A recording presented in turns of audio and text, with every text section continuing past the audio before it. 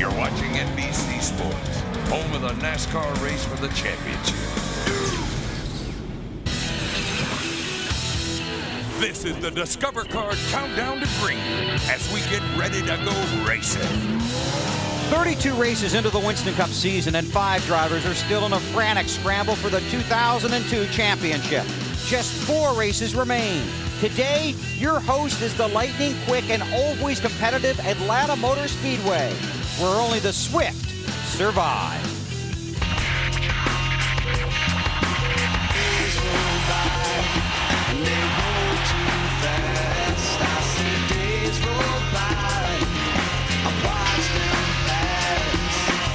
Over 32 weeks, the Winston Cup Series has tested the daring of Daytona, the high banks of Bristol, the rugged nightlife at Richmond, and the traffic at Talladega. Rolling, you got me rolling. Today, the challenge becomes even more intense because the Atlanta Motor Speedway is all of those tracks, molded into a 1.5 mile highway of horsepower.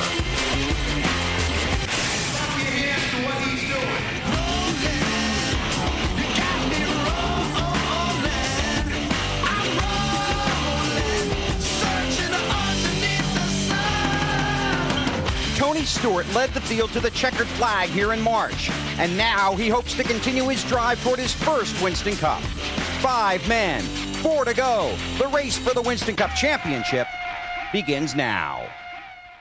Give me fuel, give me fire, give me double shot of time.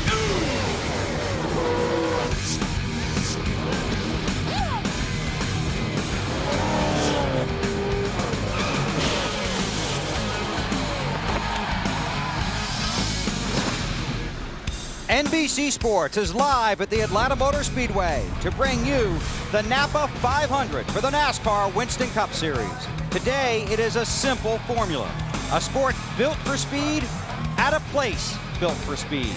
Hi, everybody. Welcome to Victory Lane at the Atlanta Motor Speedway. I'm Bill Weber, and right off the top, I will tell you we are in the hurry-up. Rain is forecast for the Atlanta area sometime after 3 this afternoon. The start of this race has been moved up. The green flag will fly at 12:33 Eastern Time. That's about a half an hour from right now. For the last 15 years, this is where the race to the championship was scheduled to end. Today, for 5 teams, it's where the race to the championship truly begins. Tony Stewart leads the championship standings. Ryan Newman is 5th, 177 points back. In between, rookie Jimmy Johnson and veterans Mark Martin and Rusty Wallace. Qualifying was washed out by rain here on Friday. The grid was set by the rule book. That put the guys at the top of the standings at the front of the field, and that's where Matt Yoakum likes to hang out.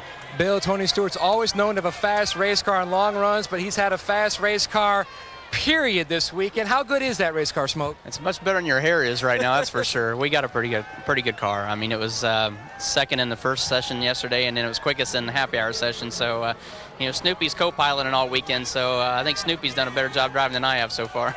Tony Stewart and his Snoopy posse here with a great pumpkin car, Dave, looking for his 2nd straight Atlanta win. Matt, Jimmy Johnson's 3rd place finish this spring in Atlanta was a landmark day because it moved his team into the top 10 in points for the first time. How about today? Now that you're close to the championship lead, can you catch some points on Stewart with your car today? We've got a great car, and you know, obviously I feel like I've learned a lot as a driver from earlier in the year till now. Our pit stops are better. We've got better cars, better engines. Everything's been progressing forward, and I know the competition as well in a lot of areas, but I think more importantly, I've learned a lot. And looking forward to a good day. It's going to be hard to make a lot of points on Tony. They've got a great team and a strong team. He's a great driver. But hopefully we can keep chipping away at things, and who knows when we come to Homestead. All right, he starts right next to him on the outside of the front row. To Marty Snyder.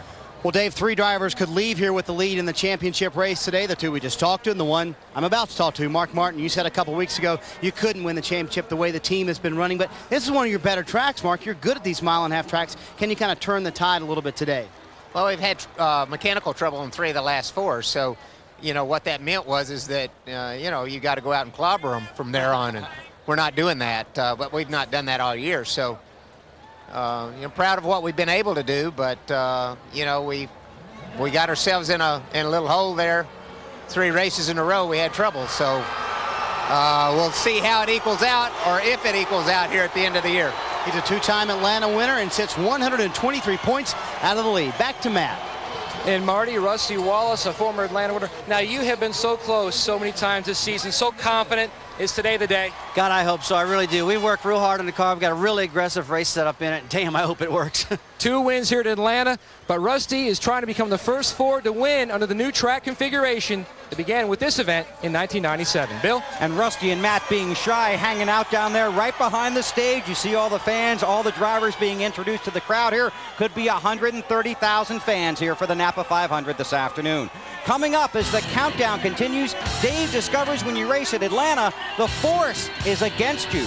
You're watching NASCAR live from the Atlanta Motor Speedway on NBC.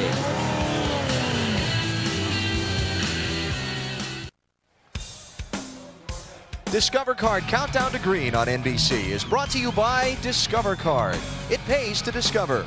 By Stacker 2, the world's strongest fat burner. Burn fat, crush cravings, and supercharge your energy. And by NASCAR Thunder 2003 from EA Sports. If it's in the game, it's in the game. I really enjoy the Discover Card Countdown to Green here because the races at Atlanta are easy to define. This track was reconfigured in the fall of 1997, and now the races here are all about 2 things: going fast and not falling out of the seat, mentally or physically. Here's Dave on the physical toll of going fast. Well, Bill, the Atlanta Motor Speedway is one of the toughest tracks for NASCAR drivers because of the incredible speeds they carry down into these 24-degree bank turns that last for nearly a mile of this 1.5 mile speedway. They pull almost 3 Gs every time they're in the corner. But what is a G? Well, a G is you, and it's your body weight because G stands for gravity. It's the Earth's gravitational pull on you. That's 1 G. So how do you get 3 Gs? Well, you've got to have 2 more of yourself. And I just happen to have 2 more of me standing by right here. Now, if I'm a driver, I get in the driver's seat and I've got my own body weight forcing me into the seat. That is 1 G. If I add the other 2 of me, suddenly I've got 3 Gs, and I have to do that all the way around the track today. And if I'm unlucky enough to hit the wall, that can be 70 to 80 Gs, and that's why safety is so important in NASCAR. Bill? Thanks, Dave. Maybe we should make him do the whole race like that. Now he'd be worn out before lap 50. Hey, how fast is this track? Last year, the pole speed for Dale Earnhardt Jr., over 192 miles per hour. Today, these cars will hit a top speed near 200 miles per hour. We're closing in on the green flag of the Napa 500. You're watching NASCAR coverage live on NBC.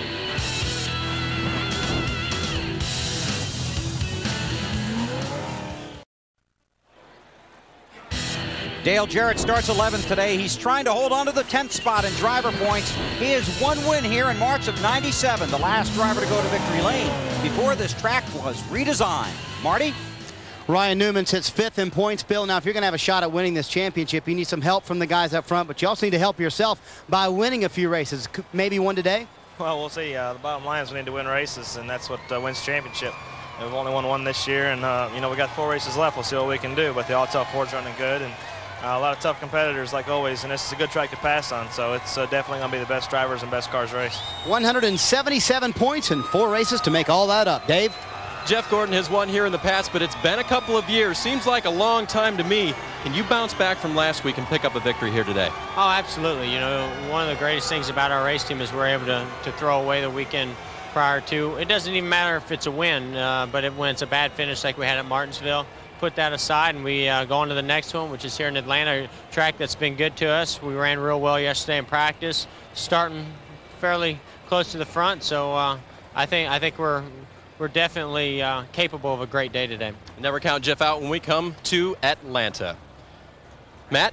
Dave, what an October it's been for Jamie McMurray. NASCAR competition, a first, a third, and yesterday a first here in your Busch car. What about your chances today, Jamie? Well, our car wasn't very good in happy hour, but I feel like I learned a lot about the racetrack in the Busch race yesterday. And, you know, I've only run here once in the Busch race last March, and then come back, and I learned a lot yesterday, and took a little bit of what we had with our Busch car yesterday and brought it over here, and hopefully can have a good day today. Confidence is extremely high. He rolls off 4th. Bill? Thanks, Matt.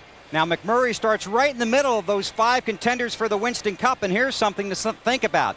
The 5 top guys in the championship standings all finished in the top 10 when the Winston Cup Series raced here in March. What will happen today? We'll find out. Closing in on the Napa 500 in Atlanta. The Discover Card Countdown to Green continues in a moment.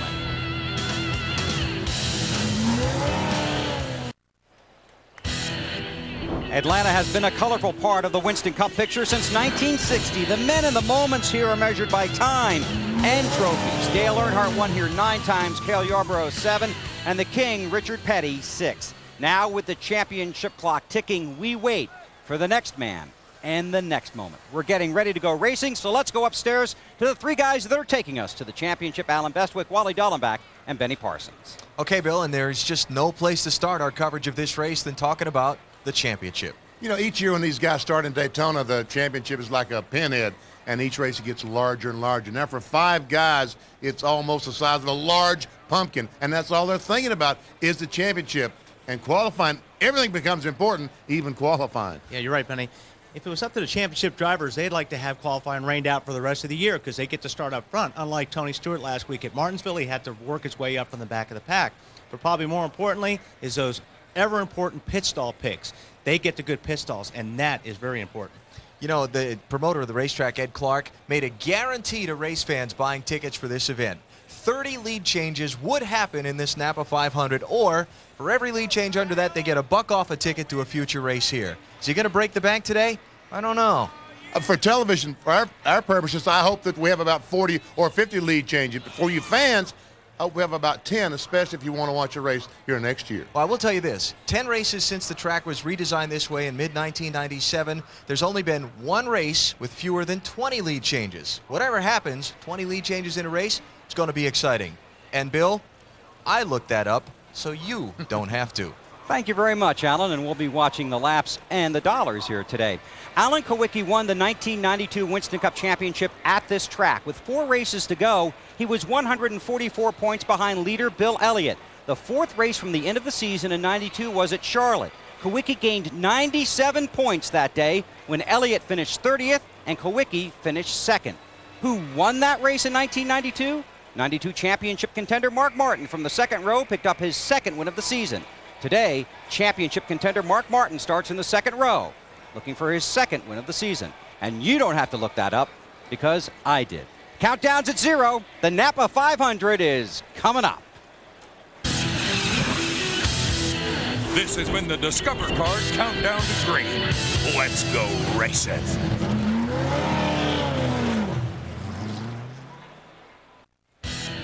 NBC Sports welcomes you to the Napa 500, set to go in just moments from now before over 100,000 fans at the Atlanta Motor Speedway. 43 drivers ready to chase this fast track around. First, the opening ceremony.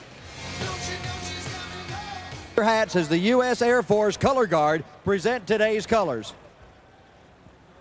Please remain standing as Atlanta Motor Speedway's track chaplain Eddie Barton offers our invocation.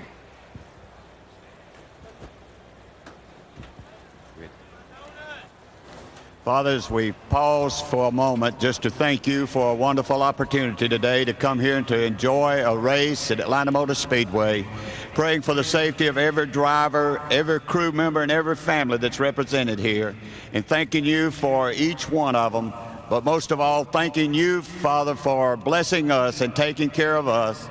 And I pray as we leave today that your Holy Spirit will be felt in each one of us. We ask all these things in your Son's precious name. Amen.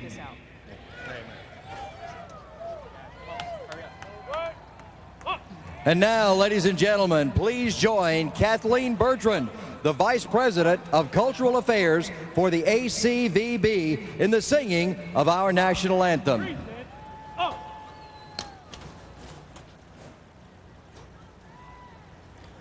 Oh, say, can you see by the dawn's early light what so proudly we hailed at the twilight's last gleaming, whose broad stripes and bright stars through the perilous fight o'er the ramparts we watched were so gallantly streaming, and the rocket's red glare, the bombs bursting in air, gave proof through the night that our flag was still there.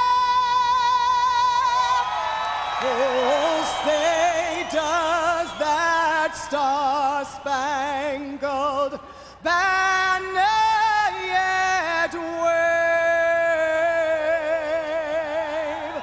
o'er the land of the free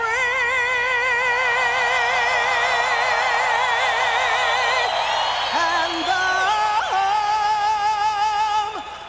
home of the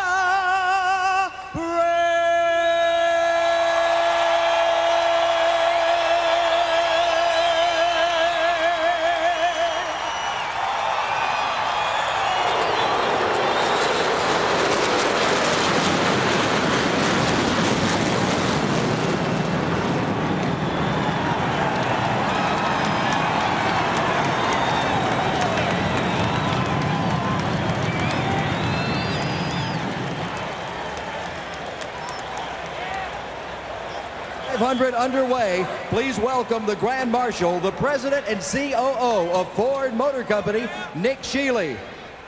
Gentlemen, start your engines.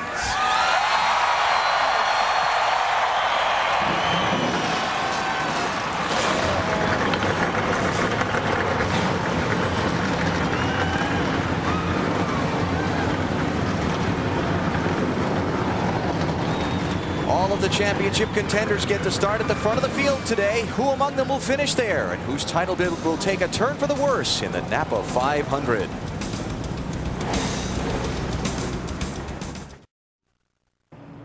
Hi, I'm Steve Hanshew, president of Napa.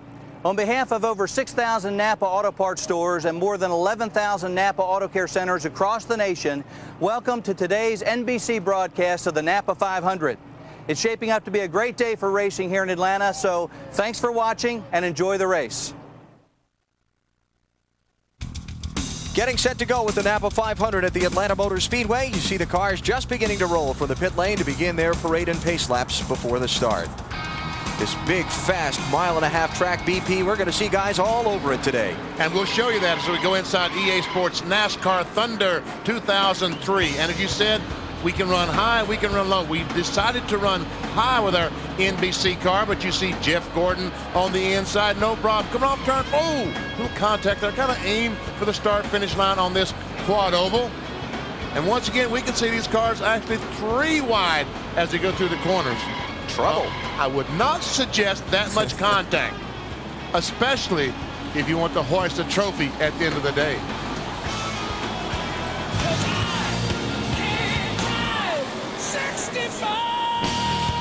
Budweiser, the official beer of NASCAR, is proud to sponsor the Bud Pole Award given to the fastest qualifier at each NASCAR Winston Cup race. Unfortunately, Friday night's qualifying canceled due to weather for the 3rd time in the last 4 weeks. And you look at the drivers who've won Bud Pole Awards this season. Anheuser-Busch awarding more than $7 million as title sponsor of NASCAR's Pole Award program. Here's the Walmart starting grid for today's Napa 500. Because qualifying was rained out, the field lined up according to provisions in the NASCAR rulebook. Top 35 by owner points. So basically it reflects the championship standings. And that's why Jamie McMurray will start out in the 2nd row on the outside. Owner points, of course, Sterling Marlin driving that car for much of the season. There are the Penske twins in row 3. And row 4, we see Jeff Gordon alongside last week's winner, Kurt Busch. Let's try Kurt Busch. Kurt, Benny Parsons, you got me? 10-4, BP. Okay, how's the hot rod? This is a good-looking hot rod. Yesterday we didn't make many practice laps. We had things scienced up before we got here. Jimmy Finning and the boys have given me great cars all year. It's our best shot at back-to-back. And in the spring, you ran awfully well here in that car. Is it the same car? 10-4. This car is built specifically for Atlanta and Charlotte. We've had great runs at all 4 races, or 3 races so far. This is the 4th. Well, you got about 100,000 people watching you. I'm one of them. You got it, Benny. Our great sponsors with Rubbermaid and Sharpie. It's time to get into victory lane again. It's only been a week. Good luck, Kurt. Thanks, BP. Kurt Busch going to start in row number 4 in his Roush Racing Ford. Rest of the starting grid, and again the top 35 by owner points, then former winners, former champions, number of qualifying attempts. It's the way they set the field when qualifying's rained out. Johnny Benson finished second at Martinsville last week. Daytona 500 winner Ward Burton way back in row 14. Elliott Sadler had a pretty good race car yesterday in practice. Ken Schrader and Kenny Wallace in the 16th row. Had trouble getting Kenny's car started a minute ago, but a little push from the crew got him going. Steve Park, remember that heavy crash he had here 3 or 4 years ago? Yeah, 1998. Oh, terrible. Skinner and Nemechek. Yeah, remember that 25 car almost won this race a year ago with Jerry Nadeau driving. Ran out of gas half a lap from the checkered flag. Ted Musgrave in the 44 car this week for Petty Enterprises, Georgia Pacific. Good to see Derek Cope back after that hard Busch Series crash in Richmond that left him with the leg and shoulder injuries, but he's behind the wheel this weekend of the BAM Racing entry. And Carl Long gets the final spot in the field. A lot of cars on hand trying to qualify. 8 failed to make the show. Unfortunately, never got a shot at it on the racetrack anyway. And we're set for some final stories on pit road. Let's go to Marty. Well, Alan, we talked about how we will see race cars, and we will see cars all over the track today. More than likely, you'll see Matt Kenseth in the 17 car right on the bottom of the racetrack. That's where he likes it. He was very good in happy hour, and this car has been magic for Matt. It took him to the win at Texas earlier this year, and his first career win at Charlotte, maybe career win number 6 today. Dave? Marty, here at Atlanta, among drivers still competing, Bill Elliott has the most starts at 51. He has the most poles at 5. He has the most finishes of 5th or better, and the most laps led at more than 1,000. He's tied for the record for most wins. His car is good enough to break that tie and own the record outright at the end of today. Matt? Dave pulling a number of crew chiefs in the garage area this morning. They point to Dale Earnhardt Jr. as a driver who should be a serious contender by day's end. He was second here in the spring. He showed his hand slightly in the final practice session by running extremely well on the bottom, and he went up high and ran well there too. But his team tells me he's getting great fuel mileage. And remember, fuel, or lack of it, has decided the winner of the last Busch and Winston Cup race here at Atlanta. Bill? Matt, Bobby Labonte has 5 wins at this track. 4 times he has won this race. In the year 2000, he clinched the Winston Cup Championship at Homestead when teammate Tony Stewart won the race. Today, Labonte is chasing his 2nd win of the season, while it is Stewart that is pursuing the Winston Cup. Tony won here in March, finished 9th in this race a year ago. But in his first 5 starts, no top 10s and 3 finishes outside the top 27. Which Tony Stewart will we see today? Alan? Any one of the top 3 could lead the championship at the end of the day. Stewart, Jimmy Johnson, or Mark Martin? A couple things you got to be careful here. We saw it in the Busch race yesterday. This is a fast-paced BP, and you've got to be careful about running really, really close together in the corners because that car on the bottom will get loose. This is really tricky, especially here at Atlanta because it's fast, but also on the starts. Weather threatens. The halfway distance is 162 1/2 laps. And all the crew chiefs will be keeping a careful eye on the radar as we close in on that point.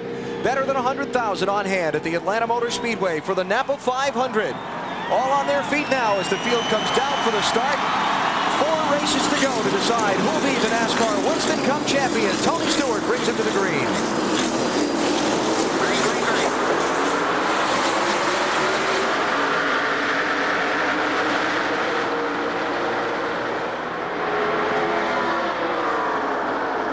Great to go to a racetrack where the outside line doesn't have to worry about running over someone to get to the bottom. Just drive in on the outside. It's going to stick. Remember, 5 bonus points for leading a lap in the championship. So Jimmy Johnson would like to get that out of the way early. Not this lap. Stewart pokes out in front.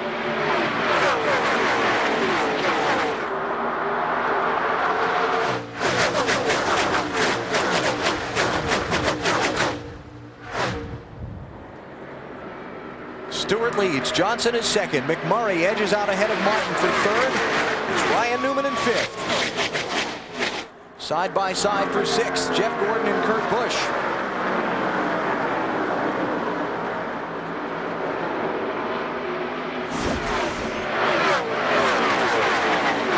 Martin slides wide. Newman ducks under him. That'll be 4th place. All Mark did was move up the hill about 3 or 4 feet, but that was enough for Ryan Newman to stick that nose in there. And now all of a sudden, Mark Martin losing 2 or 3 more spots.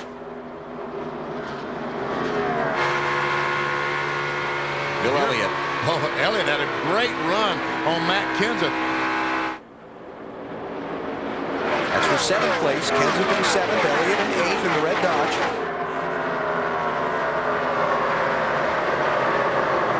Mark Martin falling back a little bit at the start in that 6 car. You're going to see some shuffling around because although they started on points, a lot of these cars that were up front weren't handling that well in practice. So you're going to see a lot of shuffling here until the first pit stop. Ricky Rudd, one of them that looks like he's having a hard time right now. 28 car took the green flag in 10th place. He's running 12th right now. Somebody that's moving up in the going here, Ricky Craven in that tide ride. And he ran so strong in the spring race here at the Atlanta Motor Speedway, and he did it here on top on that outside groove. Ricky Craven, before this day is over, will be rubbing, almost touching the outside guardrail. Yeah, I talked with Ricky some in the garage area this morning. Oh, trouble on the backstretch. John Andretti got nudged in traffic and pounds the inside wall. Your caution will be out. Andretti was 24th at the time. And that's the second time, Wally, what you were talking about earlier, car's been on the outside. Back in the spring race, someone was on the outside of Andretti, pulled him around, he spun, 3 or 4 cars involved. You see John has dropped the window net, his signal to the safety workers that he's okay. Well, physically he's okay. Mentally he's a little steamed right now, but I guess. His car certainly is. Let's see if we can see what happened. They come off the corner and. Yeah, I don't know if somebody got in the back or not, BP. I think you're right. It looks like he got loose off of there. I don't see any marks on that back bumper. Do now. But I'm sure they'll give us a better replay to look at. Ooh, Wally issues the challenge. All right. There we see the rescue workers trying to get the hood off so the wrecker will be able to pick the car up. So caution out just 5 laps in to the Napa 500 in Atlanta. 24th place runner John Andretti at that time now crashed to the inside of the backstretch.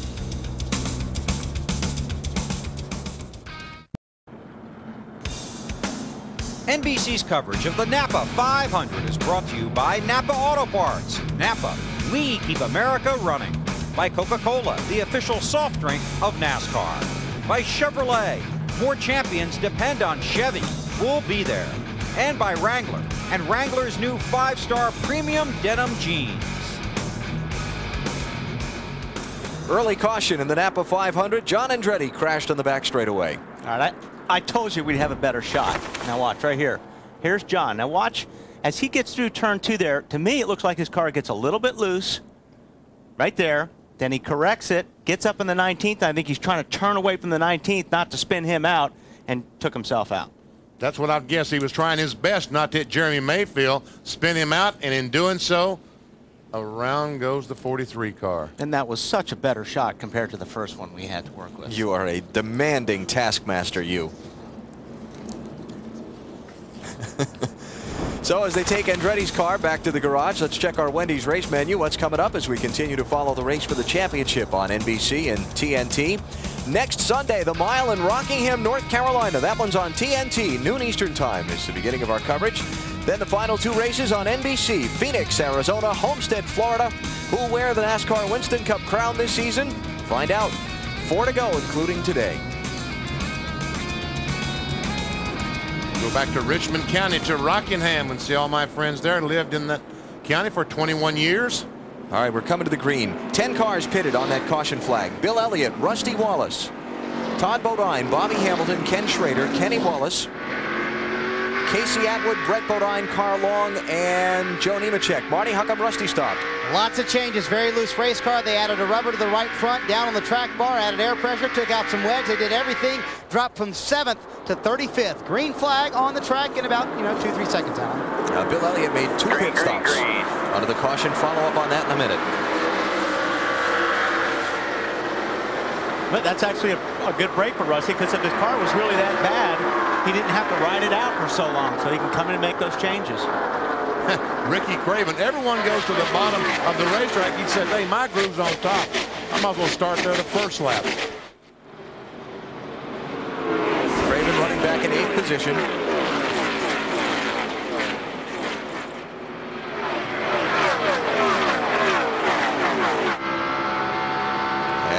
Dale Jr. working on Dale Jarrett for 11th spot.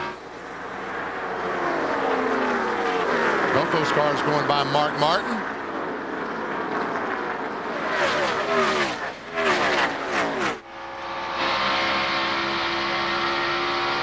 Hey, Bill, what was Bill Elliott's problem?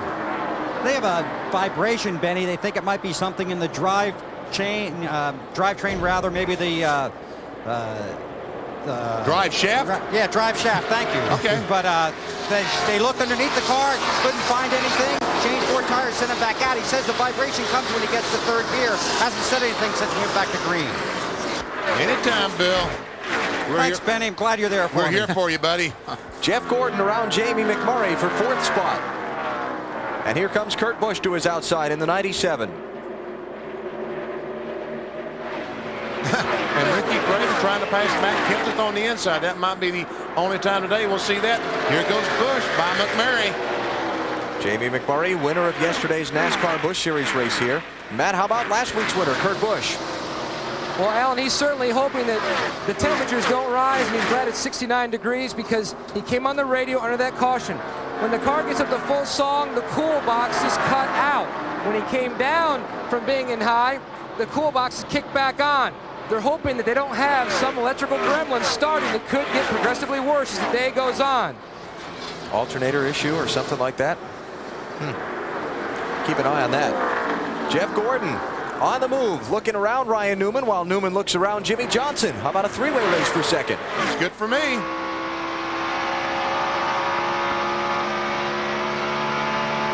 And Gordon is through Newman.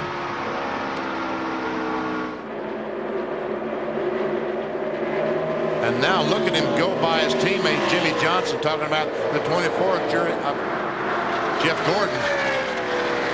All right, Newman said the outside worked for you. I'll try it. Talked to the guys on the 24 car this morning, Robbie Loomis and all the guys, and you know, the only thing they're racing for today is pride in the victory, because last week at Martinsville kind of eliminated them from the Winston Cup championship this year, so they want to win the next 4 races starting with today.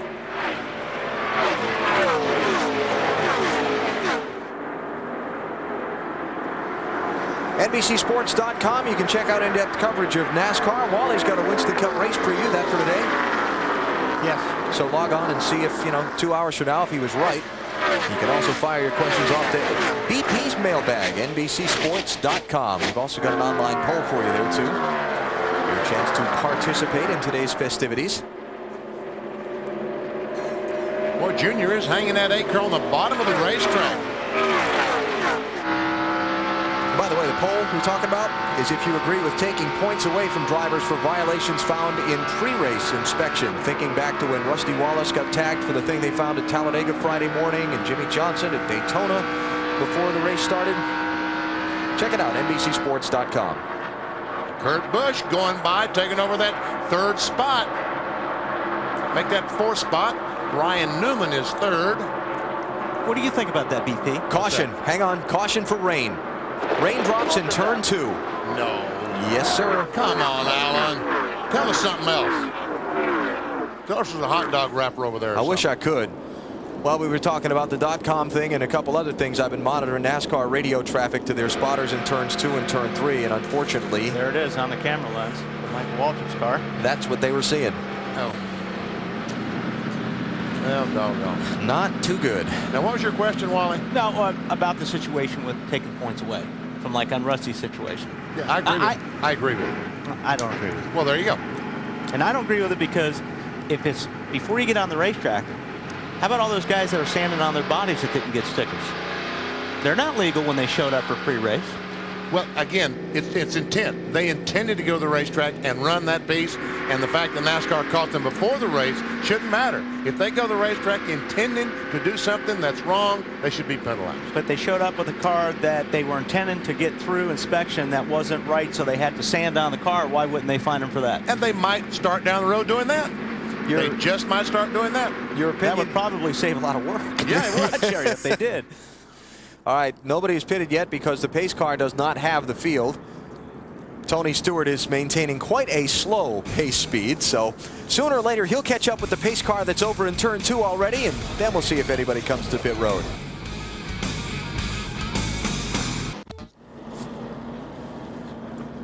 Back at the Atlanta Motor Speedway, you can see rain on the lens from the helicopter shot. We are under caution for the weather, and we are just now about to complete lap 19 of the 325 schedule. And we're just about to start first series of pit stops. Marty, coming to you. Ryan Newman running in third BP. He says the car is very good. He says it's pretty neutral. He's not even rolling all the way out of the throttles in the middle of the corner. Pit road is getting very wet. These guys have to be careful as they go around to the right side on Ryan Newman's car. It'll be 4 tires and no changes, Bill. Tony Stewart on pit road in the 20. Jeff Gordon also on pit road in the 24. It's 4 tires and no changes for Stewart. Supposed to be the same thing for Gordon, just 4 tires and no changes. The one thing all the crew chiefs concerned about, all the traffic on pit road at the same time. Stewart's away, he'll lead the field off of pit road. Well, I tell you what, Marty, you were correct. Pit road is wet. It is slick down there. Matt? Banding 14.02 seconds for Kurt Busch. 4 tires. They made a slight air pressure adjustment in the left rear. He said the car was free all the way through the corner, but it was starting to come to him. He liked that a lot. Check the camera at the scoring line at the exit of pit road. Hey, Joe Nemechek gave Tony a run for his money there. About half a car length. So we're figuring the 25 got 2 tires. Yeah. We'll follow up and confirm that from pit road, but Jeff Burton gaining a lot of spots. Looks like another 2-tire change to me. I don't know. He was right at the backside of the top 10 coming in, so that crew, they're not too bad. Might have had a BP challenge type stop. You never know. All right, I might have lost some money. Yeah. I would say all right. All right. We're getting set for a restart. Hopefully, if the weather will let off and let us get back to racing. NASCAR in Atlanta.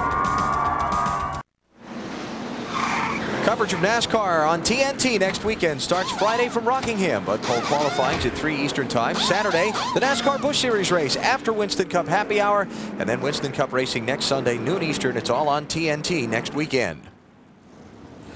Unfortunately, it's raining here in Atlanta. While the cars circle behind the pace car, Dave is with the first driver who will not finish today. And that is John Andretti. John, tell us what happened and how you're feeling. I feel great, and you know, well, physically. I want to say hello to my grandmother, who's really ill, and both my grandparents. Grammy, get well. We're thinking of you and praying for you. It was just too bad. It looked like the 19 car, I think, was probably called clear, because the car in front of both of us, he pulled up, got the outside lane, and he must have been called clear because he just turned hard left, and that's the best I can. That's the best I can talk about, because I got the wheel mark, and it hit me hard enough that it turned me sideways. And getting turned sideways on the straightaway is, you know, it's not a good thing. It just slid right into the inside wall then. And your crew's working on it, but any chance it'll get back out there today? If they build a new one, they might get it back out there today, but I think this Cheerios Dodge is done. All right, and it's a shame too. Petty Enterprises were on their game this weekend, including John's number 43. Marty? Well, Dave, this week's Ford Boundaries deals with a special occasion for the Ford Motor Company, oddly enough, right here at Atlanta, and it happened this week.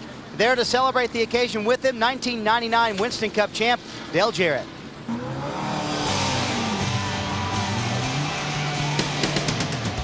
The occasion was the 6 millionth Ford Taurus rolled off the line at the plant just outside the Atlanta airport here. That is where they build all the Tauruses, and Jarrett was on hand. He was in the passenger seat as the car rolled off the line, and fans were there. All the employees very happy to see that car roll off the line. It's already sold, and earlier today, that car was the pace car for the race here in Atlanta, and that will be donated to charity later in the year. Now, that doesn't include any Tauruses that, you know, us pit reporters might have driven this weekend, because those were damaged earlier. So that one, fortunately, is clean and made it through the weekend unscathed. Yeah. Rule number 1, don't lend Marty your rental car. It might not come back. That's very true, Alan. And what's the quote with you? You haven't wrecked us yet. Yet. Very good. Thank you. It's coming sometime, though.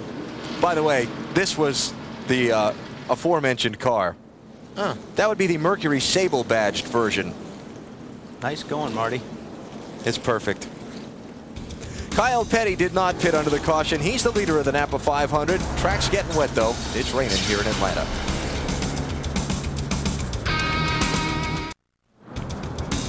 It's not good news here at the Atlanta Motor Speedway. The Napa 500 about to go under the red flag. You see the crews being allowed to cover up their pit boxes and the cars coming in to be covered as well. We are going to stop this thing after just 26 of the scheduled 325 laps.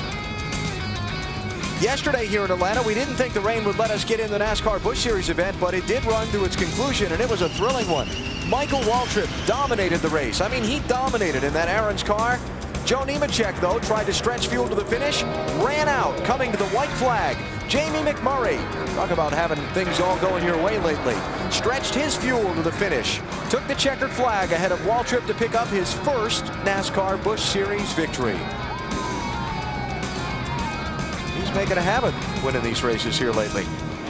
NASCAR Busch Series results from the Aaron's 312 yesterday. You see Waltrip ended up finishing second. Greg Biffle, the championship leader, came up with a top 5. That expanded his advantage over Jason Keller to 119 points. It was 105 before the race. 3 races to go for the Busch Series. They run in Rockingham next Saturday. You'll see it live on TNT.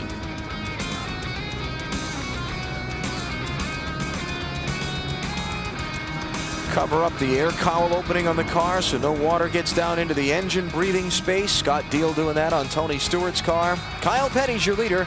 Red flag for rain. More live coverage from Atlanta next on NBC.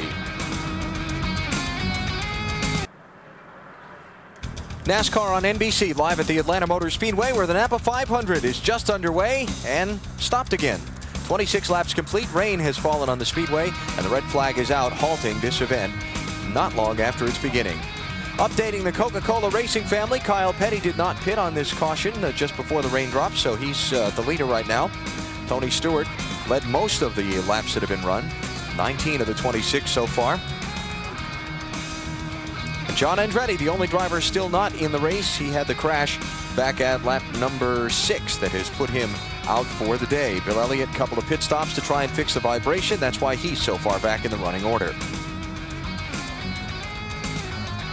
Rusty Wallace also made a couple of pit stops early in this race. Rusty's back in 32nd place right now, but despite not having won this season, he comes into this race 4th in the championship. You might say he's still standing.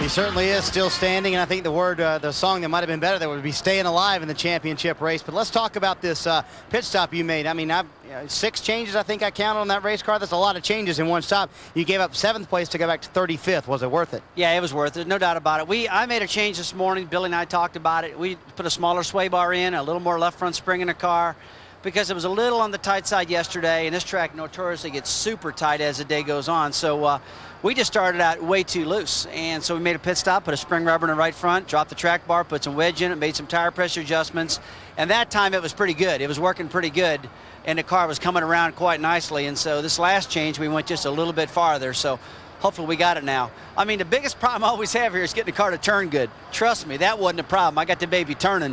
now hopefully as the day goes on, it'll really be flying. So I hope I got my fingers crossed, and hope that's going to happen. Let's talk about this championship thing. You got to battle Mark, and he's a veteran like you, but can you outfox these other young kids up there, Tony Stewart and Jimmy Johnson? Oh, I don't know. I mean, they're setting the pace right now. They're up there flying. Their cars are pretty good. But I got to tell you, I mean, I don't like how loose I was when I started. But I do like that the thing's turning as good as it's turning right now, and I can tighten it up. But boy, I tell you what, when you get a bad push here at Atlanta, it's hard to get it out of there. And I like my chances right now. We just got to get some good pit stops, maybe do some 2-tire stops, maybe get the track position back and get after it. I know you got to kind of be dual focused here, because I know you really want that win bad. You like that streak of having won for 16 straight years, but you're also trying to win a championship at the same time. So you can't risk everything just to win a race. Not really. I mean, I've got to finish, and I can't screw up. I mean, I was up in the middle of that pack just sliding around kind of out of control, and I said, man, you know, I can start back green and go with this same thing again, or come in here early in this race and fix it. And so that's what we decided to do. But, you know, hey, we want it all. We want the championship. We want to win, and we're going for it. We really rolled the dice hard this morning, really loosened the car up, and just went a little too far. Well, it's not too much to ask for at all, you know, Russ. You can have everything if you want it, you know? Well, it was nice that I was able to go out there and be so loose and have a caution flag come out and work on it. I'd have hated if that thing would have run green flag for a long time. It's pretty wild when your first lap of the race, you're already up against the wall trying to hold on for dear life. That's scary, isn't it? Yeah. All right. Dave? Well, Marty, Kyle Petty's had a very interesting weekend. His car was very quick in practice, but then after happy hour yesterday, his motor tuner, Jamie Kopchik, found something in the motor he didn't like. They had to change motors, go all the way to the back, and now you're leading the race, so that's not so bad.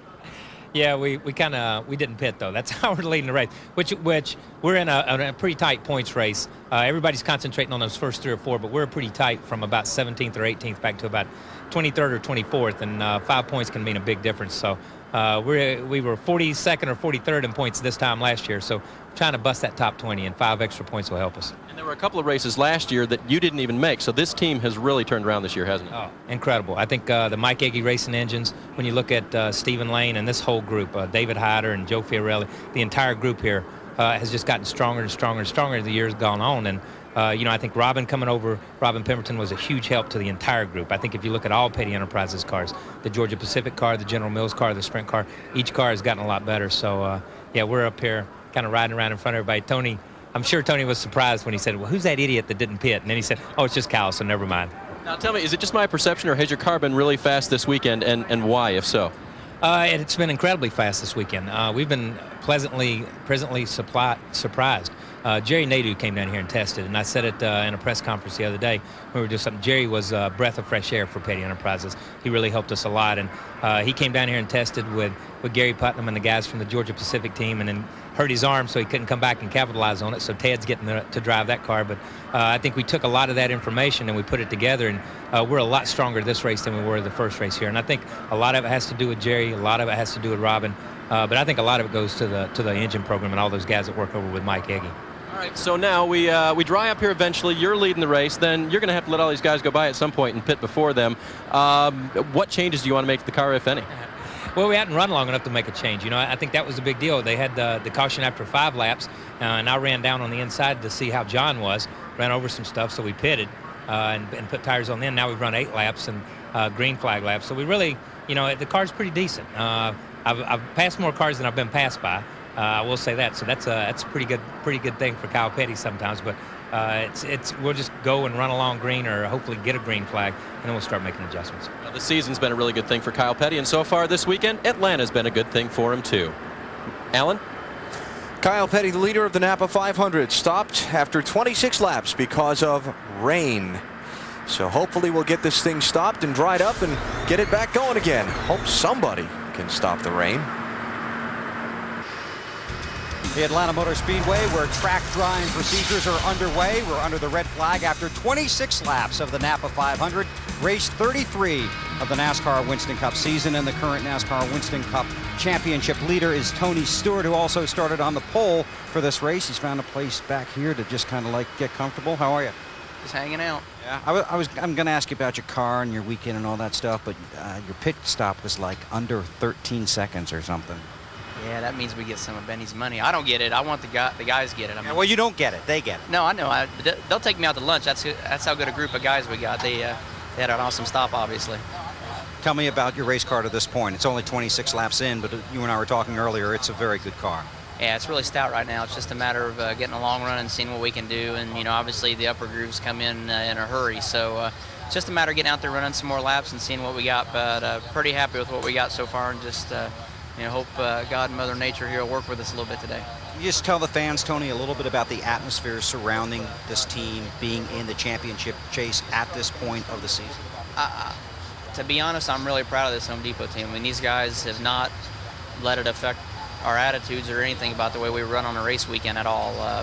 You know, we're still under the theory that if we win races, the points will take care of itself, and you know, we got a good start toward that today. We've had an awesome car all weekend, and you know, we're just sticking to what we've been doing. I mean, we're just trying to go out and lead as many laps as we can, and you know, if we can't win, just get as many points as we can. So you know, to be honest, it's it's like I told them, I said, guys, don't be nervous about me being nervous, because I go, this isn't my first rodeo when it comes to running for a point battle, but you know, it's just a matter of just going out and doing our jobs. There's still, you know, 3 and a fraction of this race left to go, and you know, we just got to keep doing what we've been doing. I mean, there's a lot of variables that are out of our control, so you know, I guess I'm keeping the attitude that we're cautiously optimistic that things are going the way we want to, and that you know, all these tracks coming up are tracks that I like and really go well at. So you know, we're coming into my time of the year. And that's big because you run well here. You won here at March. Next week is Rockingham, but you've done very well at Phoenix and Homestead, as you pointed out. Yeah, I mean, we won you know, 2 in a row at Homestead, and should have won the 3rd one last year and had a tire problem. But you know, we've always run good at Rockingham. We won at Phoenix our rookie year out there, and it's a place that I really like going to. And you know, after winning here in the spring, I mean, I really like coming back to Atlanta. So just excited. I mean, I'm you know, I'm as pumped up as I've ever been about winning races and winning a championship. But you know, there's 42 other guys that got the same goal each week as I do, and that's winning the race. And you just take it one lap and one day at a time right now. Okay, Benny, you want to throw something in here and defend your wallet? Hey, Smoke, you ought to give those guys 700 too, you know. Benny says you should ante up and match his 700. Here he is, putting the pressure on you. If he'll step it up and make it 1,000, I'll match it and make it 1,000. So let's see how big that's a done deal. Let's see how big you really want to make this, big boy. And that's if it hurts your lunch money and your buffet money, I'll take you out to lunch next week. All right, that's a done deal. $1,000 for those boys. He says it's a done deal. $1,000 for those boys. You got it. I'll make it $1,000. All right, that's $2,000 for the boys. That'll be $2,000 for your over-the-wall guys. It gives you extra confidence when you come down pit road, knowing those guys will deliver for you in that kind of a circumstance. Yeah, it's great to get us out that early. It means I get to rest a lot less, though. But trust me, I mean, that first stop was awesome. If they can do that the rest of the day, we're going to be pretty happy with the results at the end of the day. I got a feeling. All right, thanks for your time. Best of luck the rest of the way. All right, guys. Good job, Benny. Way to bump it up, Howard. All right, Tony.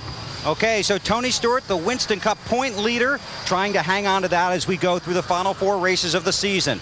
Tony Stewart's had a successful Winston Cup career. One guy that's really just kind of beginning his Winston Cup career is Jamie McMurray. In fact, after winning at Charlotte, he's the only guy in the modern era history of the sport that can say, hey, I've won half of my Winston Cup starts.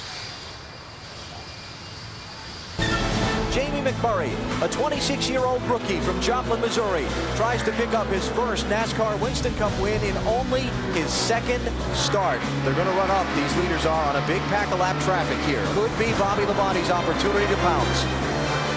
Labonte tries to close in and steal the win away from the kid.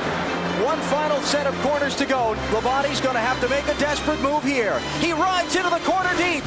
Up to the flag. You are awesome, baby. You are the man. It's all woo! 26-year-old Jamie McMurray pulls off the victory in just his 2nd NASCAR Winston Cup start. Unbelievable. Well, there's no doubt he has had the golden touch lately. Have you come down off that win at Charlotte yet, Jamie? Well, I think when I took a provisional at Memphis the next weekend that I came down then, but still, I mean, you know, still floating from that. That was so cool to be able to do that in only my 2nd start, and I don't know. Yeah, still pretty excited. You're batting 500. You know, nobody, I don't think, in the history of the sport's ever been able to say that. You know, Ricky Craven told me, he said, you know, no one's ever won on their 2nd start. And I kind of laughed along with it. And he said, and no one's ever won 2 out of 3 either. He put you in your place. Yeah, most definitely. But I don't know. You know, our car, we really weren't that good in happy hour yesterday. And I feel like I learned a little bit from the Busch race. And the line that I ran the Busch race really didn't work in the first few laps. So we adjusted on the car and going to try to find a new groove. Talk to me about yesterday. I mean, what are you thinking about when you're, you know, when Joe Nemechek runs out of fuel? A, did you know that he ran out of fuel, and how worried were you about your fuel? Well, I was really just excited that we came from 22nd to 7th or 9th or wherever we were at. We had a good car, and you know, they told me that Michael was coming, and we got a caution, so that worked out well. I think we were 9th at the time, and you know, they told me we could go the rest of the way on fuel, and I didn't think much of it with 80 laps to go or whatever there was left. And then as I started seeing guys coming in pit, you know, I thought, wow, we're going to have a shot at this. And you know, they said the 87 was on the same strategy, and I thought, man, we're still going to run 2nd. I'm going to be thrilled to do that. And you know, I came across, I saw him run out of gas, and I couldn't believe it. And I told the guys, tears almost came in my eyes as I went into turn 1, because I thought, you know, what have I done to be so fortunate and to deserve this? But just whole guys over there. Jason made a really good call on coming in with 1 to go to put fuel in it, and they got it full, and it was our day. Have you thought about this incredible run of luck that you've had lately? I mean, just all the great things that have happened to you, getting the Winston Cup ride, and this incredible streak of runs you've had lately. Well, I mean, Chip keeps telling me there's no such thing as luck, and my girlfriend says the same thing, but you know, I don't know if there is such thing as luck, but I know I've had bad luck before, and right now I'm not having any of that. So, yeah, I mean, it's been incredible. And I heard one of the media guys from the Charlotte Observer asked me yesterday, he said, "Would you take me to Vegas?" I was like, I'd be one glad to go. So. Very good. I'll go too. You know, we could probably win some money. You know, maybe if you take BP, he's a pretty good craps player, so we could do some damage there. I think he'd like to go to the buffets out there, not go to the craps table, right? He does both. Trust me. Okay, I've been there with him. So, very good, Dave. Hey, Marty, Joe Nemechek's car is third on the board right now. He pitted early, changed 4 tires, and then this last pit stop didn't change any tires and has moved his way steadily forward. But I want to go back to yesterday first, Joe, because I know it wasn't the best of days. Your car was fast all day long. It was one of the cars that was able to keep up with the 99, but not without fuel. Did you know you were going to be close there at the end of the race? Yes, when we came in and topped off there before that last run, the guy said it would be within 2 laps. You know, we're cutting it that close, and you know, we raced hard there at the beginning of that deal and probably raced a little bit too hard, but this is a hard track to try and conserve gas. You know, even had the guys beat cranksters today and left me a $5 for gas today. Let's see that, Joe. Open that up there and show them the writing there of the 5. What does that say there? It says Atlanta for gas. Yeah, another $5 worth of gas would have gotten you to the finish line first yesterday, probably, right? Hey, all I needed was about a quart and a half, and I would have been there. But that's just how close. You know, the Brian Patty, all those guys on the Cellular One Chevy crew did a good job. I mean, we come here to win. We didn't come here to run third. We wanted to win the race, and that was our chance at winning the race. You know, Michael Waltrip definitely had the strongest car, but normally strongest car doesn't always win. We were fortunate to win that race a year ago, but we just come up a lap and a half short. Let's talk about your car today, Joe. The team, the 25 car, has won here with Jerry Nadeau as driver. He's finished 3rd, 4th. Last year he was going to win again, but it really doesn't match over at all. New crew chief, new driver this year. Is anything the same from when Jerry had it? Nothing. You know, that's what's really neat is we have a very, very strong UAW Delphi Chevy today. Peter Suspenzo, Ed Guzzo, all the guys back at the fab shop, motor shop, awesome engine today. The thing is running good. You know, we stopped on lap 8 or 10 and put 4 tires on it, and I think we got up to 20th or 18th or something there under that green flag. So the car's driving strong. I've got 10 laps on my tires, got a full tank of gas, and we're good. Now, your son, you told me your son has learned how to count. Does he know what $5 is, Dad, now that you have $5 there? He definitely knows what $5 is, and Blair's learning quick, too. All right, what? A kid's dad has an extra $5. Hit him up when he comes home. Alan? I don't know. Some places I've been lately, $5 won't get you that 2 quarts of gas he was looking for. Hey, BP, what's all this buffet stuff starting to creep back in? Man, well, I don't know. Every time why do I always get involved in the buffets? I mean, you're working with a trainer and going to the Y and all this stuff, but I don't understand. Well, maybe it's a well-earned reputation. I don't know. Pass hot dogs, will you? It's raining in Atlanta.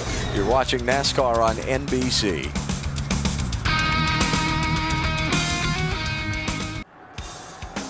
NBC's coverage of the Napa 500 is brought to you by Ford, no boundaries. By Walmart, always low prices, always. By Rocky Mountain Cold Coors Light, cold down easy. By UPS, official delivery company of NASCAR. We want to race the truck. People love the truck. And by Autotrader.com, the biggest, best used car site on the planet. Little rain shower stopped the Napa 500 after 26 of its scheduled 325 laps, but they've got the track drying equipment out there and trying to get this mile-and-a-half track ready to go again so we can resume competition at full speed, hopefully in the near future. Had some great finishes here at Atlanta over the last few years. Time for our Wrangler 5-star finish. We picked one of the most memorable for any NASCAR fan of the last few years. March 11th, 2001, Kevin Harvick in the white 29. Just his 3rd race after taking over for Dale Earnhardt after his devastating crash. Edges Jeff Gordon by that much for his first NASCAR Winston Cup Series victory. The emotions of that day, don't know that I'll ever forget them. For more on Wrangler 5-star finishes, log on to NASCAR.com. Where is Kevin Harvick in the running right now? 17th, and he's running with Yoakum on pit road. That could be nothing but trouble. Alan, that was a special day, a special race car, and your first win in that car will find a special place. Yeah, right now it's going to be in the Dale Earnhardt Museum. That was one of Dale Earnhardt's cars, and So you can come see that one painted black and with a big 3 on the side of it. So it'll be at Richard Childress Racing and where it should be. But that was a pretty cool day for all of us. You know, we didn't know whether to be happy or sad or what to do, and we sure as heck weren't expecting to win the race. But you know, it all played out, and we put ourselves in position to win, and it was a cool day. Now, it's been such an up and down year for you. You won Chicago, but you're trying to get back on track, and you have a little mojo, a little voodoo working here today? Well, Dog burned our voodoo doll before, our good luck guy, so we got a new one. They got it for us last week at the Busch race, and well, in that little bag, we got a little bit of hair. They said it had to have some of my hair in it, so I have a big patch in my head, and God knows that I don't need to lose any hair. You don't even need to say it, Joachim. Just sit back down and be quiet. You know where I'm going with that one next. Yeah, just you know, but it has been an up and down year. It's been something that, you know, we've had fast race cars the second half of the year and just really haven't had a whole lot of luck to go along with it. But we all get along really well and communicate well and have a good time. And I gotta tell you, you gotta go watch the new Jackass movie. I went and watched it last night. We need Johnny Knoxville at NASCAR races. We've got you. Why do we need someone like that? Yeah, but we need Steve-O and Johnny Knoxville and Jackass. That's a cool movie, man. Well, let's talk about one thing. You spoke about your first win here. What happened to the setup sheet from that car? That's a good question. You're still looking for it. I think Kevin Hamlin really ate it. I mean, I don't know if his dog ate it or what, but no, I mean, we're pretty close to what we had spring-wise in. A little bit different. Obviously, the bodies are different and everything's different, but the car's really good. We're just kind of trying to take our time, and you guys had a good pit stop, so I don't know, what are we going to do? I guess the racetrack's getting close, but I don't know about all these raindrops, and I still think that cloud's moving towards us, whether those flags are going that way or not. I'm telling you what, climate control artists, you are not, because those flags are going the other way. So that means it's going that way. And the racetrack is almost dry. It's a little wet on pit road, but you are a paid professional. So you should do okay on pit road, even though it's a little damp. I don't get paid to drive in the water, man. I don't race boats. Slick. Yeah, but you're still a paid professional. But so is Joey Chitwood. Yeah, Joey Chitwood is paid professional. But you know what I'm going to do when I either quit racing or get fired or thrown out or whatever the case may be. And all three of those could happen at some point. Yeah, I mean, it's very possible. I'm going to be a weatherman because it wasn't supposed to rain till 3 o'clock today. And damn, the Weather Channel was wrong. You have a 50-50 shot, you know. That's right. That's better than my odds here. I got a 1 in 43 chance here today. Well, you know, he talked about taking some hair out and putting it in his voodoo doll, and we're not really sure. You took out quite a bit. Oh, my goodness. Look at that. Where did you cut half your hair off? Listen here, fatty cakes. I told you I was an offensive lineman. Yeah, you should have been. You should have been an offensive bench warmer. I think we need to send Matt and Kevin to timeout. Let me tell you something right now is this guy right here may not be able to make it back in the race car before this thing is over. So I'm not sure who we're going to throw it to. Matt. But let's just throw it to you, Alan. Thank you. Look at that. Oh, my God. Look at the hair. Jeez, oh, Pete. Play nice, children. You got none of it left. Send you to timeout. Okay, we're going to timeout. Earlier in the race, lap number 6, John Andretti was involved in an accident off of turn number 2. John is fine. His car and Jeremy Mayfield's making contact when John kind of got half turned around backwards. A safety device on the back end of his car would deploy itself. There they are, right there. And BP is at our Team Caliber 360 racer to show us what that's all about. Okay, folks, what happens? The air goes across the roof of the car, hits the rear spoiler. That's the downforce. When the car gets sideways, when it starts going this direction and the air starts coming across this side of the car, this literally acts like the wing of an airplane. It lifts the car right off the ground. That's why back in 1992, 1993, NASCAR, along with Roush Engineering, came up with the roof flaps. As your car turns sideways, the air comes across the top, it pops this up, it pops this up, which sets the car back down on the ground. Can't tell you how many cars have spun that don't flip because of simple roof flaps. Kind of like an air brake on an airplane. Our virtual version. Yeah. Just like Benny said, the car gets sideways, the air comes over the car, you'll see the roof flaps pop up. And like Benny said, it puts all that pressure down on top of the roof of that car and pushes the car back into the ground instead of the air getting up underneath the car, which will cause it to flip over. We need a roof over the racetrack right now. Because it's raining, the Napa 500 under the red flag at the Atlanta Motor Speedway. You're watching NASCAR on NBC.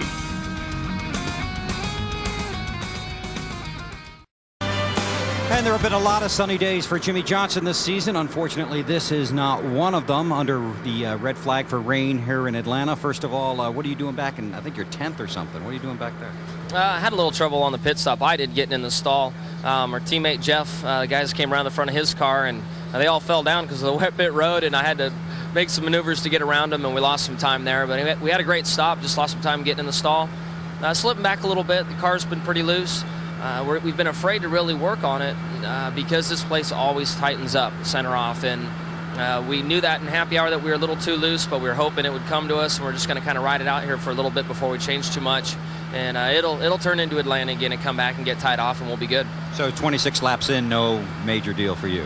No, of course we'd like to stay up front. We wanted to lead a lap there early and had a good race with Tony for a little while there until we got to turn 3, and he looks hooked up and checked out for a while there, but every time we've been really good in the opening of a race, the car gets tight and we start to fade. So I'm excited to have such a loose race car this early, and we should be good at the end, whenever the end is. Your attitude and energy this season are remarkable. You've been focused, yet you've still been friendly throughout. You've been able to talk about the championship and about your dreams. Now 4 to go, you are right there. We are. We're right there, and I think, us being a rookie team and we're not supposed to be in this situation, it does take pressure off of us. And we're just trying to keep this fun attitude and take advantage of the opportunities that we have and just have a good time. So I've got a great group of guys. We're all in the same age group, so we have a big time. And if you could come in the transporter before the race or qualifying, and we've got some music wide open, rocking out, having a big time, and just getting along. It's a lot of fun working on this with everybody on this whole team. So is that an invitation? Yeah, come on in. Might not be your forte in music and all. Oh, here we go. Being an old guy, you don't even watch MTV. I do not watch MTV. That's amazing because we've all gone and have seen Jackass. And Johnny Knoxville, you're the man if you're watching. But great movie. A little. Hard for the eyes at times with some of the scenes, but it's a good time. When they told me you went and saw a movie called Jackass, I thought I was getting set up, and they just simply wanted me to say that on television. Sad part is you don't know what it is, and you don't even know what MTV is. I know what MTV is, I just don't watch it very much. But the movie's good. You recommend it. The movie's good. I think there's something in there that's funny for everyone. There's a good rent-a-car scene, which we all know how you abuse rent-a-cars in the racing industry. Paper cuts will never be the same to me after seeing this. There's a lot of little things that are pretty funny. Just one more question. At some point, Jimmy, the realization has to kick in. You are this close to the championship. Some guys never get this close. Even though it's your rookie year, you would want to get there because some guys never get back to this plateau. Yeah, I mean, we want to be focused and take advantage of what we have in front of us and the chance to win the championship. But at the same time, it's our first year. We're all going to be in the sport for a long, long time, and we don't want to, beat ourselves down over it with pressure, fearful of not winning it or not winning it this year. So, maybe by Homestead, if this thing's still close or whatever it is, maybe pressure will start to bother us then. But right now, there's 4 races, and if we're out there running up front and winning races and leading laps, it's all going to take care of itself. And the other thing, too, is we know that everyone racing for this championship is a racer, and they're going to race hard, and the only way you're going to beat them is by racing hard and beating them on the racetrack, and it's pretty simple. You just go out and drive your butt off. Okay, so this week I'll try and watch a little MTV and see the movie Jackass, and we'll talk at Rockingham before qualifying. Exactly. There's a younger crowd watching NASCAR Winston Cup racing these days, and you need to, get to know the younger crowd. I'll work on that. Okay, thanks. Thank you. Dave? Bill standing by with Dale Earnhardt Jr., who sits 13th on the board right now. How was your car at the start of this race, Junior? It was pretty good. We were moving up. I think we got to about 6th or 8th or somewhere around in there. The car was working pretty good on the bottom. I'd moved up high a little bit, so pretty happy right now. Hopefully we can get enough laps in to call it a day. Now, I learned something very interesting about you a few minutes ago. We were talking dietary issues with Michael Waltrip. What can I put on a sandwich to really enhance the flavor that I wouldn't normally think of putting on it? Doritos. And that's because? That'd be my choice. It's just like cheese. So, I mean. Was it best on the peanut butter jelly sandwich or the bologna sandwich or what? Ham and mayonnaise. Ham, mayonnaise, and Doritos is perfect. Okay, all right. You got to mash it so you crunch them. The mayonnaise holds them on there so they don't fall off. It works out great. This is a morning, lunch, or dinner time kind of food, really? Anytime. Yeah, midnight. It don't matter. Okay, all right, very good. We were talking a little bit earlier, too, about family matters and things like that. Understand at home someone kind of hurting right now? Yeah, I wanted to say hello to Martha Earnhardt, my grandmother, and everybody here. We all love you and hope you're feeling better. She's been in the hospital a couple days, so just want her to know that me and the Budweiser team and the whole DEI group, we're all thinking about you, and we'll see you when we get home. When it rains like this, Junior, you do get a chance to really sort of reflect on the things that really matter in life, don't you? Yeah, she's been a great grandmother, so we just wish her to get better, and so we can spend many more years being around her. She's awesome. Okay, when we get this race back to green, where will your car work best? Can you try that high line at all, or is it going to stick the bottom most of the day?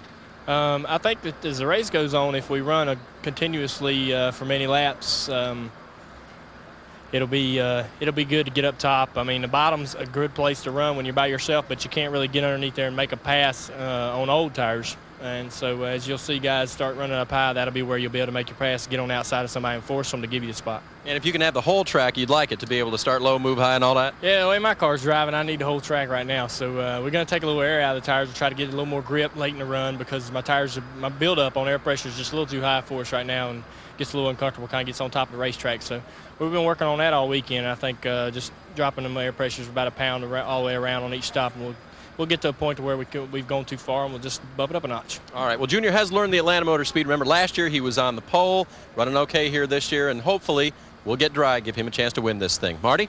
Dave, let's review what we've talked about now. Now, for you and I old guys, Jeff, you know, we've got kids. We haven't seen the movie Jackass, nor have we put Doritos on sandwiches, so I don't know which one's better. I've put a lot of things on sandwiches. I don't know if I put Doritos on there or not, but I've definitely put a lot of odd things on sandwiches. Very good. Now, what about the movie Jackass? Think we should go see it? I mean, I feel like we're missing out on something now. I'm going to reserve comment on the movie Jackass. Very good, very good. All right, let's talk about your race car, though. Up to 4th. How'd you get there? Well, we've ran pretty well. I think we got in about 8th, and then Little Earnhardt got by us to running 9th, and we pitted. We only put on 2 tires. Unfortunately, we had 2 things go wrong. Paul told me we're putting on 2, but my mental capacity is fairly small. I forgot. Thought we were putting on 4.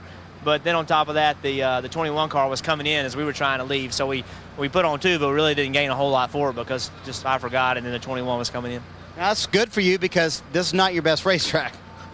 Well, it used to be. You know, we used to really run well here. We never won here, but we had a lot of chances to win. And then the last 2 years, we've run awful here. And Friday in qualifying, we were 14th fastest going into qualifying. And today, I mean, I think we've got a good, solid top 10 car. So if we can make the right adjustments to it, then we'll see what happens. I feel pretty good about it. Let's talk about your, oddly enough, college football allegiance. Now, you're a big Duke basketball fan.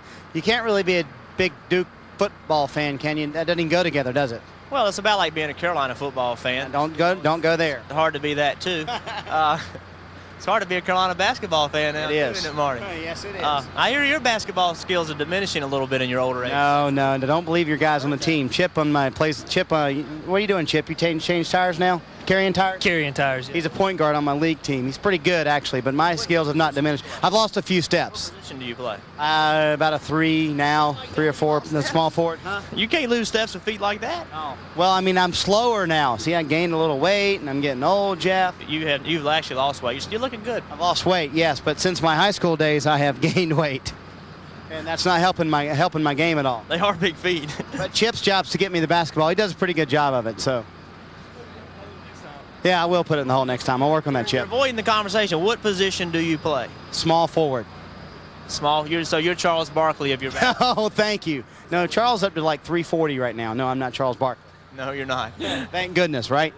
That's right. That's right. You're avoiding the subject, which is that you're a bandwagon Notre Dame football fan now. Jumper when it comes to college football. I'll be perfectly honest. I'm a bandwagon jumper. I take it at the beginning of the year and look and see who's playing well that wasn't supposed to play well, and I pull for them for the whole year. I admit it. There's nothing wrong with it. That's what I do. I don't buy the T-shirts or anything like that. I'm a Duke fan, but I like to follow a team that everybody thought wasn't going to do well, and they're doing well because they're the underdog and it's fun to watch. We got Virginia Tech fans. We got Miami fans. We got all kinds of fans on this team that everybody likes college. But how you doing, man? All right, got the fans here, and very nice. There's a Georgia fans back there. Yes, very good. And believe it or not, Matt and Alan are Florida State now. Now this is history because you and I are actually pulling for the same team in football this year. I'm a Notre Dame fan this year, so let's it's a big moment for us. Well, maybe I'll see somebody. Yeah. All right, very good. Change then. Yeah, that's go, fine. Alan. You could stop on that note, Marty. Yes, I will. You look like you'd run that one out of gas. I have. Speaking of the Irish, next Saturday, 8-0. Go to South Bend to take on Boston College. The Eagles coming to town. 2:30 Eastern Time next Saturday on NBC. There's a line in the copy here that says the Irish are 8-0 after defeating Florida State yesterday, but since I'm a Florida State fan, I wasn't sure I wanted to read that, but there you go. I did it, okay? You happy? Yeah, I'm happy because if you didn't read it, I was going to. I figured you were. All right, yesterday here at the Speedway, BP tried to christen the Pit Cruiser, our fans' forum in the infield. Yesterday, it went from being the Pit Cruiser today to the Love Bus. I love you so much. Will you marry me? Yes.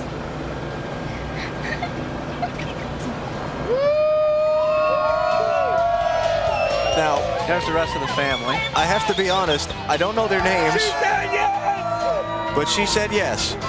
On top of our Pit Cruiser in the infield. And Benny's going to drive them to the wedding? Yeah, the wedding. In the bus. Yeah, same price of the limo, right?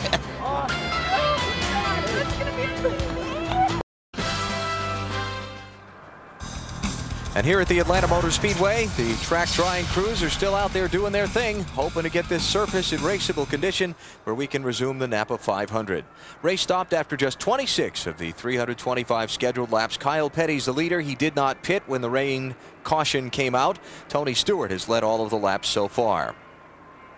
And while the drivers and teams waited out, we continue to chat and visit with them. Marty, who you got this time? Alan, we showed you the Love Bus a few minutes ago. This is guys making amends. Look, it's Elliott Sadler and Ricky Rudd talking. Of course, NASCAR fans know that they are switching rides next year, and it was a little ugly there for a while. And they're sharing some stories now and a few laughs. You guys are getting along, huh? See, it's not all that bad, is it? No, we let y'all say we'll fight. We're just hanging out. We're actually talking about farming. Talking about farming, huh? And there's no hard feelings, huh? No, I mean, you see we're at each other's throats trying to choke each other right now, and no, we're just sitting there shooting the bull, killing a rainy day, just talking to Eddie and Pat, and just having a good time. Solving all the world's problems right now. What about farming are we talking about? He's talking about how much money he made last week. Oh, okay. Baling hay. Baling hay, pray tell. Well, that's another story. You ain't got time for this, but I got all the tractors, I got all the baling equipment, and I baled my first, sold my first allotment of hay. Really proud of it, in fact, but the only trouble is only had 25 bales of hay. That's not a lot to sell, you know. I mean, normally, you know, you need a little bit more than that, wouldn't you? I see why farmers are going broke right now. Very good. All right. So now your race car. Let's start with yours, Ricky. How's your car been so far? And you know what? 26 laps. Well, Marty, it's not like it needs to be. You know, this car has really been tight since we've been here, and they kept trying to free it up. Finally, we got it too free right now. So on the pit stop, our car's been pushing right before the pit stop. We were pushing in the middle of the corner, then it would fly loose. So, you know, I relayed the info to Fatback, and those guys made some adjustments, and we're kind of anxious to see what happens here in a minute. Your turn. Actually, we got about the same similarities. My car's a little tight and gets a little bit loose off, so we made a few adjustments also. So we'll see what happens. Just kind of hopefully get it in today. We got a long week ahead of us, so fans are being pretty patient, so see what happens. Now you're in the car business normally, so how are you going to help him with his farming business? Well, I own a bunch of tractors too, and a bulldozer and backhoes, and do about the same thing. I haven't baled hay yet. We just do a lot of bush hogging and planting corn and soybean and peanuts and stuff like that. So, but as much money as he's making, like $2 a bale. That's a lot of money, you know. You could pay for 6 or 7 gallons of fuel at least. So I might give me a hay baler. It's a profitable business, I can tell. You know, you can buy some more land from BP if you really want to do it, you know. I know. We got to bale a few more bales of hay before we buy some more land, though. All right, very good. They got to make more money, and BP might be able to help someday. Matt? Marty, in last fall, wait a second here. Give Ricky Craven his full due. Last fall here, Ricky Craven had a car that certainly could have gone to victory lane called Bungee Cord Gate. that one was a hard one to swallow. Yeah, it was. Yeah, that's certainly. But we're here to redeem ourselves. It was so good that I was actually battling Junior for the lead with my right hand on the shifter. And it failed. It gave up. But we brought the same car back in the spring. We ran top 5 and running good. Our expectations are high for today. Sorry about the rain, you know. Sorry for the fans because they obviously so committed. But, you know, it's good news, bad news. But everybody's getting a little dirty, a little muddy, so we're going to help sell some Tide. Now, you had in the spring a different setup. You came back in the fall with last year's setup, and that car looks like it's a rocket ship the way it was coming through the field. Yeah, it is. It's good. It's It's really good on the high side, which was our strength last year. And we made a good adjustment. I think the adjustment we made on that pit stop is going to play into our hand when we do go racing, because the track's going to be clean. But hey, I don't know what to do with myself. Normally when it's raining, Riley and Everett are here, and we go back and wrestle, and I don't know what to do. So I've already beat up Harvick, so I could take you too. Yeah, well, I don't want to go with you. I'll team up with you if you need some help, but I'm not going to wrestle you. You know, one problem that I did see that you and your team had, your spotter for this race, he's a rookie spotter. He was having trouble with his microphone. I think the mic was too far from his mouth, and that's Mike being your crew chief, because I understand next year, Roy McCulley, the guy over your right shoulder there, is going to be your new crew chief next season. Yeah, actually, the two of them have been such an important part of what the Tide Racing team has accomplished. So if you've got a best friend, you'd want him to be your spotter, and I think I'm benefiting from that. Mike's a good buddy of mine, and we've become close the last couple of years, and so during the transition we thought, hey, let's give this a shot, because you know what better set of eyes to have than a guy that really cares about you. And it's going to work out great. Here at the beginning of this race, he was a little bit nervous. We went 3 wide one time, and he came back under caution. He said, what should I say if you do that? And I said, well, how about don't do that? But he's going to be great, because he's a veteran, and he's got a lot of great races under his belt. He helped us get our first win, and he's going to help us get some more. Now, this isn't the only team that's using the final races of the year as an R&D session for future crew chiefs. Roy McCulley will take over here at the 32, and I'm told that Tony Uri Jr. will take over the crew chief duties for Dale Earnhardt Jr., his cousin, next year. He's been taking on more and more responsibility as the season winds down, preparing for next season. Alan? Thank you, Matt. We appreciate your clearing that up. The lens, too, by the way. Well, better than 100,000 here when this thing started. Most of them still in their seats. Understand the rain has slacked off. We're just about stopped, and the armada of safety vehicles out on track trying to get this mile-and-a-half surface dried up. Hopefully the resumption of the Napa 500 is in the forecastable future. You're watching NASCAR on NBC.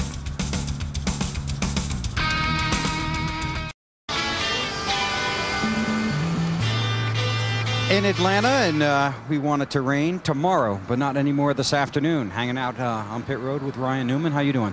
Hanging in there, just waiting to see what's going to happen here. Yeah, 26 in. How's your car? About 7th. You know, it's seems to be pretty good. Hopefully, then we'll get back going here. We'll see a little bit more. The track changes a lot. Obviously, with the rain and everything else, we'll see what happens. But the weather's been pretty constant as far as the rain goes all weekend here. We got rained out in qualifying. We had to deal with the rain in the morning of the race practice. So we'll see what happens once we get going. Okay, you're 5th in points, 177 out, championship contender. What's the atmosphere at your shop? Just keep doing what we've done to get to this point. And that's race as hard as we can. Do the best we can, best jobs, whether it's on the racetrack or off. And all the guys back at the shop have been doing a great job preparing the cars and the engines and the power and all that stuff's been great. So we'll just have to see how things go, but it's one step at a time for us. Yeah, as you talked about in the Discover Card Countdown to Green, you guys need to win really to make a run at Tony. That's the bottom line, is you got to win races. And when you get, it seems like, I mean, I've watched the Winston Cup points deal progress and you know, for past seasons, and it seems like once you get those guys in the top 10, it seems like almost the second half of the season they are the guys that run in the top 10 constantly, and those are the guys that you have to beat, and you have to win to do that, and that's the bottom line. Yeah, the top 5 guys currently in the championship standings all finished in the top 10 here in March. You consider this a Ryan Newman type track? Well, we got the Busch qualifying record here. It's only one of 325 laps or whatever it is, but you know, it's a fun place to drive. It's a driver's racetrack. You can have multi-crews. We don't have to talk about the racetrack getting ground or you know, how we're going to make it a 2 or 3 wide racetrack. It's always been like that, and it's at least from my standpoint, and it's a lot of fun to drive, and hopefully we can have a good enough car to effort to finish in the top 5. Hey, you want to talk about fishing? You got a good fishing story? Or? Yeah, come on, Jimmy. Let's talk about some fishing. No, we don't have no stories right now, but we're looking for some. Okay. When was the last time you went fishing? Oh, man. I went at the house a little while ago, probably 2-3 weeks ago. It's been a while. And? I got skunked. Yeah? Yeah. You're not having a very good season off the track then, are you? But that's not what pays the bills, you know? Yeah. That's why I told Marty, I said, you know. Marty who? It's not, our Marty. Yeah, you're Marty. when we went fishing there at Loudon, I said, are we going to go fishing or are we going to catch fish? Because there's two different things there, and they're both fun, no doubt. But just, you know, it's fun to get away sometimes and be at peace with the earth. You having fun on your day job? Oh, yeah, definitely. Wouldn't do it if it wasn't. I always said when I was growing up that I wanted my job to be fun, and I don't even consider it a job, really. Okay, just before we started, Borland whispered something in your ear. Is that anything I need to know? Yeah, I'll tell a sponsor in a poker game over at the truck if you want to come. What is there something about dressing up as a chicken or something we should tell him? No, we're past that. He's past that. Did it happen? No, it couldn't because we got qualifying right out. The deal was in qualifying, if we got the pole, he was going to have to wear a chicken suit race morning. Obviously, that didn't happen, but we'll see if we can get him at some other point. He's back in his coop clucking now, I think. Okay, and you guys obviously get along well. Yeah, we can. He'll get me back at some point. Oh, I guarantee you that. He's looking for me now. All right, good luck the rest of the way. Okay, I normally don't sit on the ground, but I'm doing that now because I got kicked off the wagon, and I think Burns is taking command. Thanks, Weber. I don't usually get to sit on the wagon, so I found a couple of buddies, kicked Weber off, and now we're sitting here talking weather with 2000 Winston Cup champion Bobby Labonte and his friend Jim Cantori from the Weather Channel. Bobby, you bring him to the races often, and does it usually involve rain? Not anymore, he won't. Yeah. Well, only here in Atlanta. It seems to rain a lot here, but he's come on sunny days before, but they've been far and few between here. How'd you guys hook up in the first place? Fans of each other's work, I guess, huh? I got to tell him, he's a closet meteorologist. Really? Yeah, he loves weather. He's a weather nut. So basically, if we put the weather radar up in front of him, he's all over it. Yeah, I think we should absolutely. Let's let Bob explain. All right, sure, yeah, I'll give it a shot. Okay, and I'll try to circle 50-50 here, right? Let me see if I can circle where we are here, folks. Oh, you see the arrow there. I'll circle it anyway because I wanted to use the telestrator. So somewhere right in there, Bobby. Yeah, see it where the green was right before you got to the circle there. It wasn't raining, and when the green's where the circle is, now it's raining. See, I'm really good at this. I told you. This guy is. Did he say closet or meteorologist? I'm meteorologist waiting to happen. I think he said exceptional meteorologist. So Jim's had me at the Weather Channel before. Really? Yeah, we've been there, toured the place, and had a great time, and we've become friends over the past few years. Our families have done things together a few times, and always come down here and try to have dinner or something when we have a chance, and spend some time together. But you know, just always keep up with the weather. It's always changing, so call Jim up. He'll call me up, tell me what's happening. Okay, call him up right now. Ask him to tell you what's going to happen, the chances of us getting this race in. We have our hole right now. Right now. This is our chance to get it in. I mean, that rain that Bob was showing us is only going to continue to expand north tonight and tomorrow. There'll be another chance tomorrow afternoon later, and then again on Tuesday. But we're in a very wet pattern right now, and we're just going to keep getting these pods of rain coming over us. So basically, these guys have to promise not to get in each other's way out there, run the laps, at least get to halfway, because we're going to have some hope out here to get this thing completed. I think if we can get started within an hour, we can probably get to the halfway mark. All right. Well, but Bobby, what do you think, since you're the meteorologist now? I lost the bet earlier. I said we get to lap 124. I wasn't going to bring that up. I was not going to bring that up. I said it'd be 120, it'd be raining, and I didn't make it. I made it to lap 2. Well, I said 2 hours, so I really lost. I mean, I didn't even think we'd get that shower. So that thing just popped up. It did. It really did. I mean, as soon as they were singing the national anthem, that was it. That happens a lot in your business, doesn't it? Changes like the weather. They do, and you just got to kind of roll with the punches, you know. Yeah. And we're trying to roll with this one today. Yeah. Well, we appreciate you rolling with us here. Now, life for Bobby after racing as a meteorologist, do you think? Has he learned enough, having visited you at the Weather Channel and everything? I think we'll bring him back a couple more times, but I think he's ready for the key wall, the blue wall, you know. The key wall. That's a TV term. Tyler asked me the other day. He says, "Remember we went down to see that?" He said, "How do they do that? How do they do that?" I said, "They're magic." There you go. That's right. We do make magic. Right now, I'd like to disappear sometimes because people look at me and they say, "You know what? It's your fault." Well, let's put the weather radar back up one more time. And Jim, let's let you go at it here and take a look there. Again, we'll kind of, you see the arrow there and you see the area we're in. What do you see coming our way, and what's it going to do here in the next hour? I mean, here we are south of Atlanta, but I mean, look at the beginning stage of this radar right there, where you can just see that little tongue pop up right over the racetrack where we are. And it was heavy enough, obviously, to wet things and stop things. But now we're kind of on the back edge of that, which is why it's dried out. If they can dry the track, we're going to have a little time here, obviously, and talking to the folks back at the Weather Channel, they're saying, you know, go for it this afternoon. All right, stay on the phone with them. We'll keep in touch with you. Bobby, thanks for your expert analysis here. Rain. Yeah, Bob. Now we know what we can count on you for, as well as winning races out here. Sure. So, all right, let's go back upstairs. Alan? Do we have advice for Bobby to not quit his day job? Yeah, better keep on that driving career, Bobby. Sorry, Bobby. Couldn't let that go.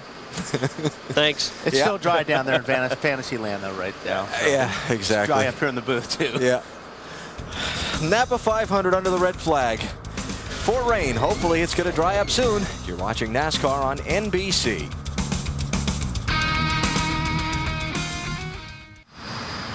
Still under the red flag at the Atlanta Motor Speedway after 26 laps of the Napa 500, with Kyle Petty scored as the race leader. Pole sitter Tony Stewart currently running second. Actually, his car is just sitting in second because the only thing running around the track right now are the dryers and the trucks trying to take some of the moisture out of the racing surface. A few minutes ago, we heard Ricky Rudd and Elliott Sadler talking about the 2003 season. Sadler going to Robert Yates Racing and Ricky Rudd leaving to go to the Wood Brothers. Well, a lot of people, when it was finally announced that Ricky was leaving, thought the 2018 would not be competitive down the stretch. Well, last week at Martinsville, we saw that the 28 bunch, a team that has already won this year, has not quit. Here's Benny Parsons.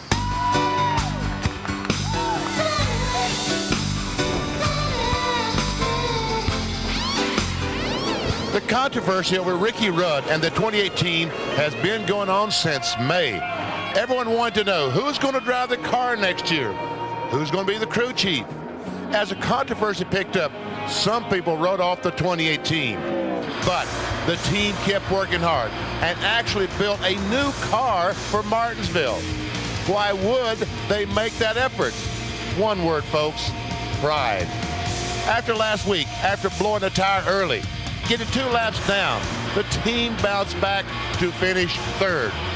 For overcoming some bad luck and working hard amidst the controversy, the 2018 gets this week's Golden Benny. I mean, I was so impressed last Sunday when I walked through the garage area and Michael McSwain told me they had built a brand new race car. And folks, the rules changed in 2003. They can't use that car. Maybe at Phoenix, they have to take the body off, put a new body on. I said, Fatback, why would you go to all this trouble? Because we want to win. And, you know, those guys could mail it in and no one would blame them, but they're still trying to win. 4 races to go in this season, and so many teams that are not involved in the championship now have to start to think about next season. The rule changes that are going to come, they have to cut their cars all up and so on. But for a team like the 28, how do they think about next season already when they've got to have a different driver? Exactly right. And they've been testing. You know, they've tested with Elliott Sadler this year. The 28 team has. The 21 team has tested with Ricky Rudd. But yet on Friday, Saturday, Sunday, they've got to go back to the respective teams. I think championship points have a lot to do with it too. They're in the running for points, and the points are still important to them. So that's another thing, is they want to keep those points for next year in case they have a problem with the qualifying at a few races. Yeah, we heard Kyle Petty talking about, even though he's down toward 20th, 15th in the championship, it's so close they want to make sure they finish as high as they can. And he stayed on the racetrack to get those 5 bonus points. I mean, that's pretty doggone big to stay out and get 5 bonus points back when you're 20th in the point standings. One of the things that's been going around the garage area this weekend, a story came out that Michael McSwain, the crew chief for the 28 team, had been discussing with Joe Gibbs Racing the possibility of becoming Bobby Labonte's crew chief next season. Remember, Jimmy Maycar is going to go up as team manager, and they'll hire a new crew chief for Bobby. Well, Michael McSwain is still under contract for next season with Robert Yates Racing, according to Robert, who says that he's going to hold Michael to that contract. He's not going anywhere. In other sports, there are things called tampering. If you step in and talk to a coach that's under contract to another team or that kind of thing, the league might penalize you. But we don't have that kind of thing in NASCAR. Everybody's a free, I don't want to say free agent, but everybody's an independent contractor, all the teams are. Well, that's exactly right. Those teams do not work for NASCAR. Every member works for Robert Yates Racing, and he's just a member. He buys a license. He's a member of NASCAR. And there's, you know, they talk about, folks, why do these teams spend so much money? NASCAR can't control that. There is no salary cap. Robert Yates doesn't have one. No team on the circuit has one. And it's something NASCAR can't control just because of what you said. All these teams are independent contractors. Is that something you'd like to see the league step in and have a hand in, like maybe they do in some other sports? I don't think so. I don't think we'll ever see that. So, you know, obviously a lot of guys are having their contract now where they can, there's a buyout clause in the contract in case they want to make a change, you know, in that situation. But we don't really know what's in Michael's contract. Maybe there is some kind of a buyout. But I think that'd be that'd be pretty tough. It would be almost impossible to legislate with the structure of the game. Hey, remember we had our on. Go ahead. You had something else. The only thing they can do would be in the FIA. Don't they have a constructors union? Yeah, Formula One Constructors Association. Okay, that's all we could do is have a constructors union where the owners get together and say, okay, guys, here's what we're going to spend. It's $8 million, $10 million. That's all you can spend. And if you get caught doing it, there's going to be a penalty. But I don't think NASCAR would be able to have anything to do with that. We gave you an online poll earlier today, asked you to vote at NBCSports.com about whether teams should be penalized points for failing to pass pre-race inspection. Survey says pretty close. Pretty doggone close. Between never and every infraction, yeah. Well, I think every infraction was my vote. I get 35%. Wally, you get 34% for never. Is it over? Is No, it it's over? not Can they over. still vote? Why? You going to go log on to a computer? Come on, guys. Let's get that vote out. Please don't let Wally be right. All right, so much for that. But it is very close, and even a pretty sizable chunk of the vote for second infraction as well. You get one warning. And again, maybe there should be one warning, okay? Maybe. But, I mean, when a team goes to the racetrack with intent, as most of these teams, when they penalize these teams, they went to the racetrack with intent to get this car through and to race it. They should penalize them. But they had intent, too, when they go. And if these guys are standing on their bodies because they couldn't get through, because, say, the bumper was too long or whatever, so they had intent as well. They don't get a sticker until NASCAR makes it right. They have to make it right before they can come back and get a sticker. At Talladega, we see guys grinding on their cars all over the garage area before they get on the racetrack. Well, that shouldn't be any different. Okay. Had enough of that? You're going to let them alone? Enough of that. All right. We're going to take a break here. Still waiting out the rain here in Atlanta. We're going to talk to some more drivers when we come back. They're trying to get this thing dried and get the Napa 500 back underway.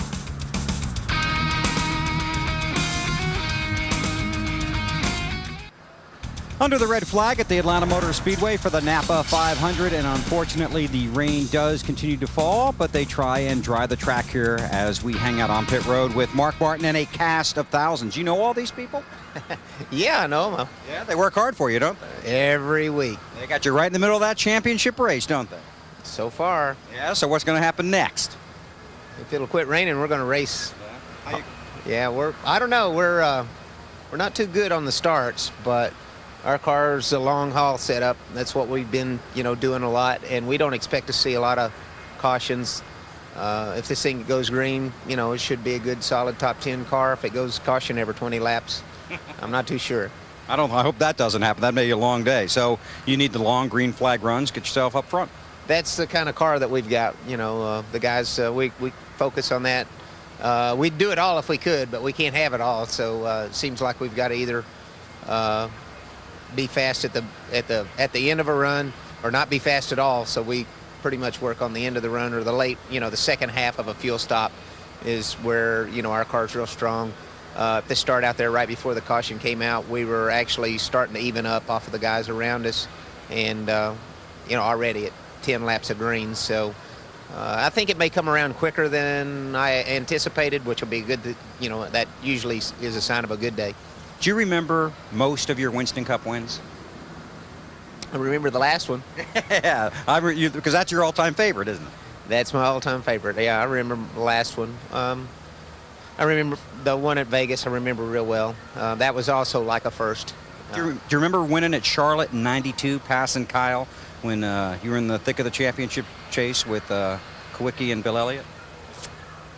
Don't remember that one. Okay. Because that was a big race because Elliott finished 30th and Kawicki finished second, and you won and tightened up the points. With 3 to go, it was 106 points from first to sixth, and that's kind of the situation we're looking at. In fact, you started, it was your second win of the season, you started in the second row. You're going for your second win of the season, you're starting in the second row, and they were both fourth from the end of the season. How's that? Man, that sounds good. I hope you're right. What 2 CDs do you have in your CD player right now? You know. Yeah, tell me again, though. Oh, I'm embarrassed to say it's Eminem and Nelly. Yeah. But, I like the Dixie Chicks, too, so I like the whole spectrum. Yeah. But right now, I'm kind of into the rap. Are they laughing at you or me? They're laughing at me. Okay. Yeah. That's why I didn't want to tell you, because everybody's going to laugh. Okay. So are you mad at me? I can't help it. Everybody knows I'm weird. So. But that's what I found out last week. Your musical interests are, you have a wide variety of musical likes.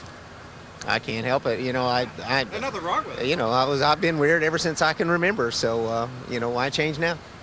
Now, they were talking to me in the truck, but anyway, you flew us up here to Martinsville last week, and we had a good time. It was a great trip, wasn't it? It was a great trip. You usually don't get to go in private jets. No, not very often, and not with you as a pilot, but that is your passion, is it not? I love it. You know, winning races is my passion, but I've not found anything else that I like as much as, you know, outside of racing, is flying nice airplanes. And I've got a real nice one to fly, and it's a lot of fun. It's a great challenge. You kind of like the excitement of like coming in here on Friday morning. Was low visibility and all, and we didn't make it. Had to go missed and shoot an approach over about 10 miles over the way here, and we got in there and then pushed it to, you know, to the limits. And that's what it's all about. I mean, it's fun to fly when it's blue sky and crystal clear, but it's also very rewarding to fly, you know, in the tough stuff and do the, you know, do the stuff that the real pilots do too. So, well, thanks for the time. We enjoyed the trip, and best of luck here when we go back green flag racing. Thanks, man. You're not mad at me? Nah, I don't care. Okay, we'll see what happens when the camera goes off. We're going to Snyder. I'll be waiting here. Bill, good luck. That's all I have to say. I'm hanging out with Robbie Gordon, who's hanging out with Max Pappas, kart driver. Now, what are you doing here?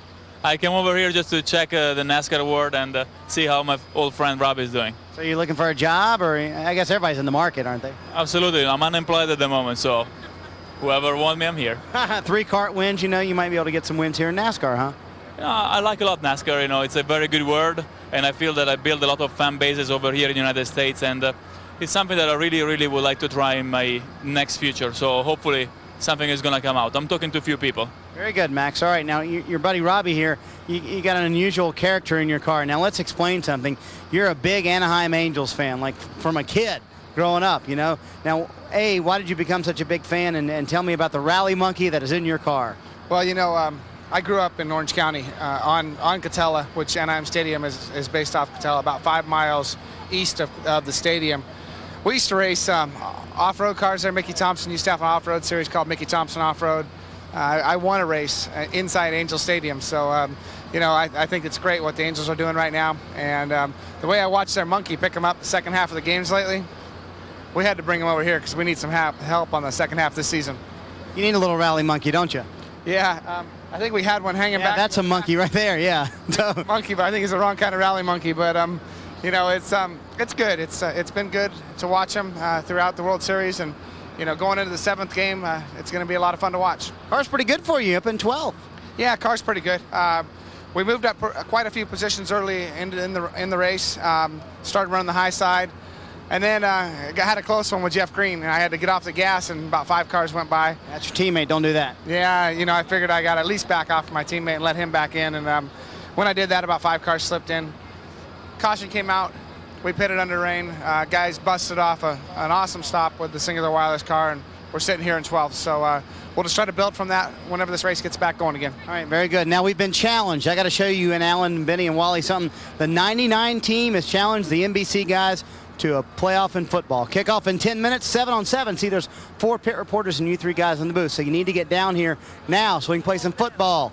We've seen you play, Marty. Do we have to have you on our team? No, you can substitute me if you'd like someone else, Wally, if you'd rather, you know, do that. But we need BP because he can block. That really kid well. you were throwing the ball to yesterday would have been good. Yeah, he did pretty good. Marty, you better find a backup for old BP. Oh, come on, BP. Oh, no. It'd be fun. They want to do it right here in the grass in the front stretch. I mean, we have a big contingent who could watch us. It'd be a big time. Marty? Yeah. No. Okay. I have to get a sponsorship from Tide, too. Hey, the spacious NASCAR Winston Cup garages are plenty spacious when all you're trying to move around is a race car. But when all the other transporters and race cars and everybody else are still in place and your car is out of the race and you're trying to go home, it's a struggle. You earn every bit of your money driving that tractor. I mean, that trailer's, what, 53 feet long, and he's got about 55 feet trying to get it backed up to the point he can get out. Now, he's been working at this for about 20 minutes. Couple inches forward. Okay, that's enough. Couple inches back. All right, Matt, go ahead. Well, Alan, through the years, high technology has continued to improve the creature comfort level for drivers inside the cockpit of the race cars with air conditioning boxes called cool boxes. But here on pit road, when the track temperatures say 115 during the hot summer months, crew members, all they can do is just dive underneath a canopy to try to get some shade. But now technology has gone into the crew member comfort area. And Chris Dana is the gas man on the 19 team of Jeremy Mayfield. Now, you've been wearing since Chicago what you call a cool suit for crew members, and basically tell us a little bit about it. This cool suit is it's a system that runs through a cooler. It takes ice water through the cooler, through a pump, runs it through these hoses which run through the shirt, which keeps your body much cooler. My average shirt is about 64 degrees when I'm wearing the shirt, and what I'll do is I'll wear this right after a pit stop to cool my body down. Indianapolis, it was extremely hot there, and wearing this shirt really saved the day for me. Now, you told me that at a test session you used a temperature gun, and one of your teammates, his shirt was 97, almost 98 degrees, and you were 64. Correct. And we did that quite often. We tried this a couple of times just to see what it was doing, and I average around 64 to 75 degrees on a real hot day. But it's a pretty neat system. Now, how long does the cool water last inside the piping, which really goes all the way around the shirt? What it does is it lasts, right after a pit stop, I'll hook it up. It'll only takes about 15, 20 seconds to circulate through there, and then I can unplug, and it lasts about 15 to 20 minutes. Now, this is a quick connect system, Dave, which basically goes into the cooler, which is filled with ice water. It's much like the recycler system that teams used for their qualifying engines last year. When we used to qualify, you'd see teams come in from practice, put the connections onto the radiator and cool the engine back down so they get some decent temperature. And now that kind of technology has gone back across the wall to try to help out crew members. Dave? Well, Matt, people have been wondering ever since I talked with Junior whether or not Doritos, ham, bread, and mayonnaise really do quick connect themselves. So we got the recipe from Junior. He's back at the hauler now, or back at his motor coach, so he can watch and see if I do this right. 2 slices of bread, and of course a little bit of mayonnaise here. Used to work at Subway. I know how this works. There we go. You put a little mayonnaise on there. 1 tablespoon, I think. 2 slices of ham. And then, of course, the Doritos that go on there. Now, you can put the Doritos on whole, or I have a feeling Junior might crush the Doritos, you know, just like that. So that is your ham, Dorito, and mayonnaise sandwich. And, of course, if you make the sandwich in Trader's Hauler, you have M&Ms for dessert. But Dave, I'm sure... Dave. Dave. Now, I don't even know how to do that, but I think you're supposed to break the Doritos over the mayonnaise. Oh, all right. Oh, with your hand, you hit the sandwich. Boom, boom, boom. Like that? Yeah. Okay. Hit it. There we go. Like that. Yeah, exactly. Now you got it. There you go. Oh, much better. Yeah. That's much better. Thanks, guys. This is how you make a mayonnaise, Doritos, and ham sandwich. Dave, and one of Junior's favorites. Your mother's going to be very disappointed. She No, told you not wife, to talk Alan. with your mouth full. It's my wife who's going to be most disappointed, I can tell you that right now. Okay. Hi, honey. Hey, we've just found our Autotrader.com move of the race. We did? Under the red flag, they got the truck out of the garage. They did? Yeah. He's gone. Hey, congratulations. He made the turn. He's on his way back to Randleman, North Carolina. Perfect. Show me dry racetrack, please. Halfway so. That's up in turn number 4. Back in a minute.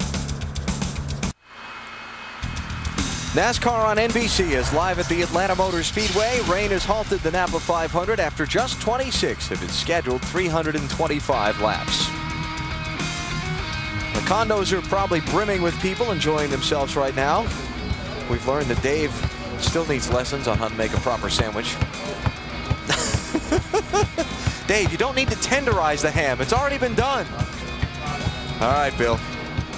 Okay, thanks, Alan. With Kurt Busch, you were watching the sandwich manufacturing process, and how does that grade out? It's out of control what the guys put together in these haulers. You know, the shopping gets done Thursday or Friday, and we start running out by the end of the week, and all the Rubbermaid containers are empty, and we're just scrounging for stuff. I said I'm only interviewing drivers that have food on the rig, and they said you guys are all done. Then I saw some of your guys walk by, and I know why you're out of food. You got some big guys on this thing. We got some great guys. I mean, whether it's the fuel man or whether it's the guys that are putting stuff together back in the suspension room.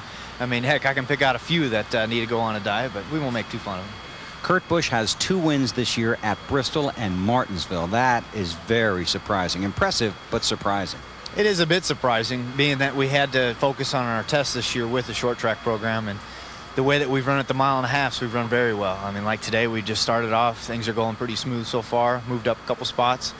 But like the Charlottes, the Atlantas, the Las Vegases, the Kansases, Chicagos, those are the fun type of racetracks. And short tracks, you got to be there at the end, and that's what we've done. We've been able to put together strong efforts and come away with a good handle in the car at the end of the race. Well, tell me about the end of the race at Martinsville. That was a good run. I mean, the way that things progressed throughout the race, we worked our way up towards the front, got in a spin, and that didn't really impede our progress too terribly bad. Worked our way back up, went from 18th to 9th, and then we're running 9th. And I don't know who got the 19 loose in 2, but then it was Jarrett, it was the 20, and then it was the 8. 3 wide, 3 cars there, and then I went right around all 3 of them. And so I don't think I'd have been able to pass them on the racetrack, but we got by them when they were all scrambling.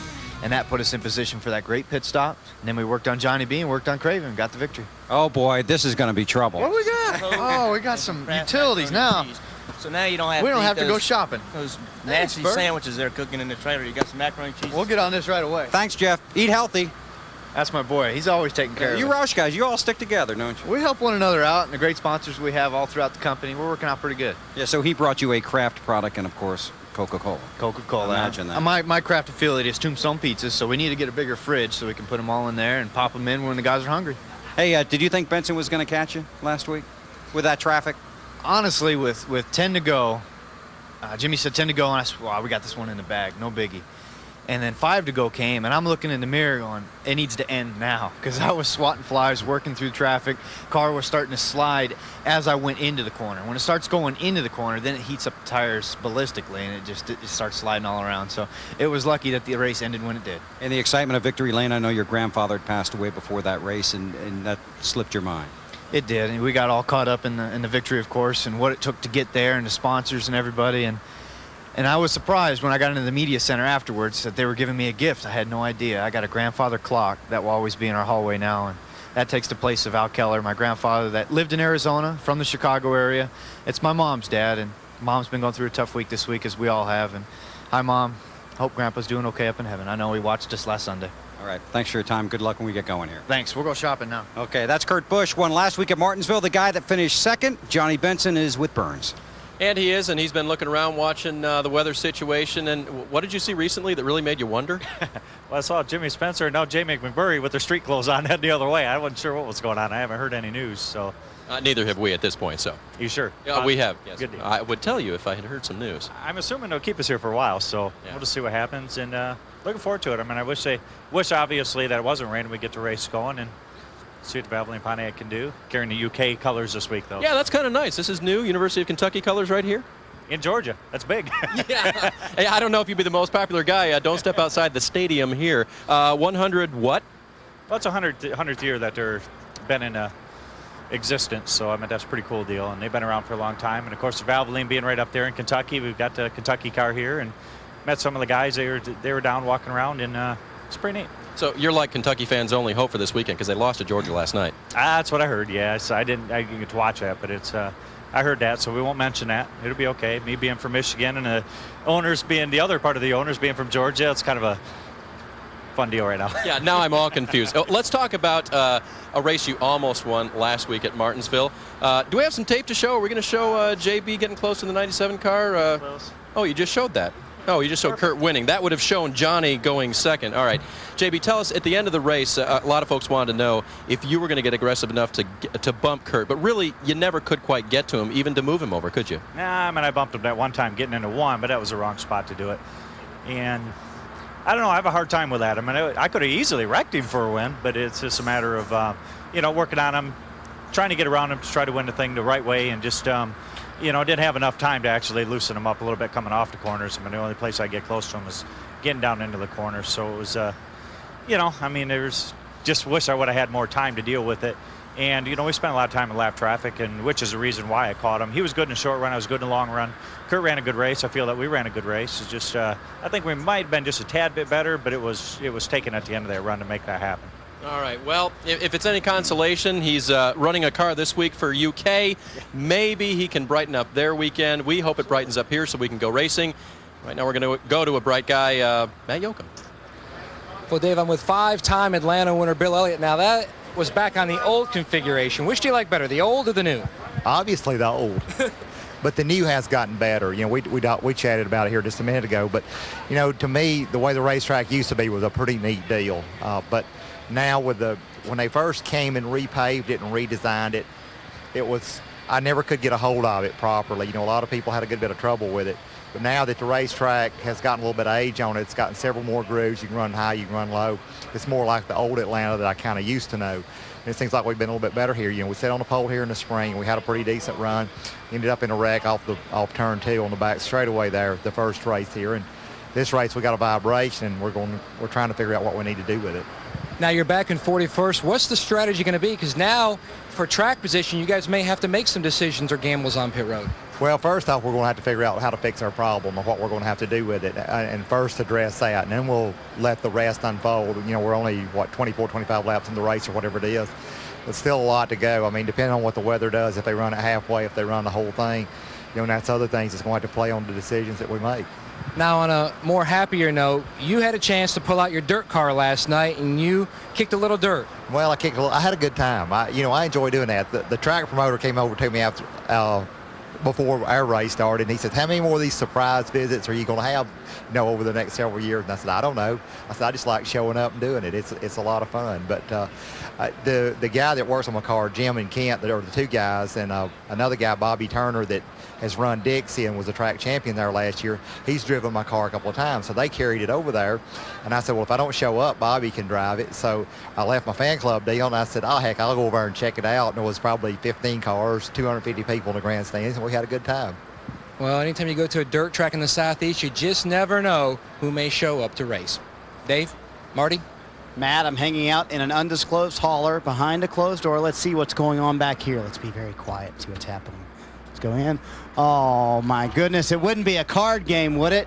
This is the card game that we mentioned earlier. Now, who's winning there? I think Newman is up. All the red chips mean good, right, Ryan? Worth 1,000. Oh, okay, very good. Wow. Pesos. Oh, 1,000 pesos. Very nice. Now, what I have to tell you is that Ricky Craven's already walked out of here, cleaned out. He's done because you took all of his money. We got a supervisor here. This game wasn't high, no stakes for him. And, of course, Roy McCauley, the team engineer, soon to be crew chief. And what's the game here, Newman? Just plain old poker, whatever you want to play, whatever.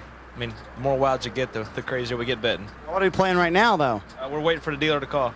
Okay, go ahead, call, dealer. I gotta watch a hand while I'm here. What are we playing? Follow the point. Oh, there it is. Oh, that's not a queen, is it? Queens and fours. Queens and fours. What's good here? BP, chime in. I know you know this game. Well, he said follow the queen, so there you go. A queen is a wild card, and you got it. So what is the next Newman's card? hand. The There's Matt's hand. Oh. Let me see your hand again, Ryan. Oh, that's pretty good. There you go. All right, now we got Annie up. Is there an Annie? There's a bet called a bet. Call. I'm up, honey. He's out. 2 folds. Ryan, you still in? Oh, yeah.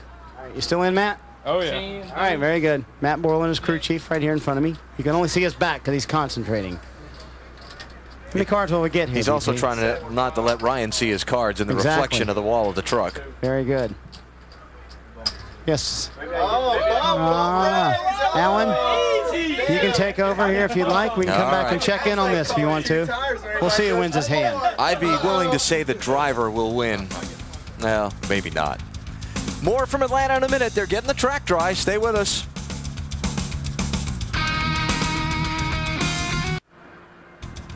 NASCAR on NBC, live at the Atlanta Motor Speedway, the Napa 500, under the red flag for rain. Just 26 laps were completed before the race was stopped, and it has yet to resume.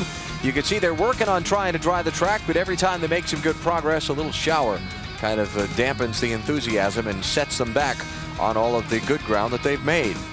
You know, we've had these situations a couple of times in recent memory. Labor Day weekend at Darlington, and also a couple of weeks ago at Charlotte, where we were waiting out a rain delay. And what we did both of those times is we showed you a chunk of the Brickyard 400 at Indianapolis. And both those times? It stopped raining. So? And we went back to live action. So what we're going to do, since we've still got like, I don't know, half hour of that race we didn't show you, let's show them. And see if the good luck charm works again. So we take you now, as the track drying continues, with great hope, to the finish of the Brickyard 400 from early August at the Indianapolis Motor Speedway, and see if the luck holds out again for drying this track out in Atlanta. Green flag, buddy, green.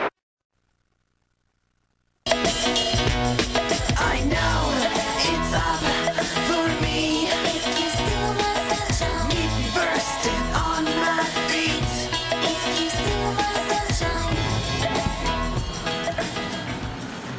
it might be working again. Would you believe they've just called the crews back out from the garage area? They're telling the drivers to start heading toward their cars. Fantastic. Third time, maybe the charm. We've showed you Indianapolis or parts of it twice before, and we've gotten to go back to live racing. It might be happening again today at Atlanta. It'll be terrific if they do, believe me. Over 100,000 here today, most of them still around. Big cheer went up when they just announced a couple of minutes ago for the fans, for the drivers rather, and the teams to come back out from the garage. And we expect them to go back into their machines and come back out onto the track in about another 10-15 minutes or so before we see them. We're here around the bottom of the hour.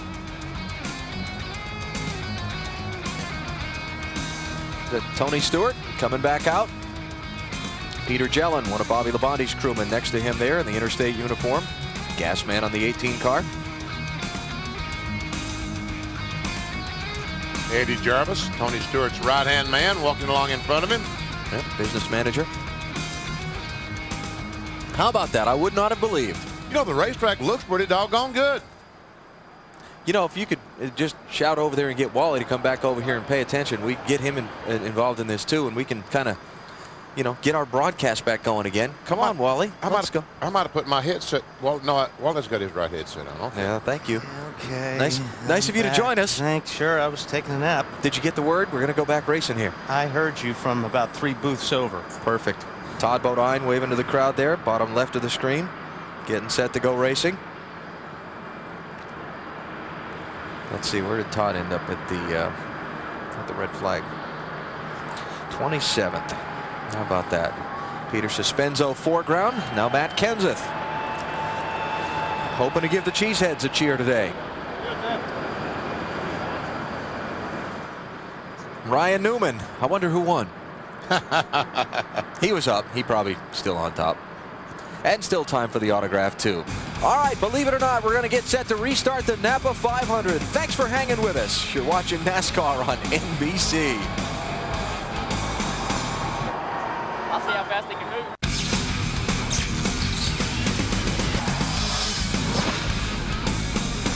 NBC Sports coverage of NASCAR comes to you live from the Atlanta Motor Speedway. It's the Napa 500. 4 races to go to settle who'll win the NASCAR Winston Cup Championship. This one delayed by rain for quite some time now, but the drivers being called back to their cars, and we're about set to resume at lap number 26.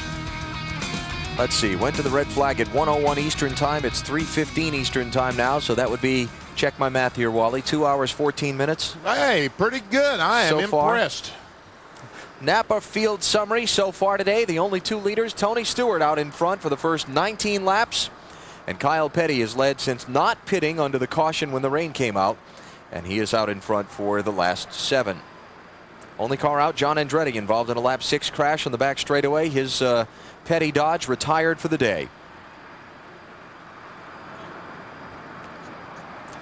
All right, Pepsi race recap. What have you missed so far? We'll show you. We had a proposal on top of the pit cruiser bus in the infield. She said yes. In case you missed it, that was the name of the bus, the Pit Cruiser, the official name. Little father time there for Greg Zipadelli before the race. Then we went green just after 12:30 Eastern time. This was the aforementioned crash with John Andretti when he and Jeremy Mayfield rushed together. Andretti was okay, but his car is already off the premises and on the way back to North Carolina. Lap 26, field brought down the pit road and parked, covered up. And they have been trying to dry this racetrack ever since. Social time for the crew members and the fans as well. Talked about Andretti's team departing the premises. That was a struggle for a little bit. Dave Burns trying to figure out how to make a ham sandwich with using Doritos. I don't think he has it. It doesn't look too appetizing. And we're getting set to go back at it. Drivers are working their way to their machines now. Of course, fans all ready to see that happen. They've been waiting this out now for over a couple of hours in the rain. Dave, you got that sandwich all digested yet? Well, and Ward Burton's getting ready to climb into his Caterpillar Dodge. Ward, behind you there is some not so good news, isn't there? It's not so good news, but it's a lot better that the race has stopped and is happening now, because we can do something about it under caution than happening when we're running 200 miles an hour. Your crew was telling me in the break here that the car has been very, very good. How's it felt to you? It's good. I'm just taking my time trying to find a line, and there's a car doing a few little things I got to work on, but got a good team here. We'll get where we need to by the end of the day. All right, we'll let him get in the car. A lot of guys are going to be pitting here. Ward's one of them. He has to for that left rear tire going down. Marty? Dave, Jeff Gordon will restart 5th when we get going here, and the rain is obviously going to change the racetrack here. Will it take away some of the grip, Jeff? No, I think it'll add to the grip there for a little while. I think, in the track's green, it's going to be really fast when we first take off there, but it's going to change quick. It's going to lay rubber down pretty fast, and I think you'll see us right back up on the top of the racetrack. It's not going to take too long, I don't think, for us to get it right back to the way it was. Does that mean it makes it harder to run the top groove right now? You can't really run it right now? Yeah, I mean, it's clean up there, but I don't think that it's really going to be the place to be. I'm probably going to run around the bottom there until my car starts pushing again like it did last time and start working my way back up to the top. If we can get, I don't know how many laps we're going to make here on the green. It's going to be interesting. It is going to be a crapshoot, but his car wasn't that bad. He is going to restart 5th, Matt. Marty Dale Jarrett will restart from the 14th position. Now, DJ, what's the game plan now? Do you try to race it to halfway, or you just stick to your original game plan? Well, that was our original game plan, actually. That's what you have to do. We have to get to that first, and, if we get to there at that point and we're still going and everything looks okay, then we'll get a second strategy. But right now, we're looking at halfway. Now, Todd Parrott, your crew chief, was pretty optimistic about your race car. Very happy the way it was handling. A little loose, though. How about you?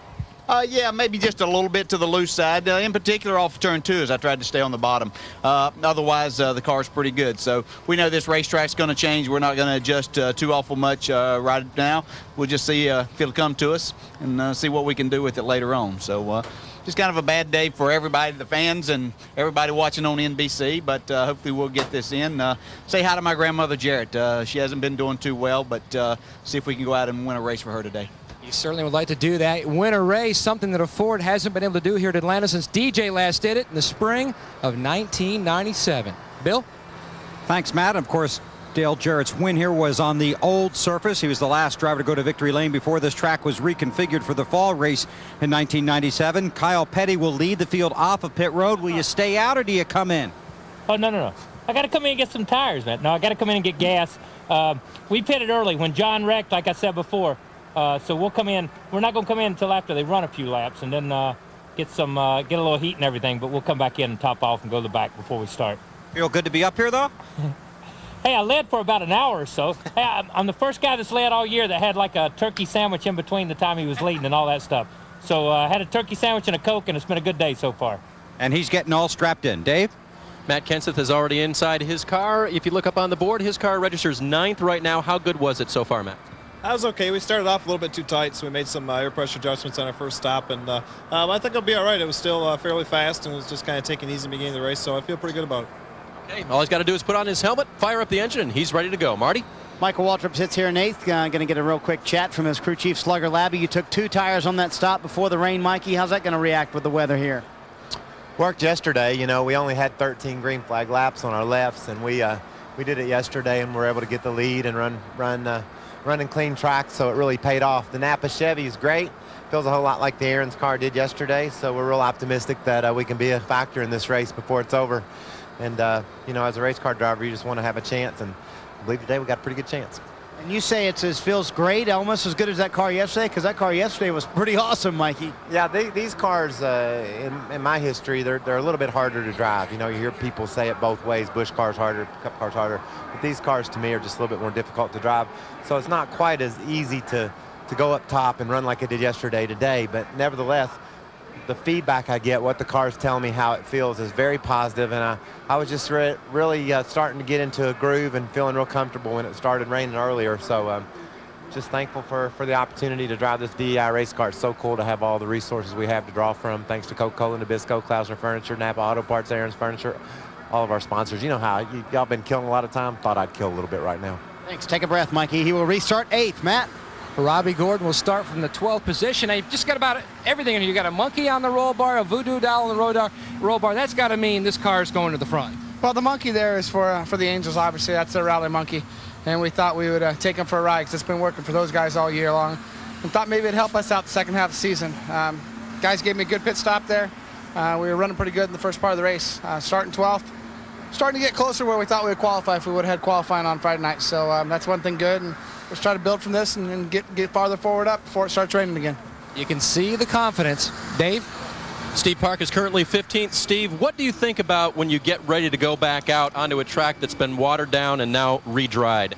Well, NASCAR does a good job of making sure the racetrack is dry, but you know, I feel sorry for the crew guys. They're the ones that make adjustments to the weather, and right now the track just started getting a little bit of rubber put down on it, and now it's all gone. The rain washed it away, so now the fuel from jet dryers are on the track, so the track constantly changes every time it rains, stops raining, they dry the track. So you know, it's going to be not only hard for us, but it's going to be real hard for the guys just to adjust on the Pennzoil Chevrolet and make it a car that can run to the front.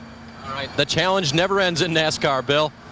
And Tony Stewart started this race on the pole. Of course, the grid was determined by the NASCAR rule book because qualifying on Friday night was rained out. And once Kyle Petty pulls off the pit, Tony Stewart will reassume his position at the front of the field. Climbed into the car a few moments ago, did some work on his visor, put the helmet back on, now talking it over with crew chief Greg Zipadelli, getting ready to go back racing here in the Napa 500 at the Atlanta Motor Speedway. So while he continues to work on his safety equipment and talk it over with his crew chief, we'll go back down pit road. Marty? Bill, this is the donut and the subsequent dent from the contact with John Andretti and Jeremy Mayfield as Jeremy buckles in the car. He'll restart pretty far down. Jeremy, what happened with that contact with John Andretti there? I'm not for sure. You know, I felt like we were holding our line and just trying to keep our Dodge dealers Dodge out of the way there, you know, try to get rolling there. And I think John pushed up a little bit and got into us or whatever. But I hated for him, you know, but we certainly hopefully didn't do anything on purpose or anything. How was the car before that, Jeremy? We were getting good. You know, our car's been real good on long runs, but unfortunately we haven't had a long run yet, so we'll wait and see. But, you know, I just want to have a good day here for this Dodge dealers Dodge. The challenge today may be getting a long run, period. Bill? And now Tony Stewart sits in his car getting prepared to go back to green flag racing. How you feel? I'm ready to go. I'm ready to get after it now. So, you know, we're pretty good at the start and got a good car, so I'm ready to get after it again. What'd you guys talk over during the break, Tony? Nothing. I slept. Okay, so he's fresh from a nap, ready to go back to green. Dave? Bill, former Winston Cup champion Terry Labonte's with us. Terry, how good are you on rain-delayed races? You know what your record is? Are you pretty good after it rains? I have no idea. You'll have to tell me. I don't know. When you get out here, are you more worried about a green racetrack or everybody having sat for so long and not knowing what their cars are going to do to react?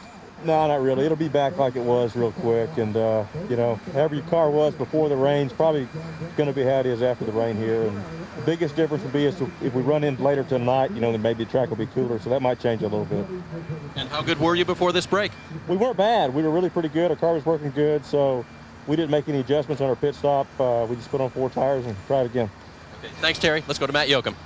And Dave, an ill-timed caution yesterday cost Jeff Green a chance at a win. Your car yesterday was a rocket ship. What about this one, Jeff? Well, Matt, I think it's pretty good. We just had to take some time to take a rubber out here on that pit stop, and we lost a bunch of spots. Bill Elliott blocked us in. He had some problems, so we just lost some spots on pit road, but we feel like our AOL car is good enough to drive back up through there. I think it's better than our Busch car, so hopefully that gets us some good results at the end of the day. And that car was a rocket ship, his best career finish of 4th here at Atlanta. Marty? Dave Blaney in 26 back here. Matt, you'll restart there. Your car was what before the rain, Dave, and how do you think this rain will affect it? Well, it was okay.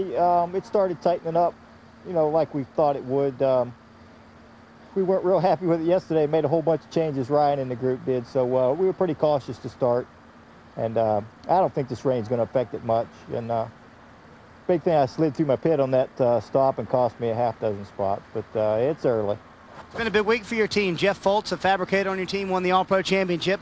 Bill Stump Lewis won the Truck Drivers Championship yesterday. So that means automatically you need to win today, Dave. Yeah, they got the pressure on me now, so we need to do something. He's got a long way to go, Dave. There is no rain on the windshield of Todd Bodine's Ford Taurus right now. Todd, how good was your car before this break? It was pretty good. We were a little loose at the start, but we made the stop in that first caution. The car came in. We made some adjustments. Discover Car Taurus isn't too bad. Just hopefully we can get this thing in. All right, fire it up, Todd. As you can tell, command has been given to start the engines and get this Napa 500 back underway.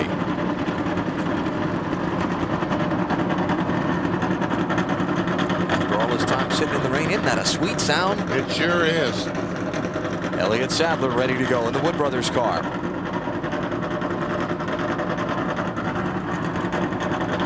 Just amazing how close to the steering wheel these drivers sit.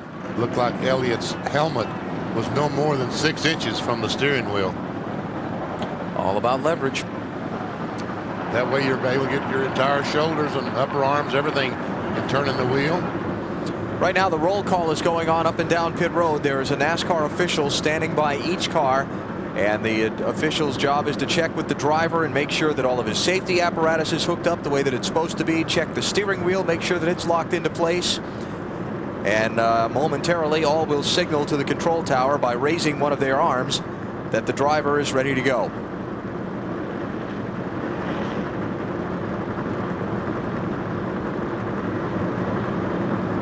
There you go. Jeff Burton's ready to go. Carl Long's ready to go. Bobby Hamilton's ready to go.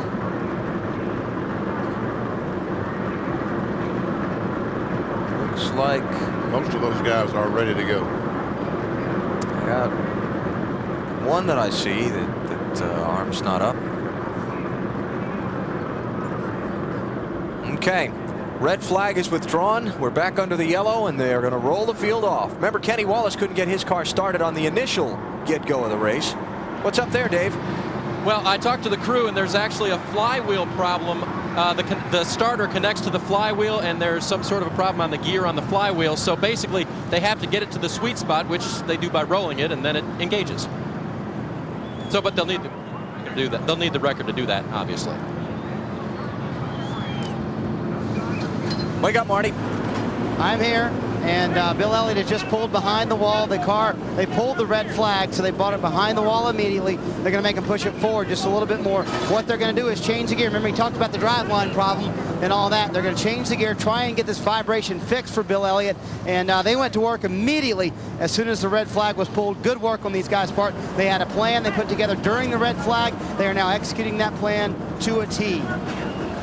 And another guy we'll see in pretty quick will be that 22 car.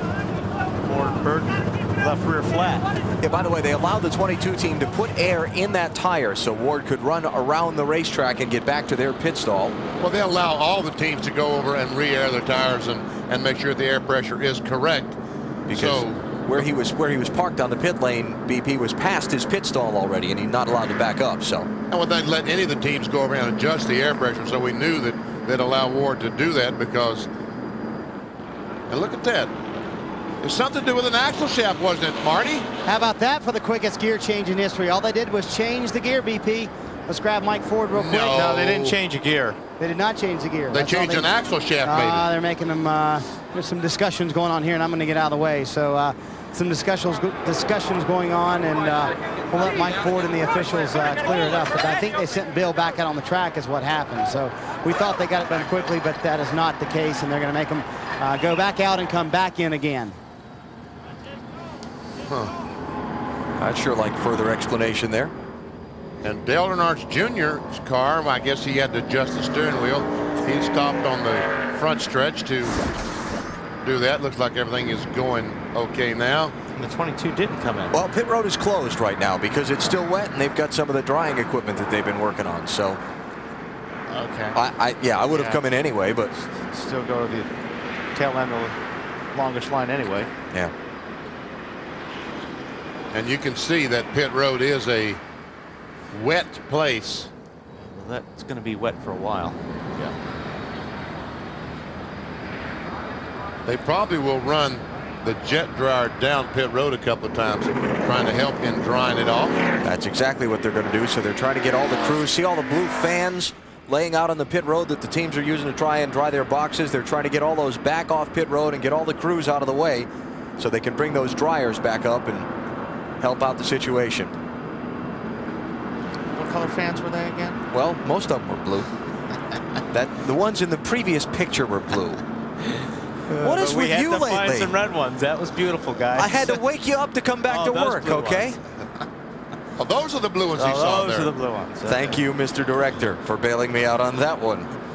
All right, we'll take a break here while they try the pit road. Then we'll get back to racing in the Napa 500 at Atlanta.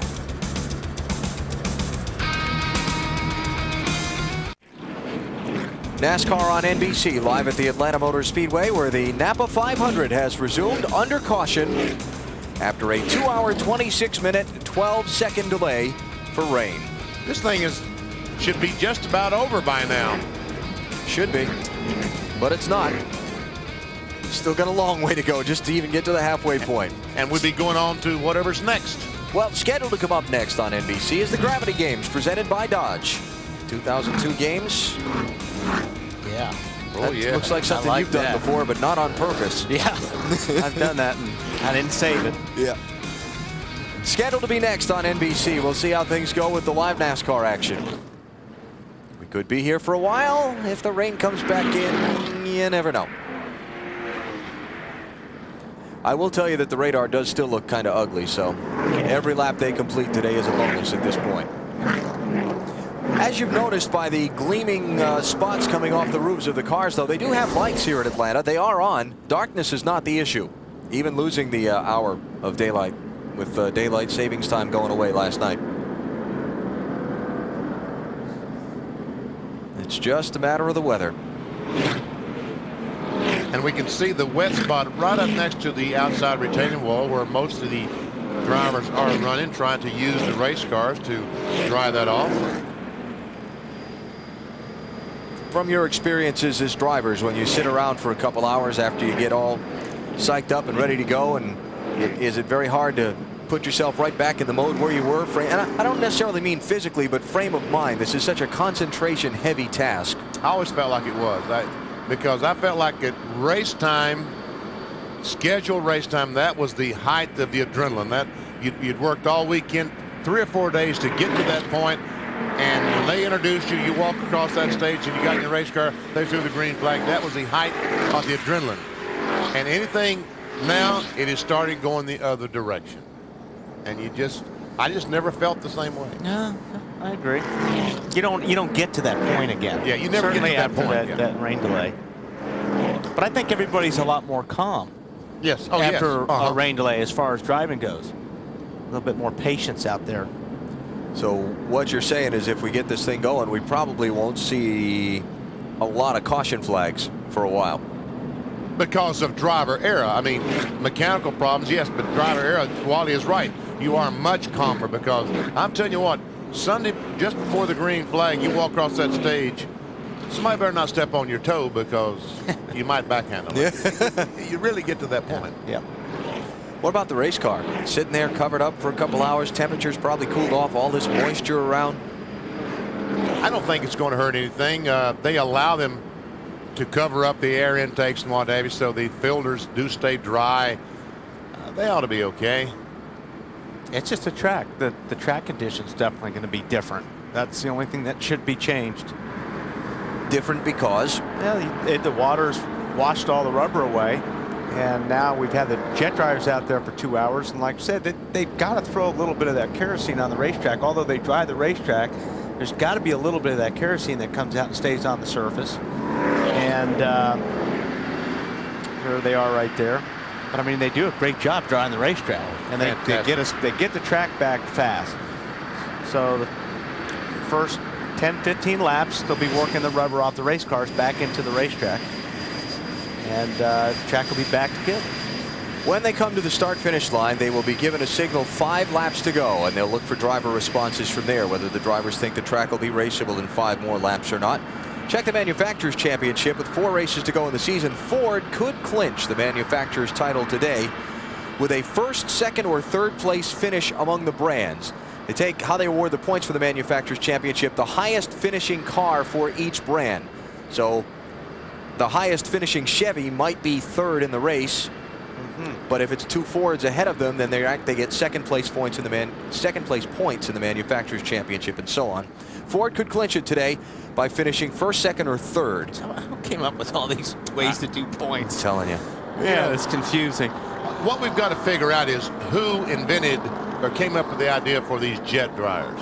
because that's the guy that needs a big attaboy. A golden Benny. A golden Benny. That's right. If we can find that person's name, he will get the golden We'll Benny. get Bill Weber to look that up so we don't have to. Okay. Everybody else will have to. Could be a project for next week's show. We'll take a commercial break here while we wait out the response from the drivers and see if we get green when we come back. You're watching NASCAR on NBC.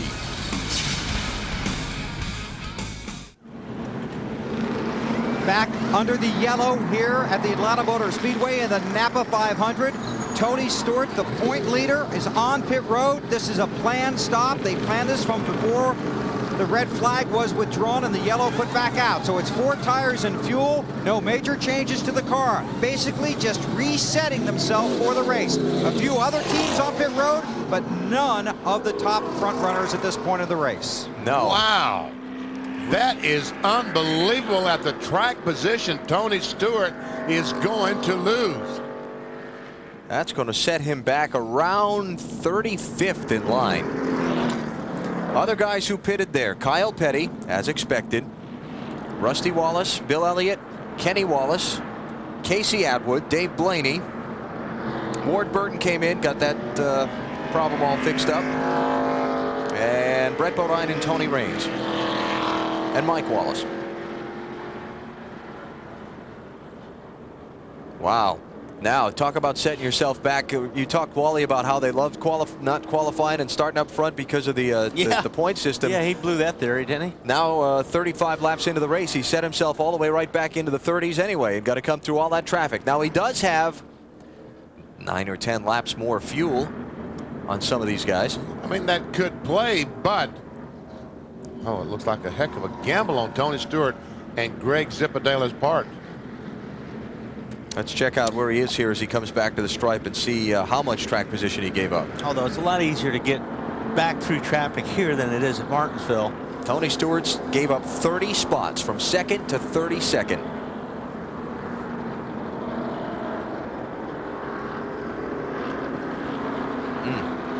Well, we'll make a note of that one, see how it plays out.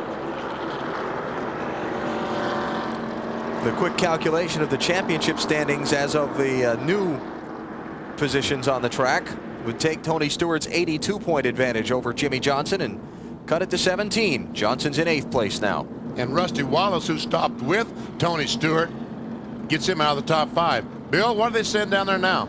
Let's find out. Greg Zipadelli, why did you pit there? We had 2 loose lug nuts on the left front, so you know, we knew 3 were tight. It wasn't worth taking a chance with what we got. There's still an awful lot of racing to go. We got to go to halfway. We just cross our fingers and you know, stay out of trouble and get it back to the front. It's too bad. The Home Depot Pontiac was pretty strong. We just stay out of trouble and try to work our way back. When did he tell you they were loose? When did you find that out? We kind of had an idea when the stop was that there was one, and then when we checked air pressure, we took a good look at them, and you know, I don't know, maybe that was our blessing. There was this rain delay, and for us to take a look at it, that's how we're going to look at it. Okay, so he'll go back and talk to his driver. Hey, Weber. Yeah, I know they had that stop under 13 seconds, Benny. Hey, Weber. And now we know one of the reasons why. Hey, Weber, save me $1,000. I got you. Okay. The BP challenge off the hook on that one. Hey, they got to tighten all the lug nuts. Yeah. All right, so headline number 1 of this race, that bumps the rain back to 1A, I think, is Tony Stewart having to give up 30 spots for 2 loose left front lug nuts. I mean, to bring you up to speed, if you're not aware, I issued a challenge last year to any of these teams that can make a pit stop under 13 seconds. I would pay them $700 or $100 a man that goes across the wall. And a couple of times I paid it out to Bobby Hamilton's crew and also Jeremy Mayfield's crew. But these guys on their first stop had a 1285 or something. And during the rain break, I started talking to Tony Stewart and said, won't you match the 700? Well, okay, if you give him $1,000, I'll give him $1,000. Well, okay, we'll do that. But now we're both off the hook for $1,000. Yeah, he'd give you that $1,000 to go back where he was. Exactly. And much more.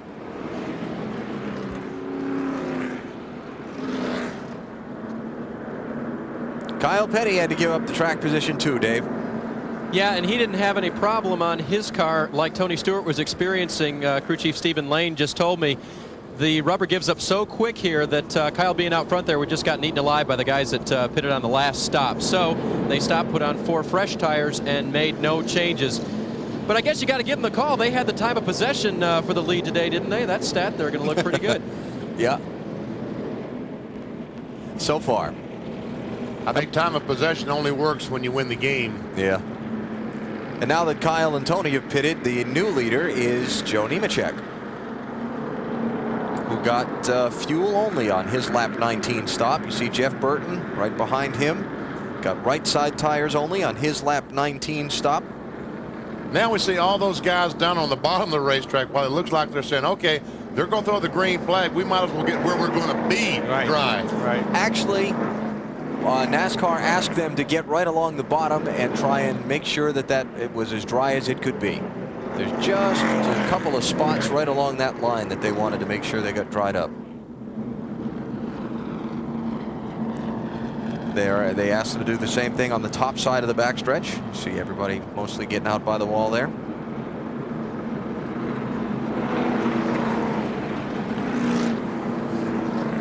The kind of cooperation they could never get from our colleague here, could they?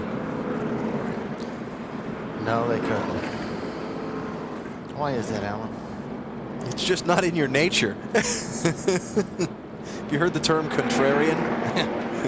Yeah. Many times in your life? Is that a fancy word for bonehead? Yeah, it could be. Mr. Bonehead to you. And to you as well, sir. Of course, Bonehead, the name given Wally by the Japanese driver that he wrecked in Suzuka. A little bit more on the back straightaway. Oh, we don't want to hear that. Uh-oh. We could run if we wanted to run, you know what I mean? If it was at the dark, they wouldn't be so scared of it.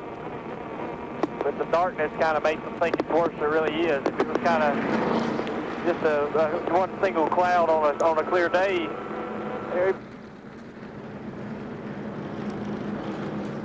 It's Dale Jr.'s radio we were eavesdropping on, by the way. Let's try to check in with Kurt. Kurt Busch, Benny Parsons, you got me? Hey, Benny, how are you? Good. Tell us, how's the racetrack looking? Well, when we first got out here, I was concerned about this outside groove right here up against the wall. The last 5 feet on the straightaways is still wet. So we're trying to get that dried up by the cars running high. And it's still drizzling a little bit, but not too bad of a concern. If you can get that outside, that 4 or 5 feet dry, is the track raceable? Just depends on how hard the windshield gets hit with raindrops. That's the key. If they come in about dime size, it's getting a little bit too big. But I'm ready to rip. We got a good car, and I want to get this race underway today. I want to get Rubbermaid into victory lane again. Well, okay. Let's hope those raindrops are not dime size. Yeah, those are bad. Thanks, Kurt. Listening to the radio traffic between Buster Otten, the pace car driver, and race control, he said there are some drops hitting the windshield, not a lot. He said it's not bad, but there's still a little concern about that upper few feet of track on the backstretch, as we talked to Kurt Busch about just a moment ago.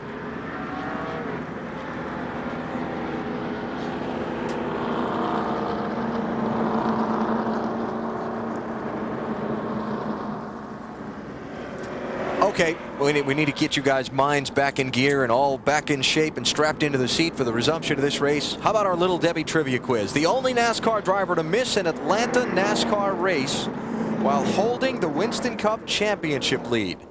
Would I know this answer, or is this more That Benny's? would have been in the spring race, and it probably would have been someone, a rookie who was leading the race, and the qualifying was rained out, didn't have enough points to take the lead. No. Oh, that's not it. No. Okay, all right. Tell us. The answer David is Pearson. He was driving for Cotton Owens at the time, 1966, came to Atlanta ready to race, but the car didn't pass inspection, and instead of fixing it, Cotton Owens, the owner, decided to pack it up and take it home.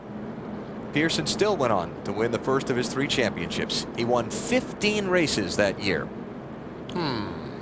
You should have known that, Benny. I wouldn't have known that. I was only 3 then. Yeah, I should have known that. I was reading all those racing papers back then. More to go this time, Jimmy. All right, they're showing the drivers, as you heard, the signal 4 laps at the start-finish line. And again, Jimmy Howell and Rodney Wise in the starter stand looking down inside the car, seeing if any of the drivers give them the wave-off signal. Let's come back, hopefully, to the restart of the Napa 500. NBC's coverage of the Napa 500 is brought to you by Budweiser, delivering beer at its best with the crisp, clean, and refreshing taste known only to the king of beers. By Dodge. You can take life as it comes, or you can grab life by the horns. Dodge. By McDonald's. And by Napa Auto Parts. Napa, we keep America running. Giving him the 2-to-go signal at the start-finish line. Hopefully about to resume the Napa 500 live from the Atlanta Motor Speedway on NBC. 2.5 hours delayed by rain. Hopefully we're going to get this thing in and make it an official race today. Let's make the singular call to the pits and check up on the championship contenders. Bill? Well, Alan, as we talked about at the top of the show, because qualifying here was rained out, the top 5 guys in the championship standings all started near the front of the field in the first 6 spots. Of course, the 40 car was in there as well. That's where they'd want to be, because as Wally pointed out, you wouldn't want to have to come through the field like Tony Stewart had to do last week at Martinsville. Well, now, after the loose lug nuts, he does. 30th on this restart after starting on the pole. Big battle for the championship leader. Matt? Bill, the driver chasing Tony Stewart, second in points, 8th right now in scoring is Jimmy Johnson, 82 markers out of first. They really are throwing everything they have. The overachievers brought a car that was not the car they finished 3rd with here in the spring. This car was built for Bristol, a lot of downforce. They really felt like the car they had at Charlotte, which was lightning fast out front, was not good in traffic. They felt like they may have to do a little bit of passing through the field at certain points today, so they brought this race car, hoping to get a chance to showcase what it can really do. Marty? Well, Mark Martin sits in the 15th position. He talked earlier in the rain delay about how impressed he was with his car. A lot better than he thought it would be. It is very slow at the beginning of a run, but it is excellent at the end of the run. This team really needs a good finish here today. They've had only 1 top 10 in the last 4 races in the same period of time. They've lost 153 points in the point standings, now 123 behind Tony Stewart. Dave? Rusty Wallace 5th in the championship. His car has been very loose on the last run, so when the pits were open moments ago, he came onto pit road. The crew put something like this in the left rear of the car. This is a spring rubber. That puts stiffness into the left rear corner of the car, and that tightens the car up. Crew Chief Billy Wilburn hopes this is going to give Rusty the handling he needs to pick up some points here at Atlanta today. Ryan Newman's only win this season came in New Hampshire in a rain-shortened event. Started the race, stopped it, went back to racing. Finally, he went to victory lane when that 300-mile race was shortened. He drives car 12. He's in 5th place. We're restarting after the rain. He's also 5th in the championship standings, 177 behind Stewart, the championship leader. This could be Ryan Newman's day again. Set through 26 laps. His car was good, but hadn't had enough time to tell. Alan? Dale Earnhardt Jr. and Dale Jarrett stopped and topped off their fuel a lap ago, and now we are coming to the green. 42 cars on the racetrack now. Only one is out, John Andretti, from an early crash. 2.5-hour rain delay. The lights are on. The fans are on their feet. Let's see how long the weather's going to let us run this Napa 500 in Atlanta. Joe Nemechek, the leader. Green, green, green.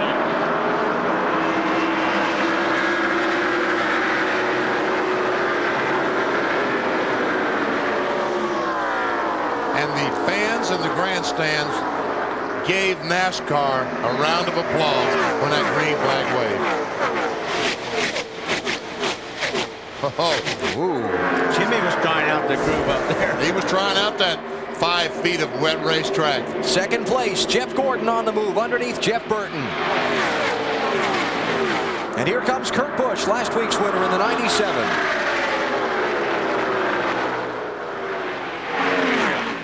Gordon is going for the lead off turn 2.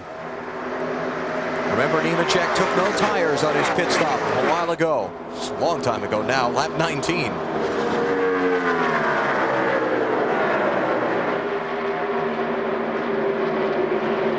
Newman going by the 99 car of Jeff Burton. Goes into 4th.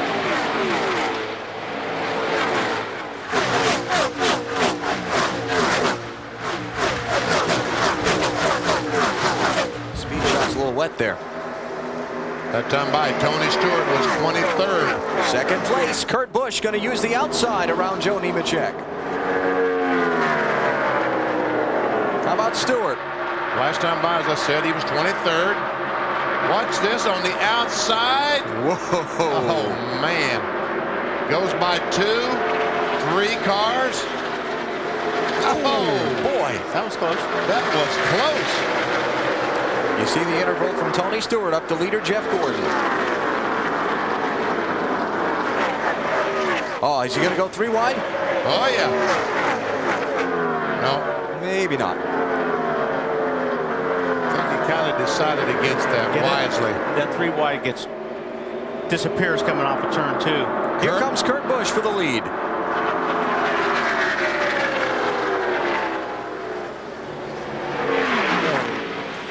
No wonder Jimmy Fenning was all excited this morning, huh, Alan? Yep. He has a great race car in that 97. But could not quite make that lead stick on Jeff Gordon. Didn't take people long to get up and try that outside lane. Well, sure didn't. How about Nemechek hanging in there?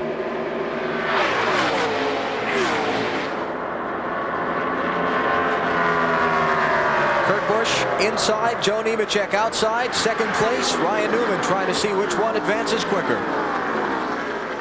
Or more quickly. Tony Stewart, 17th. That lap by. And behind them, Michael Waltrip in the 15, Jeff Burton in the 99. Waltrip trying to move up. Remember, Burton was as high as second a little while ago. This is for 5th and 6th place.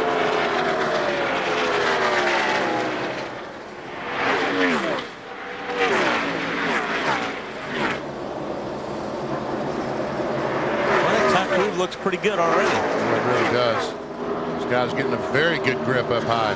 Here come Jimmy Johnson, Bobby Labonte behind them. Meantime, Tony Stewart still on the charge. That 16th place he just took from Steve Park.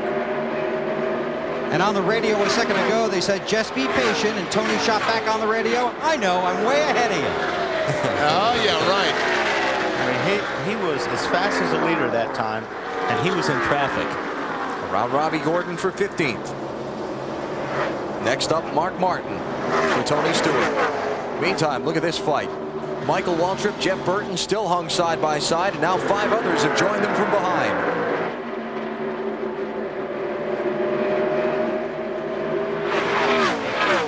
See, this is the battle that we're seeing on the large screen that I don't think Tony Stewart wants to run across. Hope that they'll have that settled out and in line by the time he gets there. Because these guys are trying their best to find a place to wreck. And it could be the next one. Either one can just, well, now Michael's going to fall in line behind. Okay, maybe not.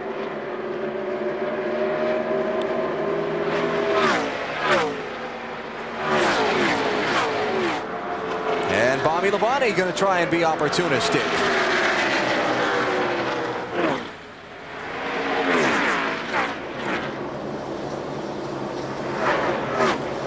Labonte, a 5-time winner in Atlanta. 5 of his 19 career victories have come at this racetrack.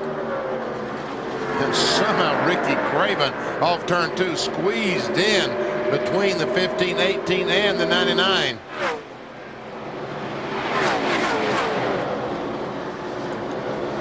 You can see there are raindrops. Not many, but a few falling around this racetrack.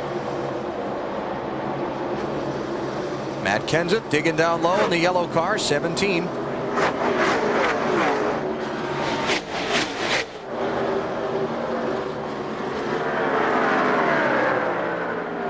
So Labonte and Craven and Waltrip are all through Burton, who, remember, took just 2 tires on his pit stop back at lap number 19.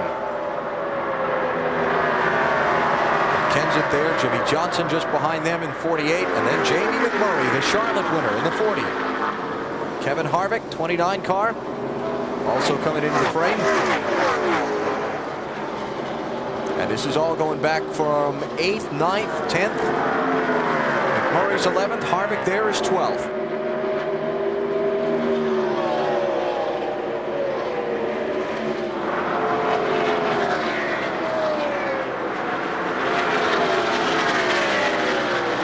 Kenseth already this 2002 season a 4-time winner in NASCAR Winston Cup racing. A little cheese power here to work. Cambridge, Wisconsin native.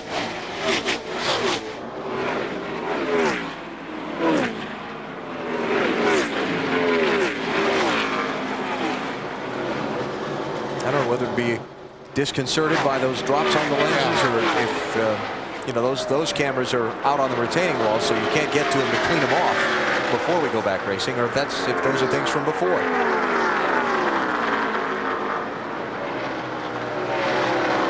McMurray digging down low. That 40 car, winner of the NASCAR Busch Series race yesterday, was McMurray.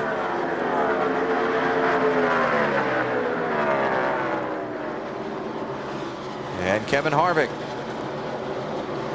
working on Jimmy Johnson. Trying to figure out which, high line or low lane BP, which one looks faster, but it just depends. Some cars are just better on the bottom. I mean, I think a lot of these guys right now, Wally, I think they're really moving around. They're running some laps high on the high line, some laps on the low line, trying to figure out where their car wants to be. Would you believe Tony Stewart to 13th? And Tony's running everywhere. Yeah. He's good on the bottom end and on top. He is flying. Remember that Stewart led all the laps that were run under green before the rain came out. And then had a great pit stop, but on that pit stop, a couple of lug nuts were left loose on the left front, and the team decided he might have been able to get away with it. They decided halfway and we're 7 seconds behind the leader. Why take a chance? Let's come in, put 4 fresh tires on, had to restart back in 32nd, and has already worked his way up to the 13th position. Wow. Just a brilliant charge. He's talking halfway, isn't he? Yeah. I know what you're talking about. This is one of the racetracks where the number of laps is an odd number, so halfway will actually be 162 1/2 laps. The rule reads when the leaders completed half the advertised distance, which today is 500 miles. That'll come about halfway down the backstretch between lap 162 and 163. For second and third, Nemechek, the 25 car, still has it. Kurt Busch, Rubbermaid car, still trying to take it away. Dave, what about the 25 car? Well, it's pretty good, Benny, and this is the same car that they had at Charlotte before they had motor problems.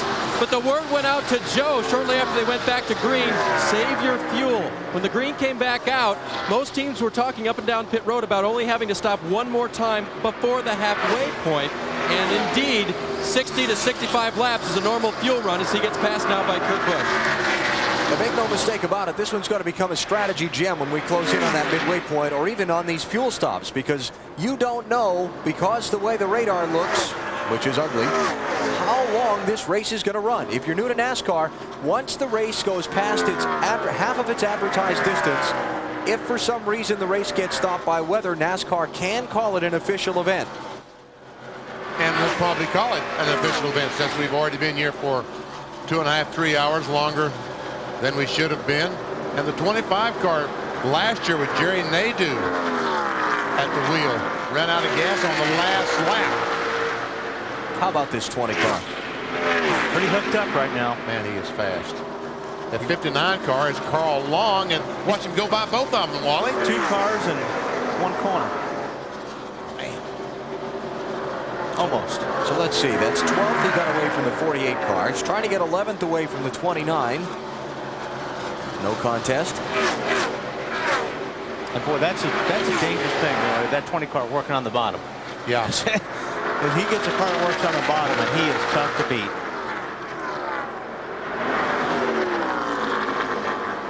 Tony Stewart led 143 of the 325 laps in the March race here, en route to victory. His first of 3 that he has scored so far this 2002 season. So remember we showed you the championship standings a little bit ago as they were. Now check it out. Went from 17 to 95. Yeah. Which is up from the 82 that he started today with over Johnson. Big time push to the front for Tony Stewart.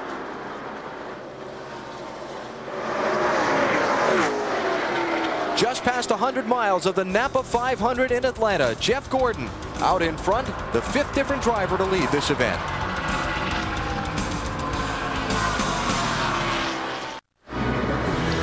Tonight on American Dreams, a hero is born and a heart is broken. It's American Dreams tonight, 8/7 Central on NBC. NASCAR's racing heroes are back at full speed at the Atlanta Motor Speedway. The Napa 500 slowed for 2.5 hours due to rain. We are just across the 100-mile mark of the race now, and Jeff Gordon is out in front. Check on the race for 9th and 10th positions. 99 is Jeff Burton, 40 is Jamie McMurray. And most drivers have moved up on top of the racetrack, up where Jeff Burton is running. Jamie McMurray, meanwhile, in the Coors Light car, is running the bottom of the racetrack, not able to get by Burton. You can see how much he gains on him in the corner by running that shorter distance. But when they come off the corner, Burton has such a great momentum run that Murray just cannot close up. Hey, you don't bind the car down, or you don't bind the motor down as much when you run up on the high groove. So pulling a little bit more RPMs, car's a little bit freer up there, so you get out the corner a little bit better if you run that high groove. Should be seeing some pit stops here sometime in the next 10 to 15 laps for a lot of these front runners. They stopped under caution at lap 19, and I know we ran a lot of laps under the yellow between now and then, but I'd say another 15 laps or so. Most of the front runners should be in. Matt Kenseth, Ricky Craven, 7th and 8th place. Craven in the orange car, Kenseth in the yellow. And McMurray right behind him. This is the best run he's had on Jeff Burton. Not good enough. Yeah, come off. Well, maybe did get him. How about that? So McMurray up to 9th. Jeff Burton back to 10th. So we got 100 miles of this thing in. Let's check our lows, improvers, and snoozers. See who's moving up and who's struggling. All right. How about the improvers first? And remember, they started by points, so this really is a good indication. Bobby Labonte up to 5th, 12 spots. That's good. Ward's gained 12. That's good. Harvick, 8. Very good. And on the downside of the scale come the snoozers.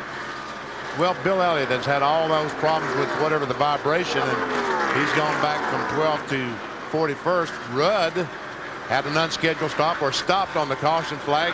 Started at the rear. Has not marched forward too much like Tony Stewart, Dale Earnhardt Jr. has. And Rusty Wallace came in on the caution after the red flag also to make some adjustments on his car. So most of our snoozers, the spots were lost on pit road. Craven, Kenseth, McMurray.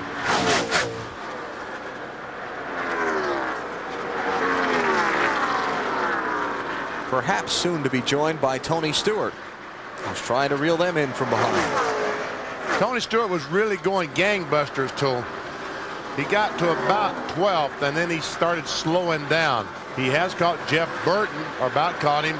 That would be for the 10th position, which is good.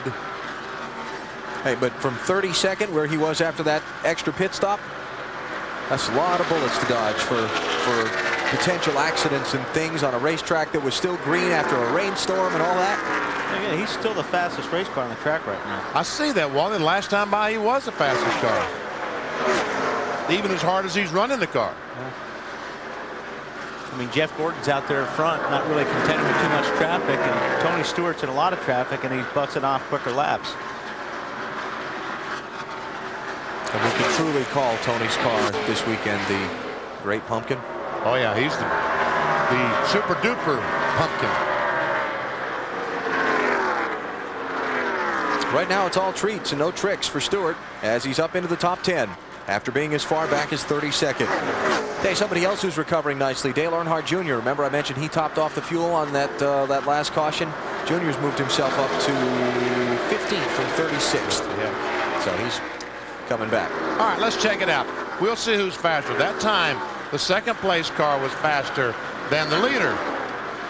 Michael Waltrip run a good lap. Let's go on that Tony Stewart. Second best.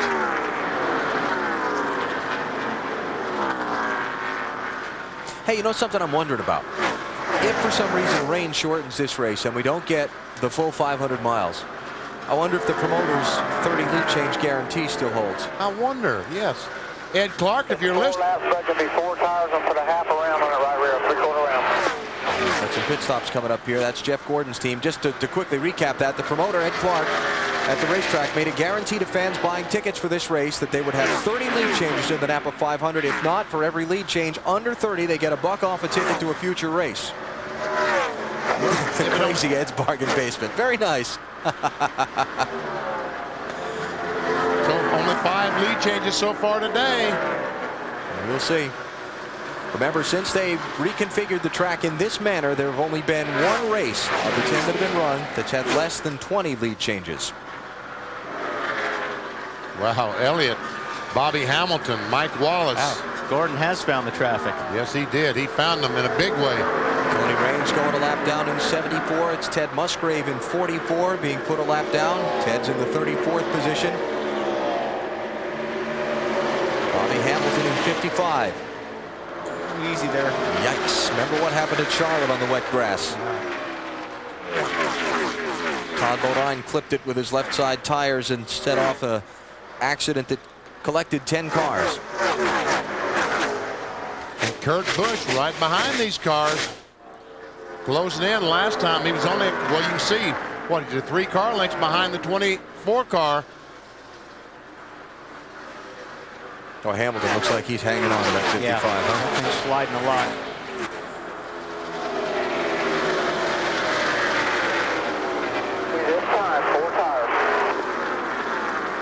All right, so we'll see the leader come in next time. Behind him, Jimmy Johnson gives up 12th spot. Hits pit road. 2nd place man in the NASCAR Winston Cup Championship. It's under green. Lap number 86 for Johnson. 45 miles an hour is the pit road speed limit today. Bill Weber, here he comes. Good try. Good try, sir. Look at my... Getting coached in by crew chief Chad Canals. The pit road is damp. The stalls are mostly dry. Still, drivers will have to be very careful getting into their stall and then getting back out. A chassis adjustment. He's been trying to find his rhythm. The 48 car of Johnson has been loose. Dave? Joe Nemechek gives up 30, came in a lap early because the leader, Jeff Gordon, came in. Joe saying I wouldn't change much there, so 4 tires, no changes in the chassis for Joe Nemechek. Bill? Jeff Gordon on pit road, 4 tires and a chassis adjustment because, as Gordon predicted, the car is starting to get pretty tight from the middle off. So it's a chassis adjustment, air pressure, long time on the left rear. Marty. Kevin Harvick is too loose, Bill, so what they do is they take a pound out of the right front tire. Great stop for these guys, really quick on pit road. Kurt Busch is now the leader. You see Ricky Craven coming in as Harvick leaves. Johnny Benson is the car with a white hood on the right that's also in getting service. Robbie Gordon, Terry Labonte, Mike Skinner also pitting. And I don't know if I said it or not, but Kurt Busch is now the leader after Jeff Gordon stopped. And Ricky Craven in for service. They made a chassis adjustment. Craven was saying the car was tight pretty much all over the racetrack. The 5 car of Terry Labonte's in, a chassis adjustment for Labonte as well. He was tight, 4 tires. Remember, some cars that are pitting took on 2 tires on their first stop. The 97 is coming soon as to Marty. Jamie McMurray having a very nice run in the same car that he won with at Charlotte. A little bit tight behind other cars. Otherwise, he's pretty good. They make no changes and 4 tires on this stop. Bobby Labonte hits pit road from 5th place. 5-time Atlanta winner. Heading down to the Joe Gibbs team. And remember that the scoring ticker top of the screen, when they've made their pit stop on this cycle, their name turns to yellow. Bill?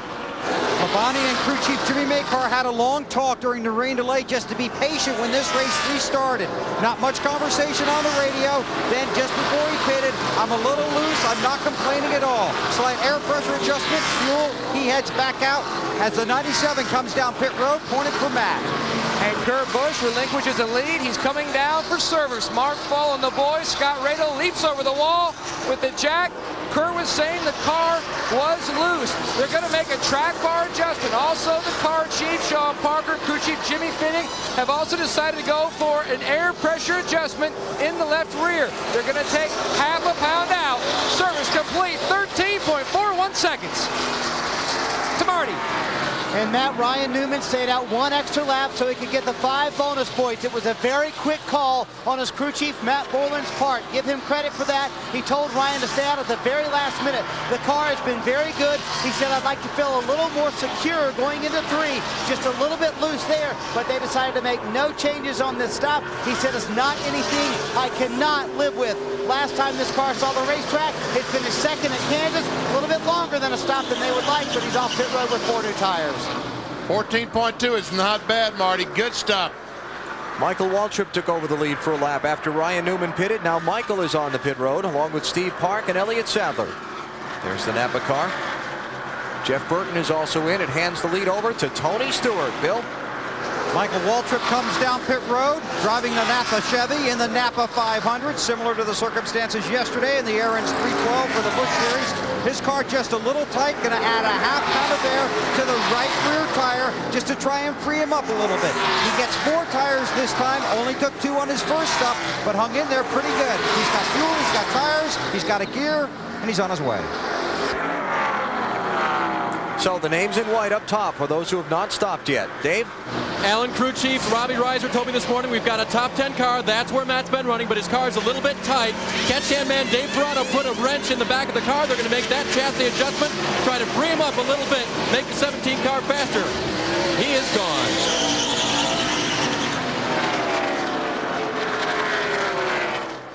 And the new leader, the Great Pumpkin. Remember, because he made that extra pit stop at lap 35, he can run a little while longer than a lot of these other guys. So if a caution comes out before Stewart and some of the other guys who stopped later, like Dale Earnhardt Jr. and Dale Jarrett and so on, this could really put a lot of guys in a bind. Here comes Kurt Busch right now up behind Tony Stewart, and he needs to get by him, and he will try as hard as he can to get by him. Yeah, Jeff Gordon, too. They're trying to get back on the lead lap from Stewart. All right, so play crew chief for me. You're Greg Zipadelli. The fresh tire guys are going to be faster. How long do you stay out and hope to catch the caution and keep guys a lap down? Or do you get in pit road and get your fresh tires and stay in sync and in speed? I know. He's coming this time. Well, I know. Tony Stewart is coming this time. Meanwhile, Martin Marge right there, Marty. The man who's third in the points, BP, he is in. The car was extremely loose for Mark. They make a wedge adjustment, and they also add a pound to the right front tire for Mark Martin. It'll be 4 tires. He was not very happy with the car on that run. They need a good stop on pit road to try and gain some track position, but they got great fuel mileage. Bill? Long crawl down pit road for Tony Stewart. Amazingly calm on the radio during this run, almost joking with the crew about being patient, telling them, I'm way ahead of you. Pulls to a stop. His car basically has been very good. They're going to make a track bar adjustment here just because it starts to get a little bit tight. But it's 4 tires and fuel. Remember, he had loose lug nuts on the earlier stop. They want to watch that this time, make sure they're all tight. He's on his way. Earnhardt Jr., Ward Burton, Dale Jarrett, Kyle Petty, Dave Blaney. None have stopped yet. Ricky Rudd, Jeff Green, Mike Wallace, Todd Bodine. Those drivers still to stop.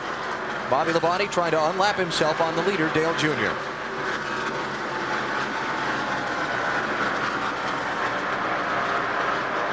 And here comes Junior. Boy, he brought that thing in hot. Got to get all you can. Yes, he can. Make all the time. That was one of the most aggressive moves I've seen off turn 4. Coming on to a very, some people think, wet pit road. Looks pretty dry to me, Bill. Drying out as we go. Decent breeze down here, Benny, helping that pit road area to dry. They warned about the 77, no problem there, because Blaney still sits in his stall. This will be 4 tires and fuel. Junior, another guy that's been very quiet on the radio so far today, hasn't complained about the car at all, so he'll get 4 tires, no chassis adjustments, then go right back out. Got to the front, and lose some positions here on pit road, and try and race his way back out there and see if anybody can catch the leader. New leader's the 22 of Ward Burton. Boy, and every time this happens, old Ed Clark, the general manager, president of this racetrack, he says, ka-ching, ka-ching. We're up to 11 lead changes because of the green flag stops. And we'll see how long 22 stays out before he bails out and heads for pit road. Now, like we were talking earlier, I think you need to come in as soon as you give up your tires. You give up so much track position when these guys are on fresh tires. Second place car, Dale Jarrett, agrees with you. He's headed for Matt. And Dale Jarrett makes his long way down pit road. He was complaining before the red flag that his car was loose in the gas above the corner. After the red flag, the same characteristic is taking place. You can see Rick Colson putting a track bar wrench in the back window. They're going to make a track bar adjustment. It's John Bryan. Remember, he was a gentleman hit at Homestead on pit road. Drops the jack. Jarrett's down and away. Ward Burton, Kyle Petty, Ricky Rudd, the three that have not stopped yet. Then it'll go back to Kurt Busch and Jeff Gordon.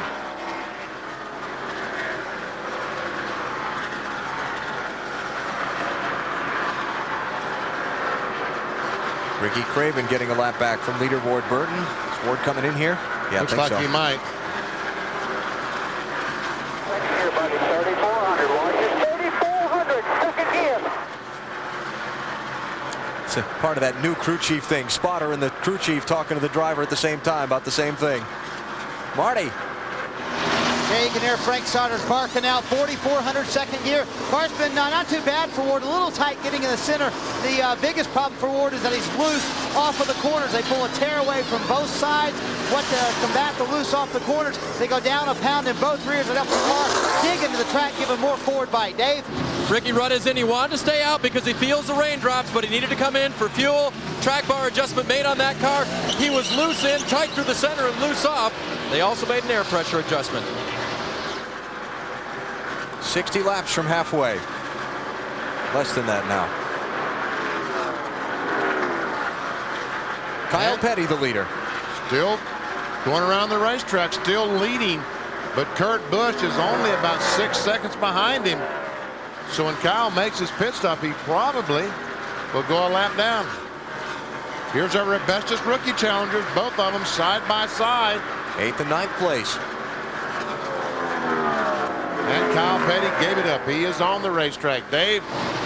And it is getting a little slick out here, feeling the sprinkles, but he comes to a good stop. His car was tight. He wanted the crew to make an air pressure adjustment to fix that. He's gone his entire fuel run now. Remember, he came in, had to go all the way to the back, and it cycled back around to the lead, but he had to give up the lead again. Crew completes its work on the left-hand side. Kyle leaves pit road. Good pit stop, boys. New leader, Kurt Busch. Whoa. That big loose right there. Did I hear somebody say it's really raining off turn 2? Yeah, I think that was Gordon, Benny, and Robbie Loomis just climbed down off the wagon to talk to the NASCAR officials about it. And yeah, I'm monitoring NASCAR race control, and there's a lot of radio traffic between a lot of drivers' pits and the control tower, saying it's starting to pick up. And we can see on the lens of our cameras it's starting to pick up. And let's face it, every one of these guys wants to keep racing, but you can't, not with these race cars and those slick tires.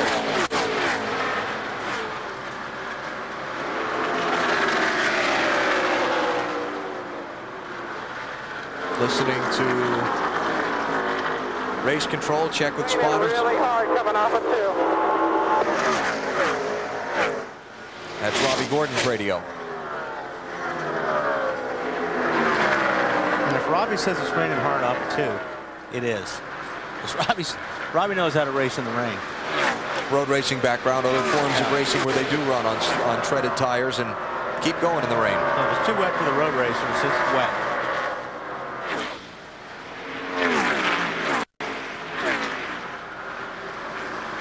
Still under green. Spotter in turn 3 says no rain.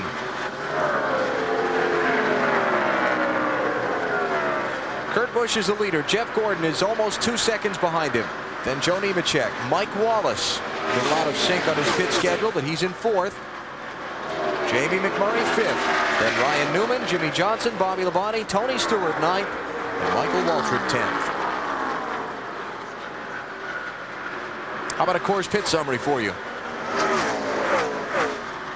All right, let's check it out. Jeff Gordon came out second. Kurt Busch came out first. Nemechek did not change. Just Kurt Busch picked up a position. They had a pretty good pit stop. Had a great pit. And he pitted after Jeff Gordon. Didn't Gordon pit first? Yes.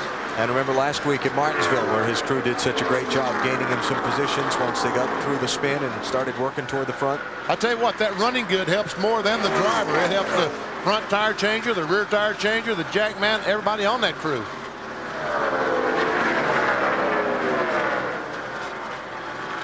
The NASCAR radio is a non-stop chatter, checking with the spotters in turns 2, 3, and 4 about whether or not there's enough rain coming down to stop this thing. Jimmy Johnson, Jeff Gordon, Tony Stewart, I'm sorry, top 2 in the championship. And they are racing for 6th and 7th, Matt. Besides racing, Kurt Busch, the leader, keeping an eye on the weather, just reported to his crew chief, Jimmy Finnig, the rain has stopped. That's good news. That's great news, Matt. Yes, it is. Let's let Matt talk more often. Want to? Because he brings good news. Benny, I have it all. Climate control issues, tire control issues. But right now, the rain has stopped. That's good news. Kurt Busch still trying to check out on the 24 car. The only thing you don't have, according to Tony Stewart, is hair control issues. Oh, wait a minute. He was the one that was affecting that. I'm sorry. Tony Stewart, this battle is going on about 10 seconds behind the leader, Kurt Busch. So that puts Tony up to 6th. And again, remember, he had some loose left front lug nuts on the pit stop just before the red flag for rain. Had to come back in once the field rolled off, restarted 32nd, and has rallied quite nicely.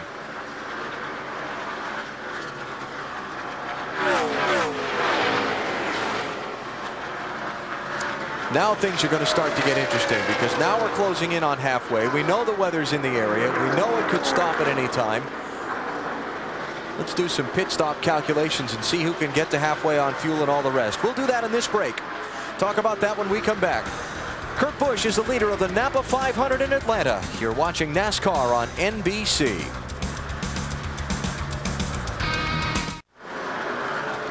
NASCAR on NBC, live from the Atlanta Motor Speedway, where the Napa 500 is ongoing after being delayed by rain for some 2.5 hours. Expecting to see the Gravity Games presented by Dodge on NBC? Next, maybe. We'll see how long we get this race thing going here. If we get all 500 miles, sorry, you're not going to see the Gravity Games today. If the rain comes in and shortens this thing, well, you never know. Kurt Busch is the race leader. Talking about our Craftsman Truck Series update first. 3 races to go in their season and a pretty good championship fight. Mike Bliss, Rick Crawford going to take it to the California Speedway next Saturday. Then Phoenix and Homestead, Florida after that. Now, fuel strategy. 162.5 laps is halfway through this race. A lot of the leaders pitted around lap 90, lap 86. Kurt Busch was in at 90, Jeff Gordon at 86. Tony Stewart was in at 96. Who can make it to halfway on fuel, and what's the thinking on pit road? Let's take you through the field, starting with Matt Yoakum. Well, Alan, the thinking has changed out in the 97 pit. They've calculated, then recalculated. First, they thought they could go to halfway for Kurt Busch on fuel. Now, it's lap 156 when they feel like they will have to pit. Bill. Jeff Gordon's car is tied in and loose off. As for the fuel mileage, right on the window, probably cannot make it to the halfway point. Dave, how about the 25? They can't make it either, Bill. They were one of the first cars to pit, and Joe Nemechek's car is getting a little bit tight from the middle to the out part of the corner. Marty? Well, Dave, Jamie McMurray's got a fast car in the 4th position. It's a little bit free right now, wants to go down on the track bar on the next stop. They cannot make it to halfway in that car. Bill? Remember, Tony Stewart is a little out of sequence with most of the front runners because they had that loose lug nut problem. That could turn out to be a very strange advantage because Tony Stewart can definitely make it to halfway. And when I asked, I got yes and a smile. Snyder?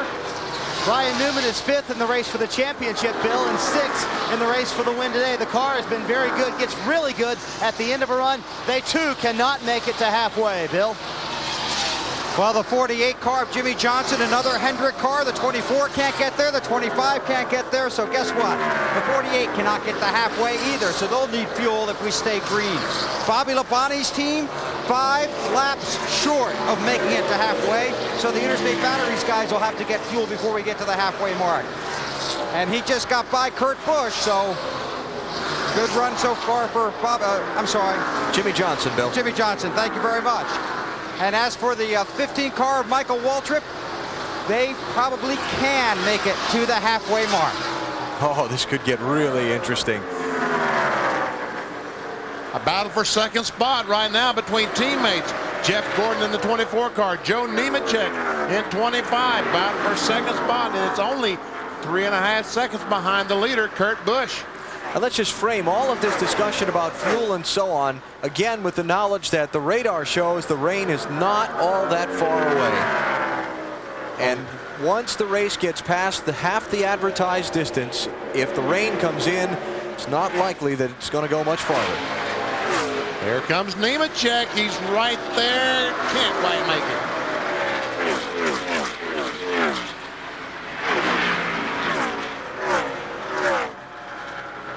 You know, Joe talked about the fact that new driver, new crew chief, a lot of new things with this 25 team from last year when Jerry Nadeau came within a half a lap of winning this race in that car, but it's sure running like they did before. I'll tell you what, he and Peter Suspenso, the new crew chief on this 25, have been doing a very good job. Dave, what you got on the 2.5? Well, Benny, when they got here this weekend, of course, they were practicing for qualifying runs, and the car was so good on a trick setup they tried that in race setup, and it didn't work. Saturday morning, they were really lost, but Peter Suspenso knew that the car had run very well before it broke at Charlotte. It's the same car. They put that setup on it, and in final practice, the car was extremely quick. That's the setup they went with for today's race. And of course, still a big question mark as to who will drive this 25 car for next season. Probably the most prime ride not yet filled for next year. A Hendrick Motorsports entry that has no driver listed yet. Well, Joe Nemechek right now is saying the best he can. He's saying, look at me, look at me. Really, if you think about it, it's about the ride left where the so-called silly season is concerned.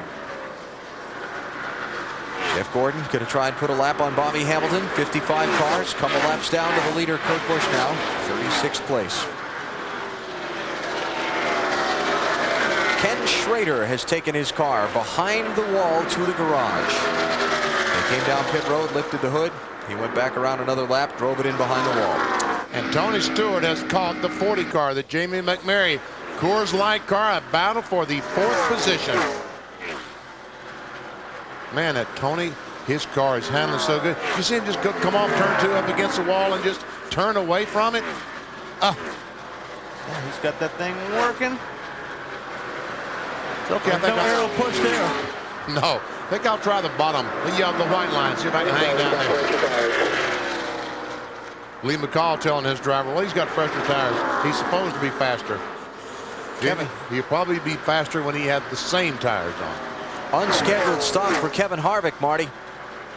He's given up a lot of track position now, and he said this set of tires just will not stick. Something's wrong with them. They just don't match up with the car right now. So it was bad enough, obviously, they decided to give up all the track position they had. He was running 25th to come down pit road, take on 4 tires. They pull the fenders away. He gets off pit road, obviously a little bit upset right now. Well, if everybody else has to come in for fuel before halfway and he can run past halfway and the weather comes in, he may be okay. If the caution comes out, he could be in trouble. Yep.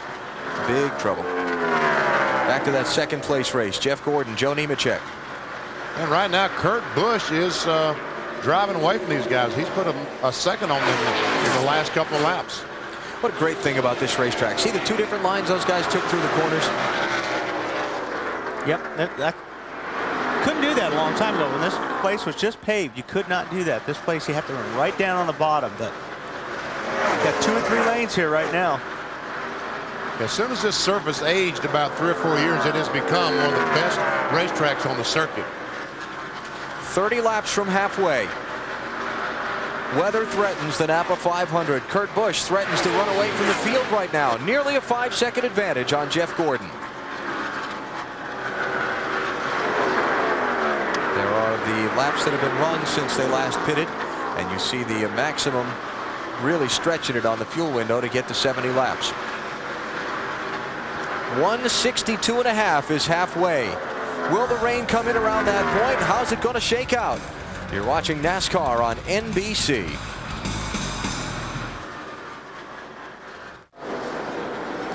Back at the Atlanta Motor Speedway, caution is out. The second place man in the championship has just had a spin in turn 4, Jimmy Johnson. Well, I don't think he hit anything.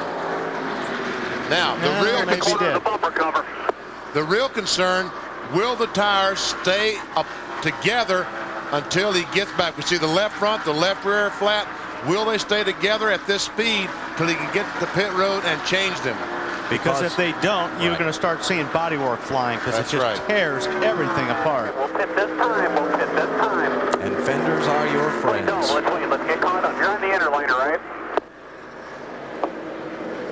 You okay, buddy? I'm fine. I'm just afraid the tires are going to go apart.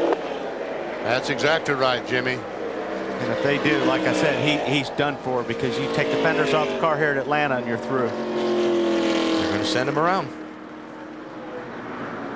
Where is the leader? 3. Right front flat, too. All of them are. Yeah. I'm sure all 4 of them. Flat spotted. You know, you get on the brakes here at Atlanta at 190 mile an hour, you're pretty much going to flat spot all your tires. And the inner liner they were talking about on the radio. One's starting to come apart. One of the tires. And here are all the leaders coming down pit road. The guys are on the lead lap. 19 of them on the lead lap. Dave? Joe Nemechek's car was a little bit tight. They're going to take some air pressure out of the right front tire. A 4-tire stop for Joe, sending him back out full of fuel. Matt? And the 97 of Kurt Busch slides to a stop a little bit off in his pit box. No adjustment. The car a little free, but they feel like as the temperatures come down, and the track will tighten this race car up. They're barely able to, they're going to have trouble getting the jack down. They barely get Scott Riddell. There he is, Scott Radel to Weber. Jeff Gordon in the 24, Tony Stewart in the 20. Gordon's on his way, was tight in the middle. They made an air pressure adjustment. Stewart's car also tight. They wanted to lower the track bar, 4 tires and fuel, Marty. Bill Jamie McMurray came in 5th. He was a little too free down a very small half round on the track bar. Car's pretty good through 3 and 4. That's the best place they are on the track, however. All right, the 48 cars. Here we are, guys. Looks They're going to like have to make this a quickie. Yeah, they are going to because the pace car is still going in turn 3. They asked him the last time by where was the pace car? The same spot. Left side tires first. Left side tires. We're only going to do 2 tires. I want to fix the damage on the left front. Left side tires. I think they're going to change left first. You would think so. Wonder if he knows the right sides are flat too. Bill? Well, guess what? They're going to change left side tires first. And obviously, that's because they don't want to get trapped by the pace car. Looking for any damage underneath that front left tire, looking in the wheel well, didn't see anything or nothing they're going to fix now. He's got left side tires. Off to limp that thing around and then come back in. And he's almost... We're on that seam. We're going to come back in and change right side tires. Stayed on the lead lap. He's going to have the hustle, though, now in order to be able to come back in and get the job done. Because the pace car is only about 300 yards behind him. Okay, let's back up and take a couple of things in reverse order. First, here's the race off pit road. Wow. Nemechek. How about that? Good race. Gordon. Nice job, 25 crew. And what Matt Yoakum was trying to tell you, and here's the spin by Johnson. Easy. And You're clear. Mike Waltrip said, on board with Jimmy. Go, buddy.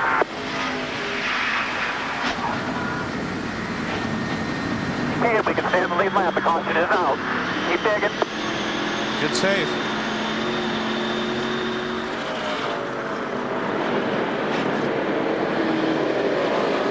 Little 175 mile an hour slide. It's back in, Bill. Yeah, they're going to work on the right side this time, put on the right side tires and try and work on the body of the car, making a major chassis adjustment to try and help out the handling of it.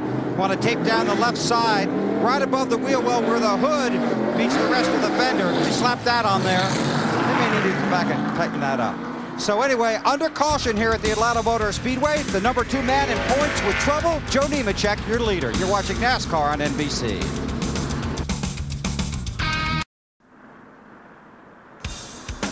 NBC's coverage of the Napa 500 is brought to you by Ford, no boundaries. By Walmart, always low prices, always. By Rocky Mountain Cold Coors Light, cold down easy. By UPS, official delivery company of NASCAR. We want to race the truck. People love the truck. And by Autotrader.com, the biggest, best used car site on the planet. Going to get the 1 lap to go signal when the field comes to the start-finish line this time by. We will restart the Napa 500 with Joe Nemechek, now the race leader. Kurt Busch had a couple struggles on his pit stop a minute ago. Yeah, what Matt Yoakum was trying to tell you just a moment ago is the distance between the car and the wall there is too little for the jack man to get the jack handle to go up and down. He can only put 4 or 5 short strokes on it. Should be able to raise that car in 1 stroke or no more than 2. Let's take another look, and you'll see when the jack man comes around. And for some reason, Kurt is revving the engine. Now watch when the jack handle, he tries to go down. 1, 2, 3. Finally. 4. They finally get the car off the ground. Simply because the car is too close to the wall. Right, Matt? Benny, you're exactly right. Scott Radel was working that jack, but it was too close to the wall. What Kurt Busch said, he just apologized to the team. He said that he was trying to get all he could on pit road. The car got a little hung up in gear. That's why he slid into his box and slid too close to the wall. A costly mistake because they know the rain is coming. And they realize the 20 car, Tony Stewart's racing for a championship. They're racing for a win. It's going to get tense here. We got about 20 laps to halfway. Everybody's good on fuel. Now it's a drag race. Or we've got 60 or 70 laps to the next pit stop. Oh, by the way, on the 30 lead change guarantee, we got the word from the track that the 30 lead change guarantee is good if the race goes its full 325 scheduled laps. Did you really think any otherwise? No, really. But it was worth asking. Hey, we're trying. We're here for the fans, right, Wally? Yeah, sir. Green flag. Green. Rusty Wallace going to try and get a lap back from leader Joe Nemechek. Rusty, the first car, 1 lap down in 20th place. Does he open the door for the second place car? Yes, he does. Here comes Jeff Gordon by Nemechek, by Rusty, taking the lead. That would be lead change 15. All right, so everybody's got fresh tires. Everybody's got a full load of gasoline. And Robbie Gordon gets under Tony Stewart and just pushes him up the hill. Yep, I saw that.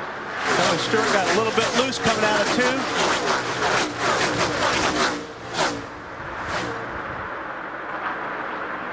And there's Kurt Busch, the 97 car, going by Jeremy Mayfield. Jeremy is a lap down in the 19.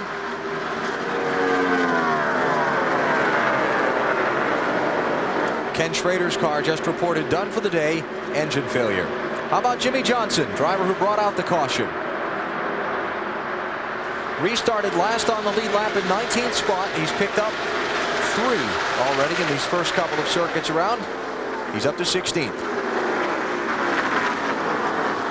Bill, what's he saying about the car? He hasn't said much of anything, Benny, but Chad Knaus told him before they went back to green that the tape on the hood was just simply to cover the seam, that the fenders look good, the spoiler looks good, that the car looks good, we're going to be fine. So far, he's right. Well, got a lot of traffic. Yeah. Wow, look at that. By Johnson having that problem and dropping back there.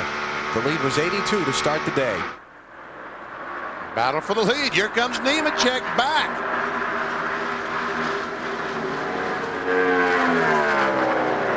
Nemechek, that UAW car, good horse today.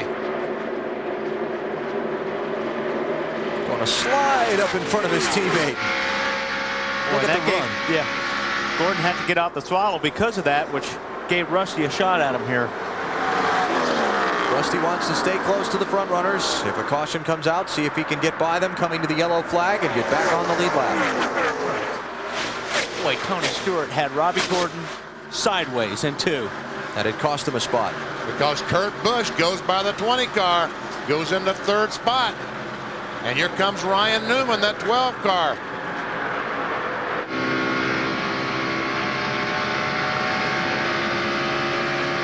Weber, Tony Stewart's car does not look as dominant right now as it did earlier. Are they saying anything? He's saying some stuff, but it's not about his car. Oh, sorry. We'll be talking about the other drivers, I'm assuming. Yeah, he's not real happy with some of his fellow competitors out there on the track. Another car with orange trim on it, perhaps? Ah, well, could be. This actually started back earlier. I think Robbie did the same thing to Tony, but that was a little bit of a payback deal. Oh, and you know something? There's no way Tony Stewart knew that Kurt Busch was out there. No. It was just luck that he didn't come up and slam in the side of Kurt Busch. And that was a good save on Robbie's part. Yes, it was. Robbie Gordon in the 31 is 22nd place. 1, 2, 3, third car, 1 lap down. Joe Nemechek leads. Jeff Gordon is second. This is the race for third. Kurt Busch and Tony Stewart. Ryan Newman runs behind them in fifth. And it's Jamie McMurray, Matt Kenseth, Dale Jarrett, Bobby Labonte, and Michael Waltrip. Tony's down on the bottom. I tell you what, looked like it just took a few laps for that 20 car to get going. And now he looks like the car we've seen all day.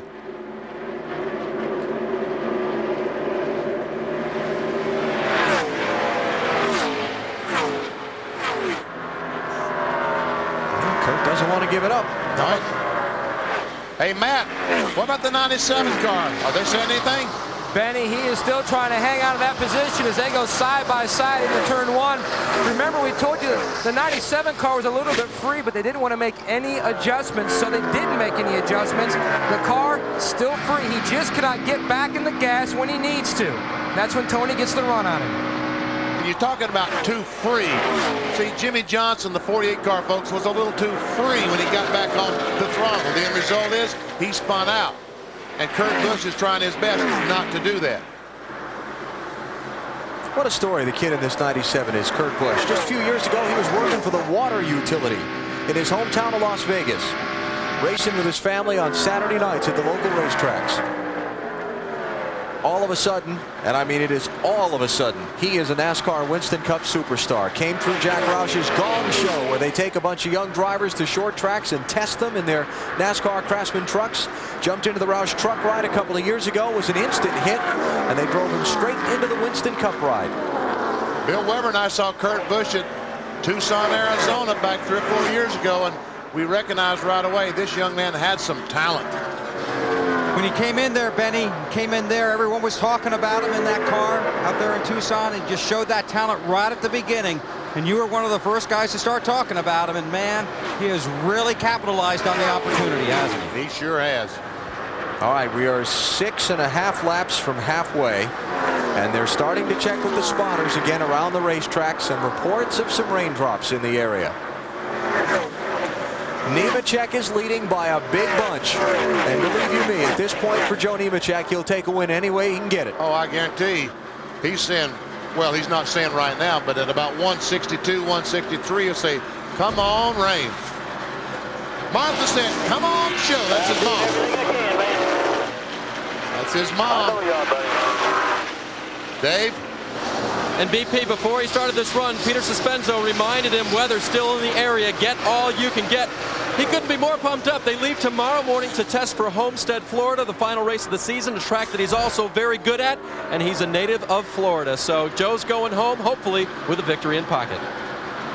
Joe needs to keep standing on it. He's got 2 guys behind him that are catching him. And Tony Stewart trying to get back underneath Rusty Wallace to stay in contact with Jeff Gordon. Stewart has closed the gap on Gordon quickly after disposing of Kurt Busch. Oh, yes, he has. It took a couple of laps for that 20 car to get going, but once it did get going, he's got himself a ride today. And Benny, that was the traffic because they made a track bar adjustment on that last stop. They had gone up on the track bar a half round. That last stop, they went back down on the track bar a half round, putting the car back where it was at the beginning of the race. Remember how good it was then? Yeah, I'm seeing how good it is right now, Bill. Very, very good. Stewart has caught Gordon. They're a second and a third behind Nemechek. Here goes Stewart, going to dig down at that white line. Oh, not quite. And Joe wants to see these guys run side by side for a long time. Because right now, Nemechek's car is starting to come back to the field. Now the radio traffic is about a piece of debris on the backstretch, but it's been confirmed by a NASCAR spotter to be a piece of rubber that's been picked up. Apparently Derek Cope's car has now picked it up and kicked it out of the way. So. Oh, that's a good thing. Attaboy, Derek. Good job. So we stay under green. Yes. And get closer to the halfway point. As a matter of fact, one of the cars is on pit road. That would be Derek Cope's car. So it sounds like maybe that was a problem with his car. or that did something to his car. Meanwhile, the battle rages on for second spot. Probably plugged up the grill opening if he picked up a piece of rubber off the track that was big enough for the drivers to notice. Speeds at the line, Tony Stewart, Jeff Gordon, Jamie McMurray. And you notice that the leader, Joe Nemechek, none of the top three.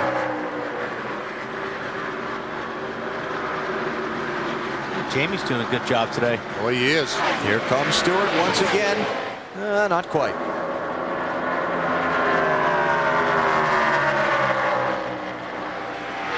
Another lap and a half, and we'll have reached the official midway point of the race.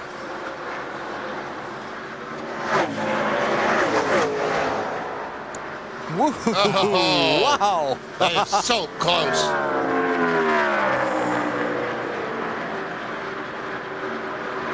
For second place. Two of the superstars of NASCAR racing, Stewart and Gordon, go at it. Stewart finally gets the spot. Now, when the leader Nemechek gets about halfway down the backstretch, he'll have completed half the advertised distance of the race. Now he wants it to rain. So it will be an official race right about, there.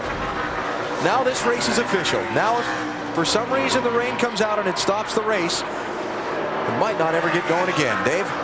And it is sprinkling down here, Alan. Remember the last time that Joe won was 32 races ago at Rockingham. And one of the biggest disappointments of the day, his wife Andrea wasn't there to see it. His family very, very involved in what he does, very supportive, and usually at the track. We saw his mother Martha on our screen just a little while ago. Well, Andrea's here today, and she's cheering Joe on, hoping she can hold off that 20 car. Two NASCAR Winston Cup victories for Joe Nemechek's career. One, the one last fall at Rockingham. The other coming at the New Hampshire International Speedway, driving for Felix Sabates a couple of years back. If he looks in the rearview mirror, the great pumpkin will be growing larger.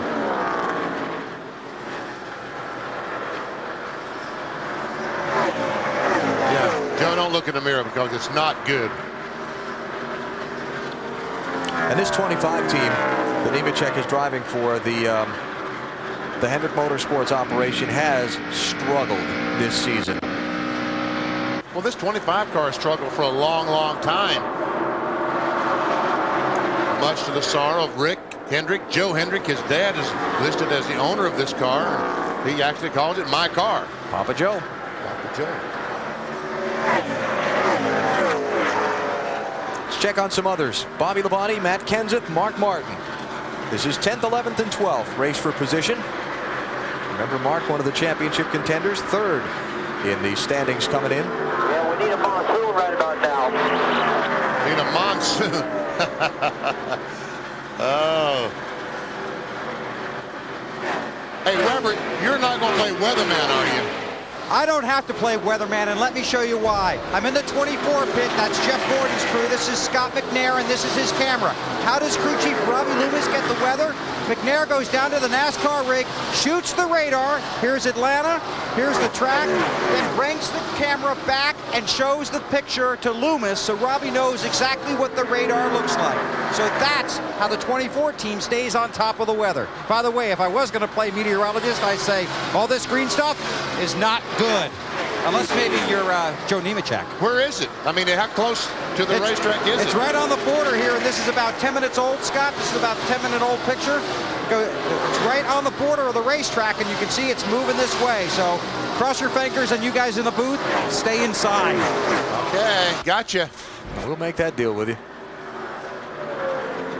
Tony Stewart is closing on the leader as we continue to watch Mark Martin try and move forward. Got by Matt Kenseth. Mark moved to 11th spot. Now he's working on Bobby Labonte for 10th. Labonte in the green 18.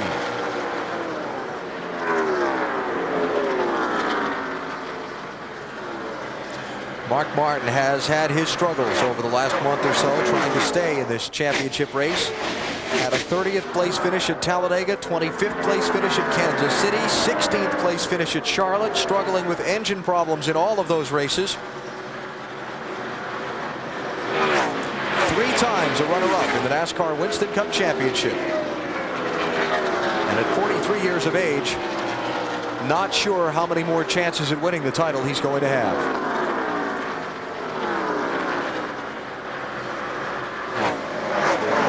Great time. You know, that's one reason Mark Martin right now does not get his hopes built up. When you talk about him about the championship, well, if I win it, I win it, because he's been disappointed 3 times. And there's only so much disappointment you can stand in this life. How about the leaders? What about them? There they are. Nemechek's closing. Stewart's closing, rather, on Nemechek. Yeah, but a lot smaller than. I mean, he made a big gain on Joe, and then all of a sudden, boom. He got to a point where he's just making little gains now. Speeds at the line here. I think we're going to see that Kurt Busch is pretty fast right now. Well, only 3rd best. But he is faster than Jeff Gordon and is closing down on him. Junior. How about Junior? 6th place. Junior doesn't want to see the rain, does he? Bill, they're not talking about rain down in the 8 pit, are they? Nope, and they're having a great run, because on the last pit stop, Tony Eury Jr. had a lug nut fall off the right rear, so they had an 18.25-second pit stop, dropped him all the way back to almost 20th. He's worked his way back up to 6th. A great run for Junior. Tony Stewart is there. Those little gains he's making on Nemechek are adding up. Oh, yeah. He's definitely catching them. But and about this racetrack, it's, you know, we say a lot of times, well, catching them one thing is passing them is another. At this racetrack, it doesn't apply, because you can run an entire different spot on the racetrack, and if you can't catch them, you can pass them. yeah, that's right. And I think Joe's doing everything he can right now, and he's using all the racetrack. And I think if Tony gets up beside him, take that track away from him, he'll take that position away pretty quick. Hey, the last transmission from Tony to the crew, make no mistake, I'm coming. The Great Pumpkin. About to show Linus what leading this race looks like again. Last time Tony Stewart led, he led the first 19 laps under green. He led a few more in that last cycle of green flag pit stops, but he got cycled all the way back to 32nd place. And they had some lug nuts get left loose on an early pit stop, and he had to come in again just after the red flag for rain. He lost a little ground that time to Nemechek. Went up and tried that high line in 1 and 2, and I don't think it worked as well as the other line he'd been taking. But remember, Joe, too, you know, he's running for a championship, so he's going to be a little careful, buddy. Peter saying, remember, that's the points leader. He's trying to win a championship. It's his 3rd place. Jeff Gordon, Kurt Busch, Matt Yoakum. Allen, the 97 car, had been the fastest car in the top 4 up until the last 4 laps when he started reeling in Jeff Gordon. When he got close to Gordon, the lap time started to fall. They're hoping that they can make it to their next stop before the rains come, because they feel like with one adjustment, this car can go from a 4th place to 1st place winning car. They just need the time. It's going to be in about another 30 laps before we see anybody on pit road, if there's no caution flag. So we've got a little ways to get to that point.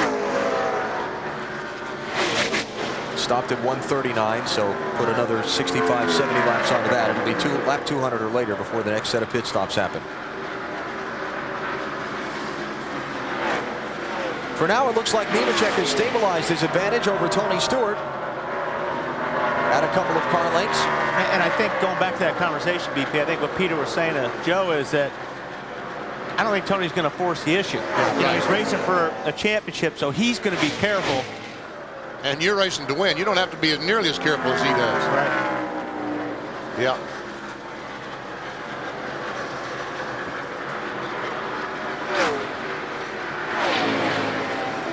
So Nemechek leads the Napa 500 at the Atlanta Motor Speedway, just past halfway. Tony Stewart saying, here I come again. No change up front as NASCAR on NBC comes to you from the Atlanta Motor Speedway. The Napa 500 delayed by rain 2.5 hours. It's past halfway with Joe Nemechek leading Tony Stewart. And Kurt Busch in the 97 car just gone by Jeff Gordon, the 24, to take away the 3rd spot. You'd only been working them for about the last 15 minutes. NBC tonight, a special Halloween episode of Boomtown. 10/9 Central tonight on NBC. Check it out. It's like a day at Wally's house. Looks like he's playing Jesse James. May have to watch that. Dale Earnhardt Jr. working Jamie McMurray for 5th place and through.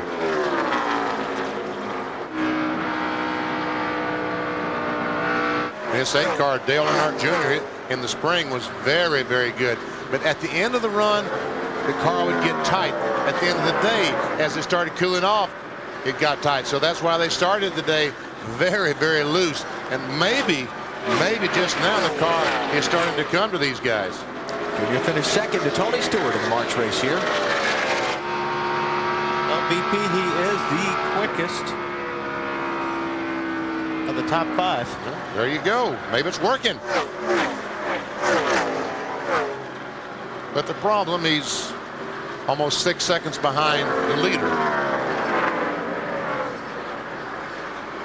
Well, let's see if he's the fastest here in this last lap.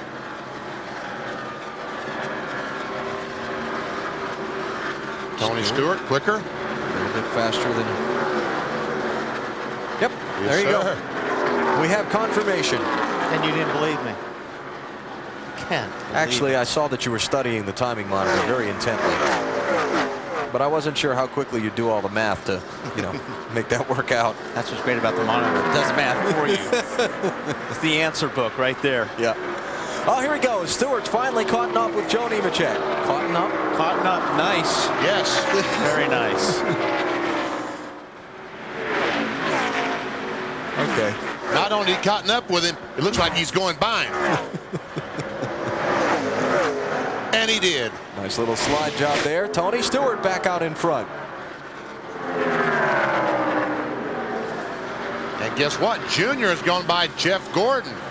Moved into the 4th position.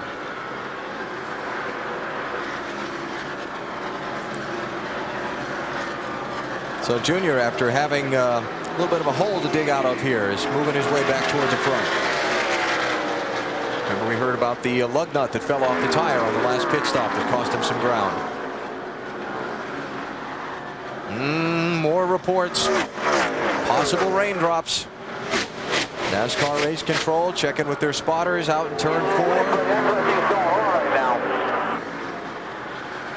And we're maybe 15 laps at the most from another set of pit stops for the leaders. Oh, man. Wouldn't you hate to start making your pit stop and then it start raining? Boy, these crew chiefs are earning their money today. Keeping up the adjustments with the racetrack as the conditions and the temperatures changed. And look at Junior's car just going to turn left. Wasn't that beautiful? all right, as we come up on another set of pit stops and the weather threatens, let's check the front of the field out. Bill, how about the leader? Started on the pole because the field was lined up by the NASCAR rulebook. Tony Stewart back in front has worked his way there. Also had the lug nut problem. They've come back from that. 2 laps ago, after he took the lead, he said, let's see a little excitement on the pit wall next time by. So his whole crew got up on the pit wall, jumping up and down when he went by. Tony Stewart leads, being chased by the 25. Let's check on Joe. And Bill, the 25 crew cheering their man on too, but for a while they had to do it the old-fashioned way. The DirecTV system lost its signal, and they had to reboot the computer. So for about 2 minutes, they had to watch manually. And unfortunately, they had to watch their guy go back behind Tony Stewart. Matt?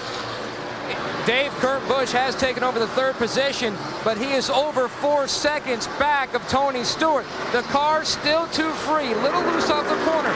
They're going to make the air pressure adjustment in the right rear that they didn't make on the last stop. Just as the 8 car makes the pass. Bill? And he's just flying, Matt. Earnhardt Jr. is having a tremendous run. Just talked to Tony Eury Jr. Said no communication from the car. Remember, they had the lug nut fall off, put it back on. 18.25 second pit stop. Has marched his way all the way up to the 3rd position. We already talked about the 97. We can drop back and talk about the 24 of Jeff Gordon. And you can sum it up, one word, tight. That car has gotten tight deep into every run so far. Same problem now for the 24. Marty, how about the 40? Bill, Jamie McMurray Matt Murray's doing an outstanding job out on the racetrack right now. He's stayed in the top 10 all day long. Just a little bit loose right now. They're talking about an air pressure adjustment. His spotter, Lauren Renier, says that's an unusual line you're taking through 1 and 2. But you know what? I like it. Behind him, Ryan Newman on the track started free on this run. Then he said it got drivable. Now it's a little too tight. They're talking about maybe no adjustments for Newman. Car very, very good on the longer run. Mark Martin has really come to life. He says, we're gaining on it. We're coming to him. The car's gotten a lot better for Mark. He is up to 8th. They were loose early in this race. Now they're a little too tight. Matt? Marty Dale Jarrett runs in the 9th position, had climbed up to 7th. His car free. They had made a wedge adjustment on the last stop, but the car is just sliding around too much in the corners. Now running in the 9th position, 7.5 seconds back.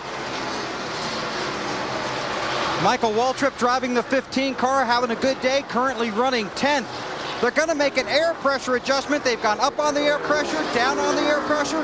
Now they're going to try and find a medium air pressure that Michael seems to like. Good run, though, currently in 10th. Alan?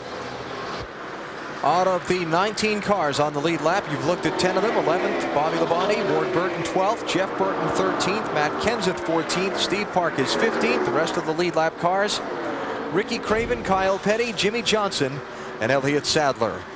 So that's the rain dance? Is that Jason Shapiro? He or Scott Deal won.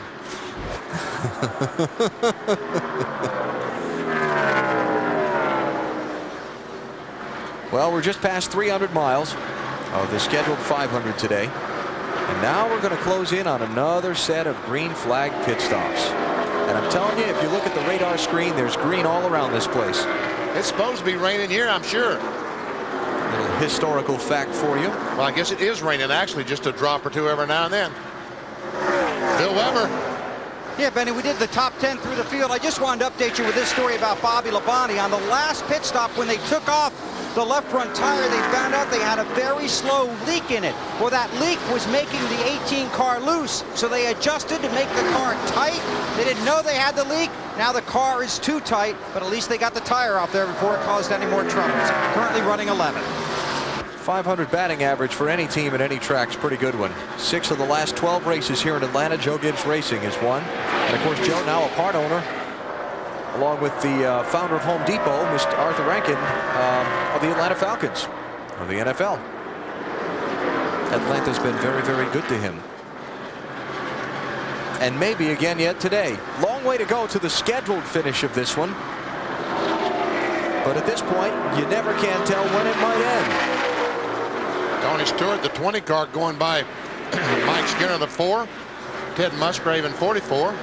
You're going to put them a second lap down. Those guys were battling back 28th, 29th. So these guys will run as far as they can on this tank of fuel, but they're going to have to come in shortly and then hope that everybody else has to pit in rather rapid succession. I mean, that's all can happen. You're right, Alan. They stop when they have to, and they run out of gas. They stop. They put on tires.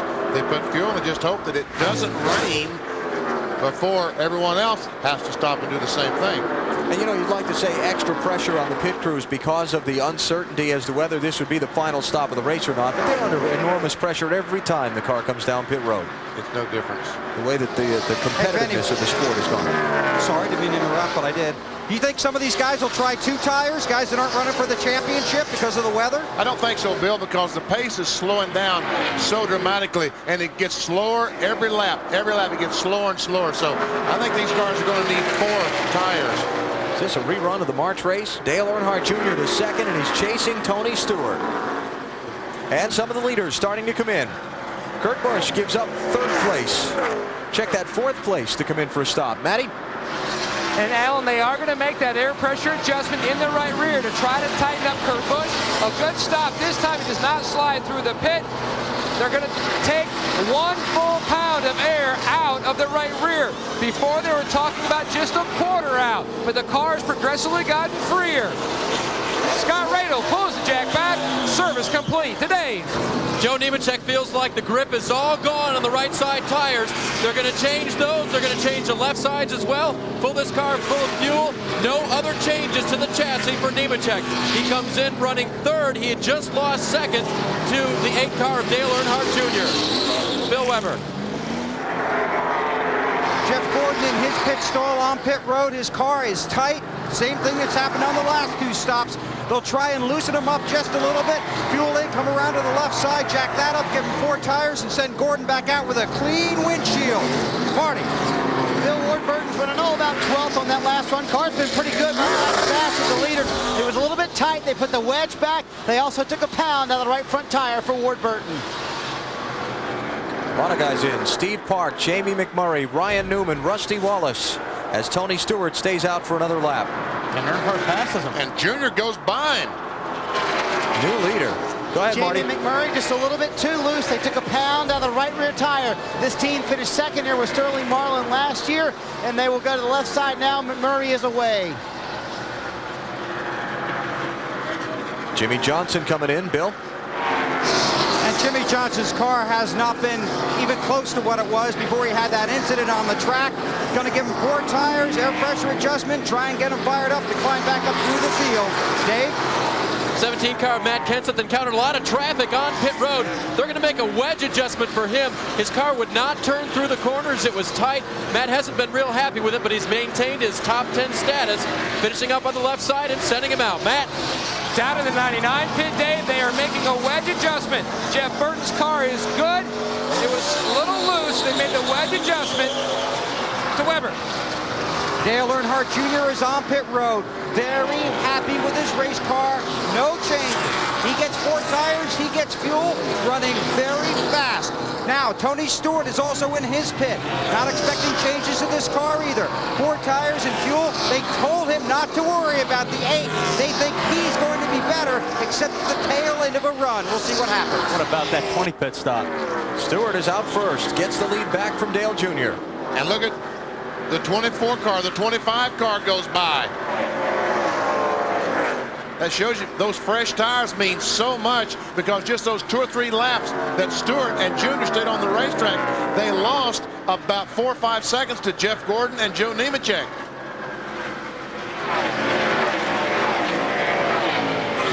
And Kurt Busch is in front of all those guys by a great deal. Yep. So Kurt Busch is the leader, and he was the first one to stop of all those guys. And get advantage of those 4 fresh tires.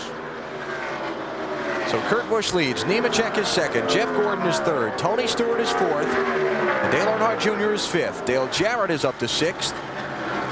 Seventh will be Jamie McMurray. Ryan Newman is eighth. Mark Martin ninth. Michael Waltrip is 10th. Jimmy Johnson, second in the championship, is all the way back in 19th spot. Now we need to see Jimmy Finning doing a rain dance. Yeah. You know what's going to happen. This thing's going to run to its full distance. Oh, yeah. Because the rain's been flirting with this racetrack all day. It's going to run to the full distance now. That's good. Perfect. Crazy Ed's bargain basement may stand a chance. 19 lead changes so far. Kurt Busch out in front, latest driver to pace the Napa 500. Live from Atlanta, you're watching NASCAR on NBC.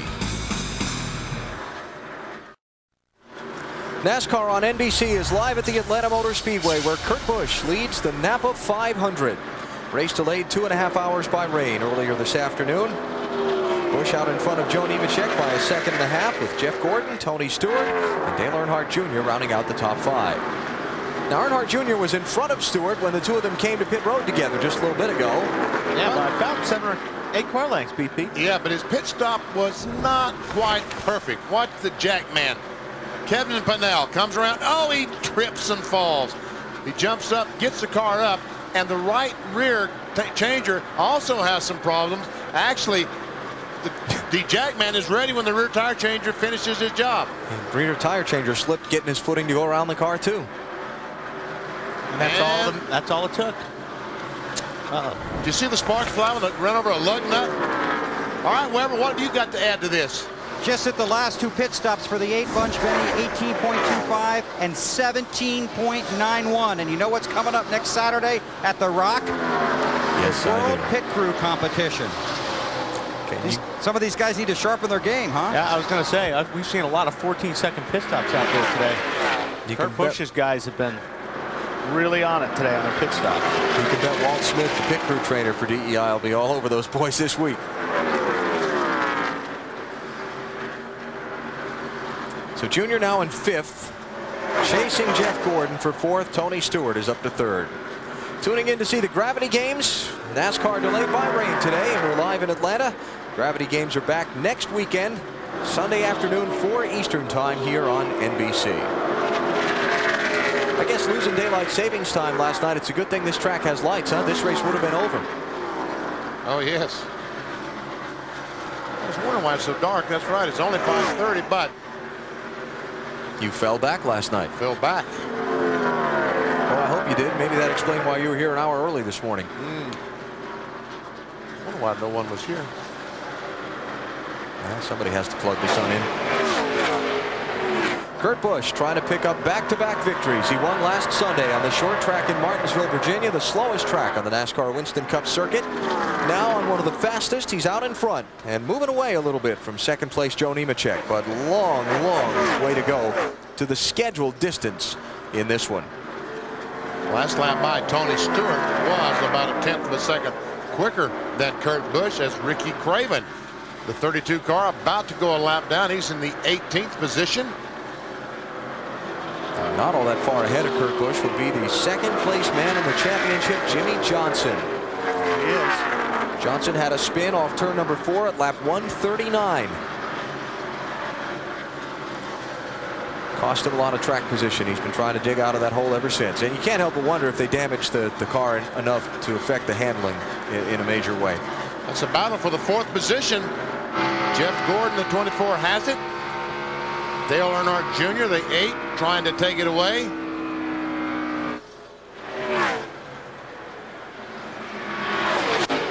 Pushing Todd Bodine's car to the garage. He came down pit road a moment ago. They lifted the hood on the Discover Card machine. Looks like he'll go out of the race.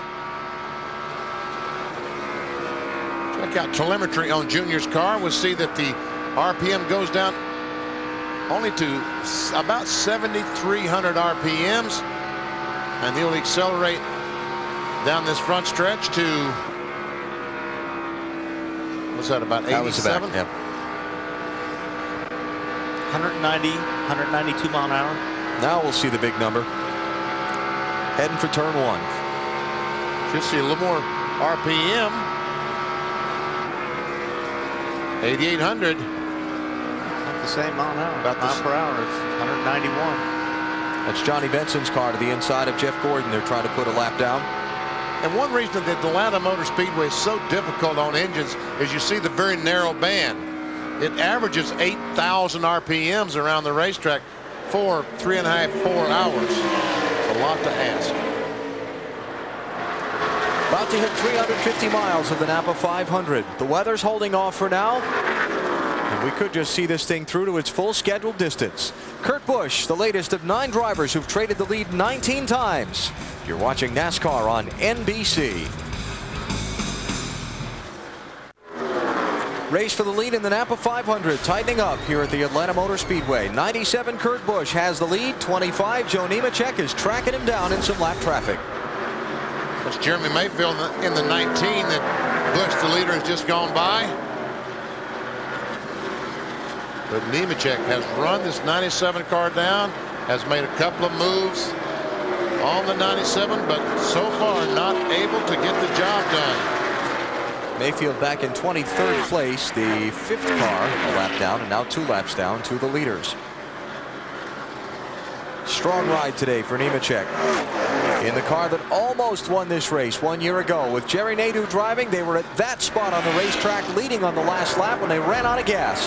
Bobby Labonte passed them off turn 4 and came to the win. There's Martha, Joe's mom.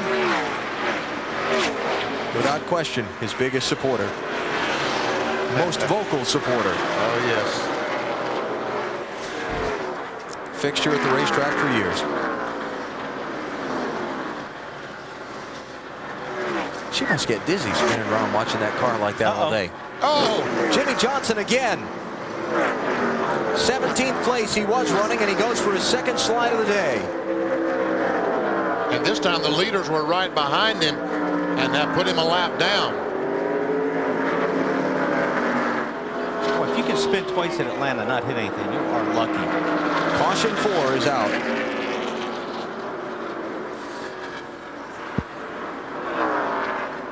Well, oh man, Now you got to make some pit stops.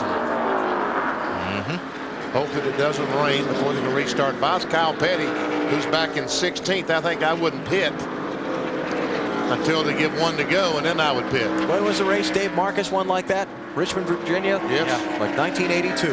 Yes, I remember it well. Stayed out on the racetrack. Everybody else pitted. It started raining before he stopped, and they never went back to green, and he won the race.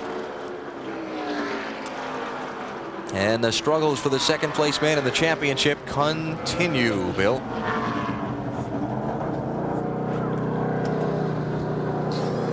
It's been another tough day for Jimmy Johnson. Came in second in the points. Another second on-track incident. Changed the right sides, come around, changed the left side tires off the start at the end of the longest line. But came in with such high hopes and such a positive attitude. But a frustrating day for the 48 bunch. Oh, those raindrops we see in the lights? Oh, that is raindrops. Oh, boy. Yeah, it's raining pretty good down here now. You're right, Benny. Definitely some guys are going to stay out. Who comes in, who stays out? We'll keep an eye on who might stay out while we watch the leaders come to pit road. Oh, my goodness.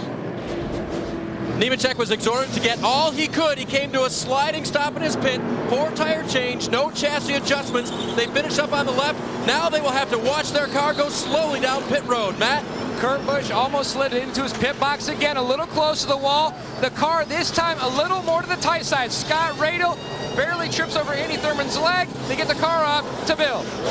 Tony Stewart said he's just a little bit tight, but would like to be that way under these conditions. Waiting on the left rear. He's on his way. It's going to be close with the 97. I can't believe nobody stayed out. I can't believe that Kyle Petty, who was the last car on the lead lap, pitted. I can't believe it. Barney. Well, guys, Jamie McMurray came in 7th. He wants to be just a little bit tighter. He said the car's not bad. We just need some track position. This caution will help that out just a little bit, and they made no adjustments on his stop. I'm with you, BP. I can't believe Kyle didn't stay out there. Well, maybe they'll go back to racing. Maybe. All right, what put us under the caution flag? Jimmy Johnson's spin. See if we can get a conclusion as to its cause. Right under the billboard. Oh, here he comes. He was right in the middle of the track, too. Like last time. Well, last time he spun by himself. Yeah, but he was way up high, you know, in the marbles. Pushing hard to stay in front of the leader and stay on the lead lap. I would guess that was it, because we saw Kurt Busch right behind him. Let's go on board with him and see what it's like to spin out about 170.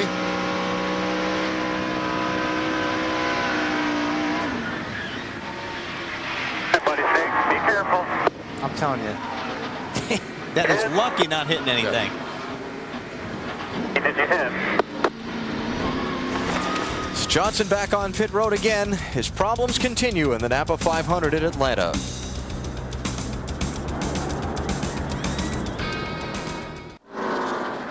Getting set to go back racing in the Napa 500. One more lap before the restart. Next Sunday, 3 Eastern, NBC presents the New York City Marathon. The world's best distance runners gathering in the Big Apple. Go through all the boroughs in their 26-mile test. Sunday, 3 Eastern, the New York City Marathon on NBC. How long does it take those guys to run that marathon? About 2 hours and a half? 26 miles? What is it, about three hours? I don't know. I thought it was 2 hours and a half. But anyway, these guys cover 26 miles in 9 minutes. 9 minutes. Oh. Okay. At this track. Guess what? Wally did the math for us. They're not. No. I'm told they are not. I repeat, not going green, and that's not good news for everyone behind Kurt Busch. Jimmy Johnson, 22nd place now. Mark Martin would take over second in the championship if things end as they are now, and Tony Stewart would almost double his margin over second place. Mark Martin is running 8th now. Next weekend, it's on to Rockingham, North Carolina, the High Bank Mile track there. Coverage beginning on Friday on TNT with Bud Pole qualifying. Then Saturday, Winston Cup happy hour, followed by the NASCAR Busch Series race. Coverage at 1 Eastern time for the Busch Series race. Next Sunday, noon Eastern time. 3 races to go at that point. Winston Cup racing from Rockingham, TNT next weekend. And that's another racetrack. Well, it's a mile racetrack, but we'll see the cars on the top of the racetrack, cars on the bottom of the racetrack. Oh, we see some great racing there. And tires go away quickly, so a fellow can come in, put on fresh tires, and make up a lap. It's exciting racing at the Rock. All right, here in Atlanta, They are coming to the green flag. Well, that's good news. 88 laps to go. We're just past the 350-mile mark in this one. And there's Jimmy Johnson continuing to struggle. I said at the top of the broadcast, whose day would, as far as championship fortunes were concerned, who would finish well today and whose title bid would take a turn for the worse. Johnson's has taken 2 turns for the worse. 2 separate spins today. Okay, pace car is off. Cars are coming down to the line. Green, green, green.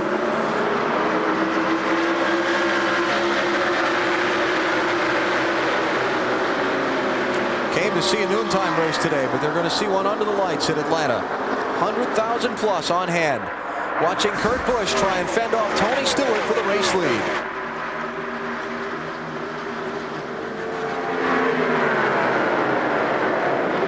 Sixteen cars on the lead lap trying to settle this one.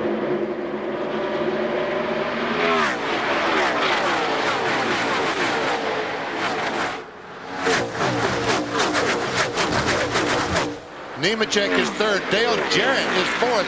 Dale Earnhardt Jr. 5th. And boy, Jr. is bottoming out big time going down in turn 1.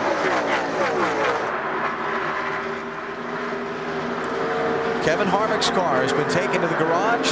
Done for the day. Engine failure. Todd Bodine done for the day. Engine failure. They join Ken Schrader, who also lost an engine earlier, and John Andretti, who was involved in a crash at lap 6. Nemechek put some heat on Tony Stewart for 2nd spot. And look at this battle. Man, oh man. That is an uncomfortable place to be. Ryan Newman in the 12 on the lead lap in that fight. Here comes Joe Nemechek for 2nd. But almost all day we've seen Tony Stewart's car. It takes him about 10 laps to get it going. But once he gets it going, look out. Dave, what about the 25 car? Well, BP, they radioed to Joe. Remember that Stewart is running for a championship. You might use that to your advantage because he's probably being a little bit cautious. And remember yesterday when Nemechek ran his part-time, the car that he owns here in the Busch Series, well, they were in it to win. That's why they didn't stop for fuel late. They were trying anything they could to win. Points don't matter to Joe in either case. Dale Jarrett challenging Stewart for 3rd. Farthest up front, Jarrett's been all day. And Dale Jr. going to get in it, make it a 3-way scrap. Junior had aspirations of making it 3 wide off turn 4. And look at TJ do that slide job on Tony. Now Junior's going to try to do the same thing. Caution for rain. Coming back to the caution flag. This could be the finish of the green flag racing today. Kurt Busch is out in front looking to make it back-to-back victories. He'll cleanly get off turn number 4 to the caution flag. Watch the rest of the charge to the yellow. Stewart will come to the stripe 4th.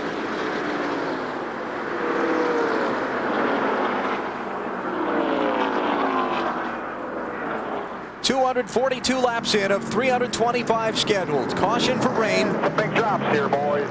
Yeah, you think, Kurt? Talked about earlier, he talked about those dime-sized drops hitting the windshield. And folks, when rain hits the windshield on a race car at 190 miles per hour, it doesn't take much to be a dime-sized piece of rain. It's like hitting a horsefly at 65 on the interstate. Yeah. Jimmy Fennig on the right of the picture, the crew chief. Sean Parker left, the car chief. The brain trust behind the operation here of this 97 car. Let's talk. It's pretty bad here, boys. Let's see what Kurt can tell. Hey, Kurt, Benny Parsons, you got me? Hey, Benny, you radioed at a great time. Hey, how bad is it raining, buddy? Well, I told you about those dime-sized pellets, and they're on the back straightaway, or turn 1 and towards turn 4, so it's coming straight towards you guys in the booth. And they're dime-sized now, not quarter-sized, dime-sized. Yeah, either way, we can't race in them. We've had a great run today, and at 25, I think the first 2 cars are the fastest cars on the track, so whether we go back to green or not, we're ready to race or we're ready to take the victory. You've been great so far. Hope for you that it rains. For the rest of them, Maybe not. Thanks, VP. Appreciate it.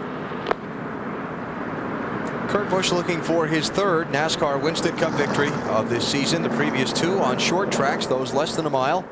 The half mile in Bristol, Tennessee back in the spring, and the half mile in Martinsville, Virginia 1 week ago today. But just think how disappointed that Joe Nemechek and Dale Jarrett are right now. Yeah. That it had to start raining. And again, I think they'll all agree that they can't race in this kind of weather.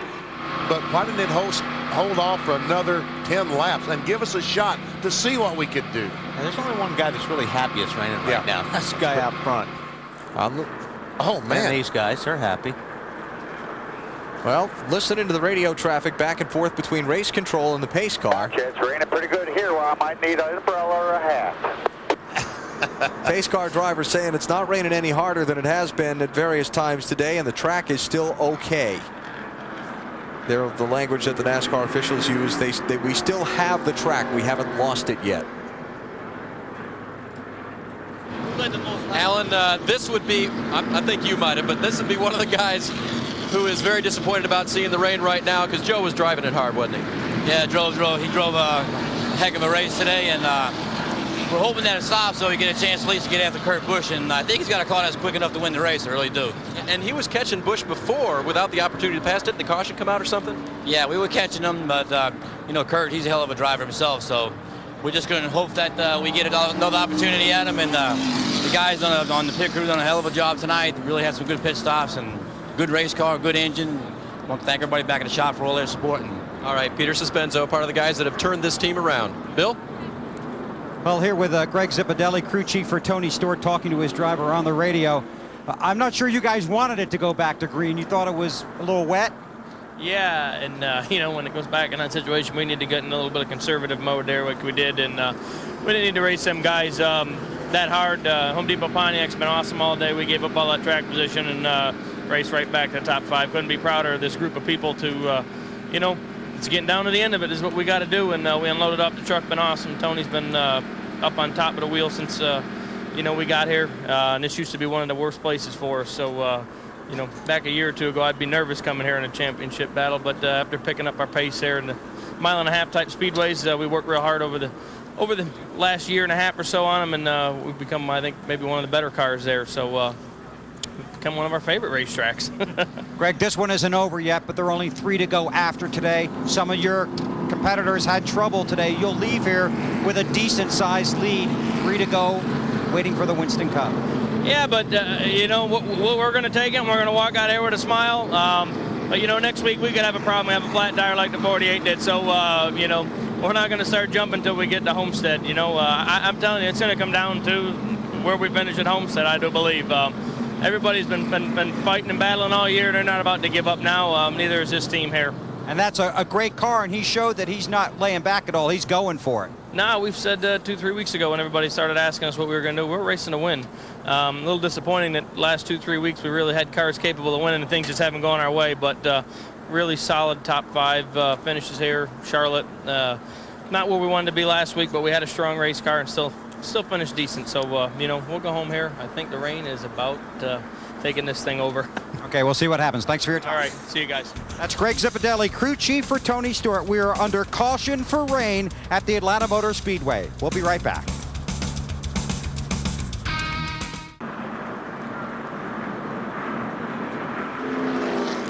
Back live at Atlanta Motor Speedway. Napa 500 under the caution flag for rain. 246 of the 325 scheduled laps are complete, and we're thinking we're not going to see too many more laps. I mean, rain might have won because it is starting to come down pretty doggone heavy, as you can see under the lights there. We're pretty lucky we got it this far. Yes, we are. All right, the word's just gone out. When they come to the stripe this time, they'll show them the white flag. And this race is going to end in just 2 more laps behind the pace car. Reason being, the racetrack has gotten wet. They would have to put the track drying equipment out. It would take too long to get that all done. It's about we can see how hard it's raining as we see the Kurt Busch pit crew, Jack Roush sitting there, all the Roushketeers getting wet. It's more rain on the radar, and we've probably got more in than we should have of this race today. So 248. Don't forget you got one more, the big one. Don't forget, Kurt, run one more lap.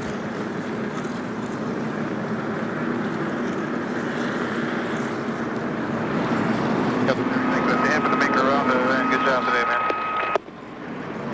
Thanks, Kinzer. Appreciate it, buddy. Going to come up at 382 miles of the scheduled distance today.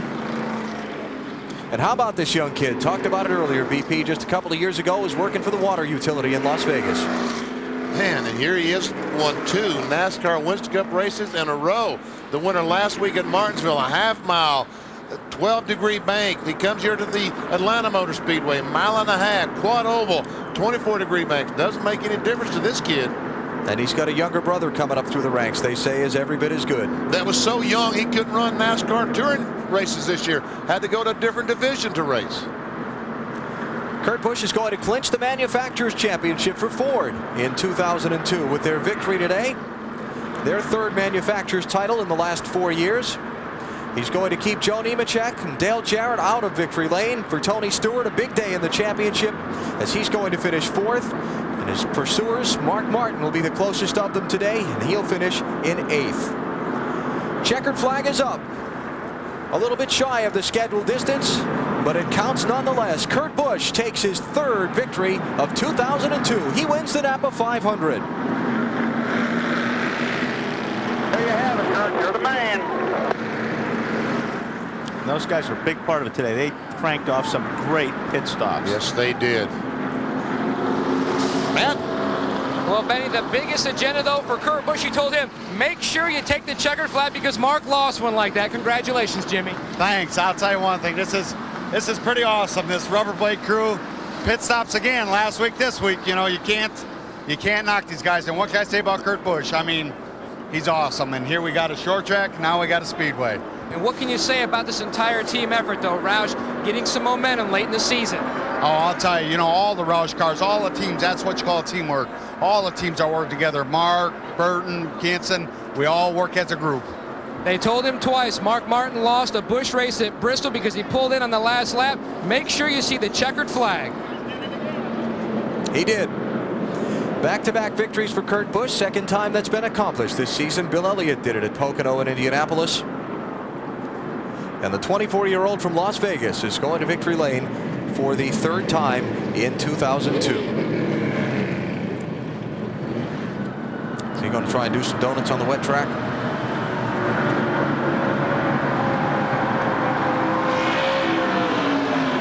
Probably going to get stuck. Don't hit anything.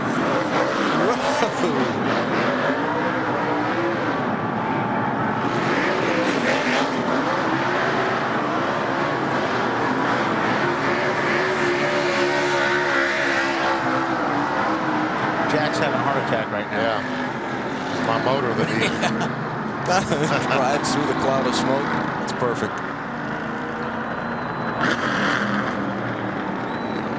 All right. While Kurt Busch heads for victory lane, Dave Burns is with today's 2nd place finisher.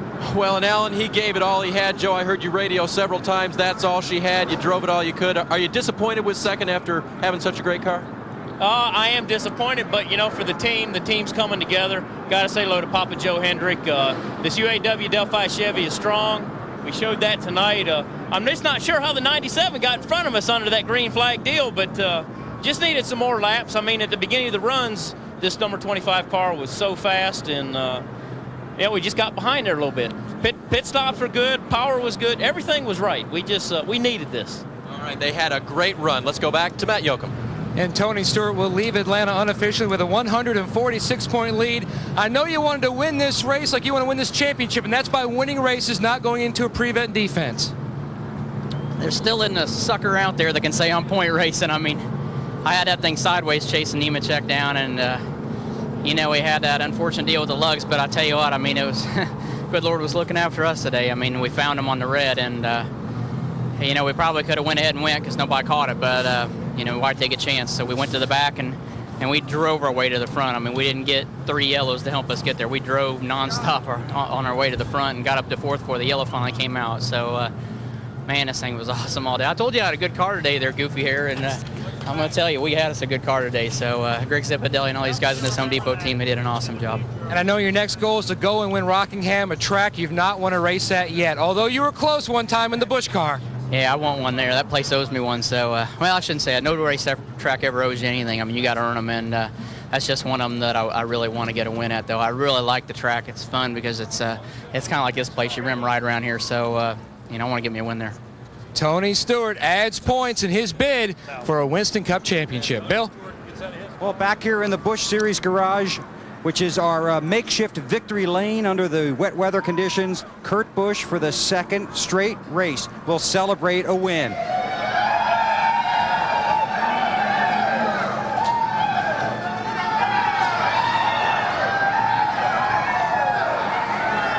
And we talked to him earlier today about winning at short tracks at Bristol and Martinsville. That wasn't expected, but Kurt Busch running well at these tracks kind of was.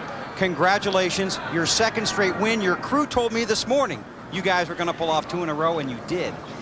We can talk about it all we want, but it's a matter of getting it done. It's awesome, and thank you, baby.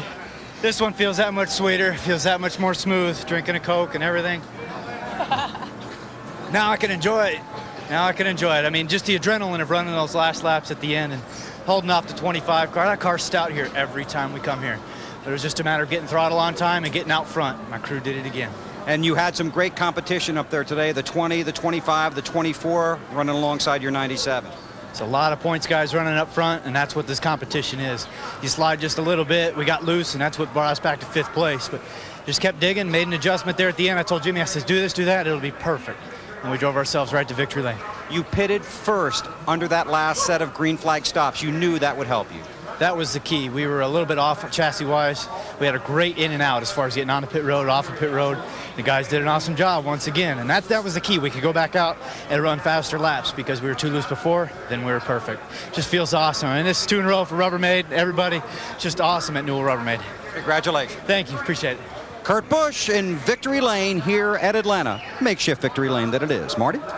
Elation in the makeshift victory lane and heartbreak down here in the 48 camp. Jimmy, first of all, tell us about the 2 incidents. What happened in both of them? There's no heartbreak. I mean, we had a loose race car and it spun out twice. Luckily, I didn't hit anything.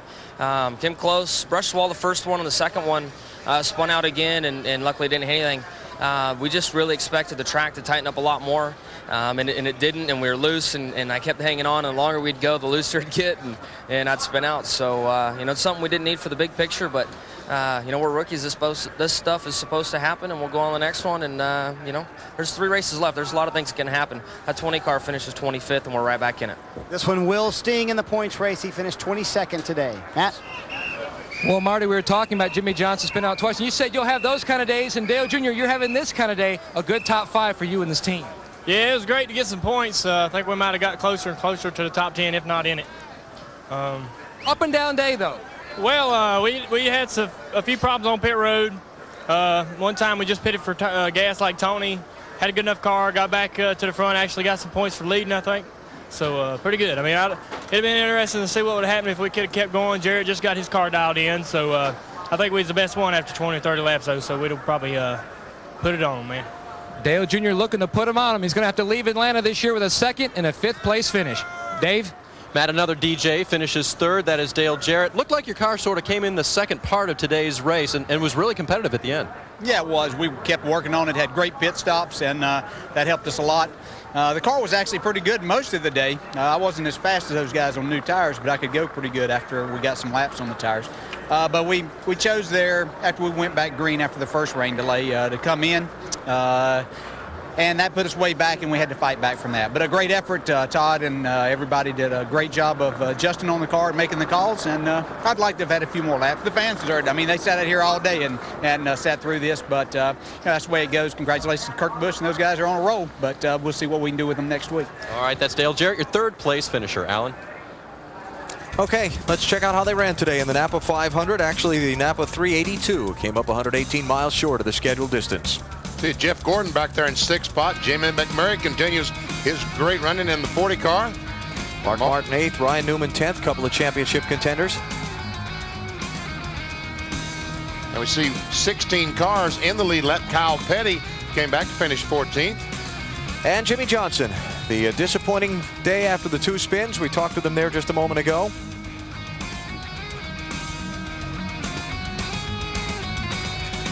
Johnson winding up in 22nd position. And you can see they stopped this thing at exactly the right time because it's starting to come down. Tony Stewart's lead starting the day was 82. It's 146 now. 3 races to go. Next weekend, Rockingham, North Carolina. And now Stewart controlling his own destiny more and more. And Dale Jarrett has moved into the top 10. Actually into 9th spot in the points. The scoring computer there locked up on us. Sorry, we couldn't go back farther in the running order than that. Bill Elliott finished 33rd. Some other notables. Kevin Harvick fell out of the race. He'll finish 40th today. But it's all Kurt Busch, who picks up his 3rd victory of 2002 in the Napa 500. Next weekend, coverage from Rockingham, Winston Cup Happy Hour, and the NASCAR Busch Series race. We've got Bud Pole qualifying Friday, that Saturday. Next Sunday, Winston Cup action, noon Eastern, starting with Discover Card Countdown to Green. It's all on TNT next weekend from The Rock. NBC tonight, American Dreams, 8 Eastern time. Boomtown, 10 Eastern time. Stay with us for that. A couple of great shows coming up later tonight here on NBC. Well, we had to struggle through a 2.5-hour rain delay. Pretty exciting race when we got it going. Kurt Busch is the winner of the Napa 500. Stopped 118 miles shy of its scheduled distance by the weather. You've been watching NASCAR on NBC. Caution for rain. This could be the finish of the green flag racing today. Kurt Busch is out in front looking to make it back-to-back victories.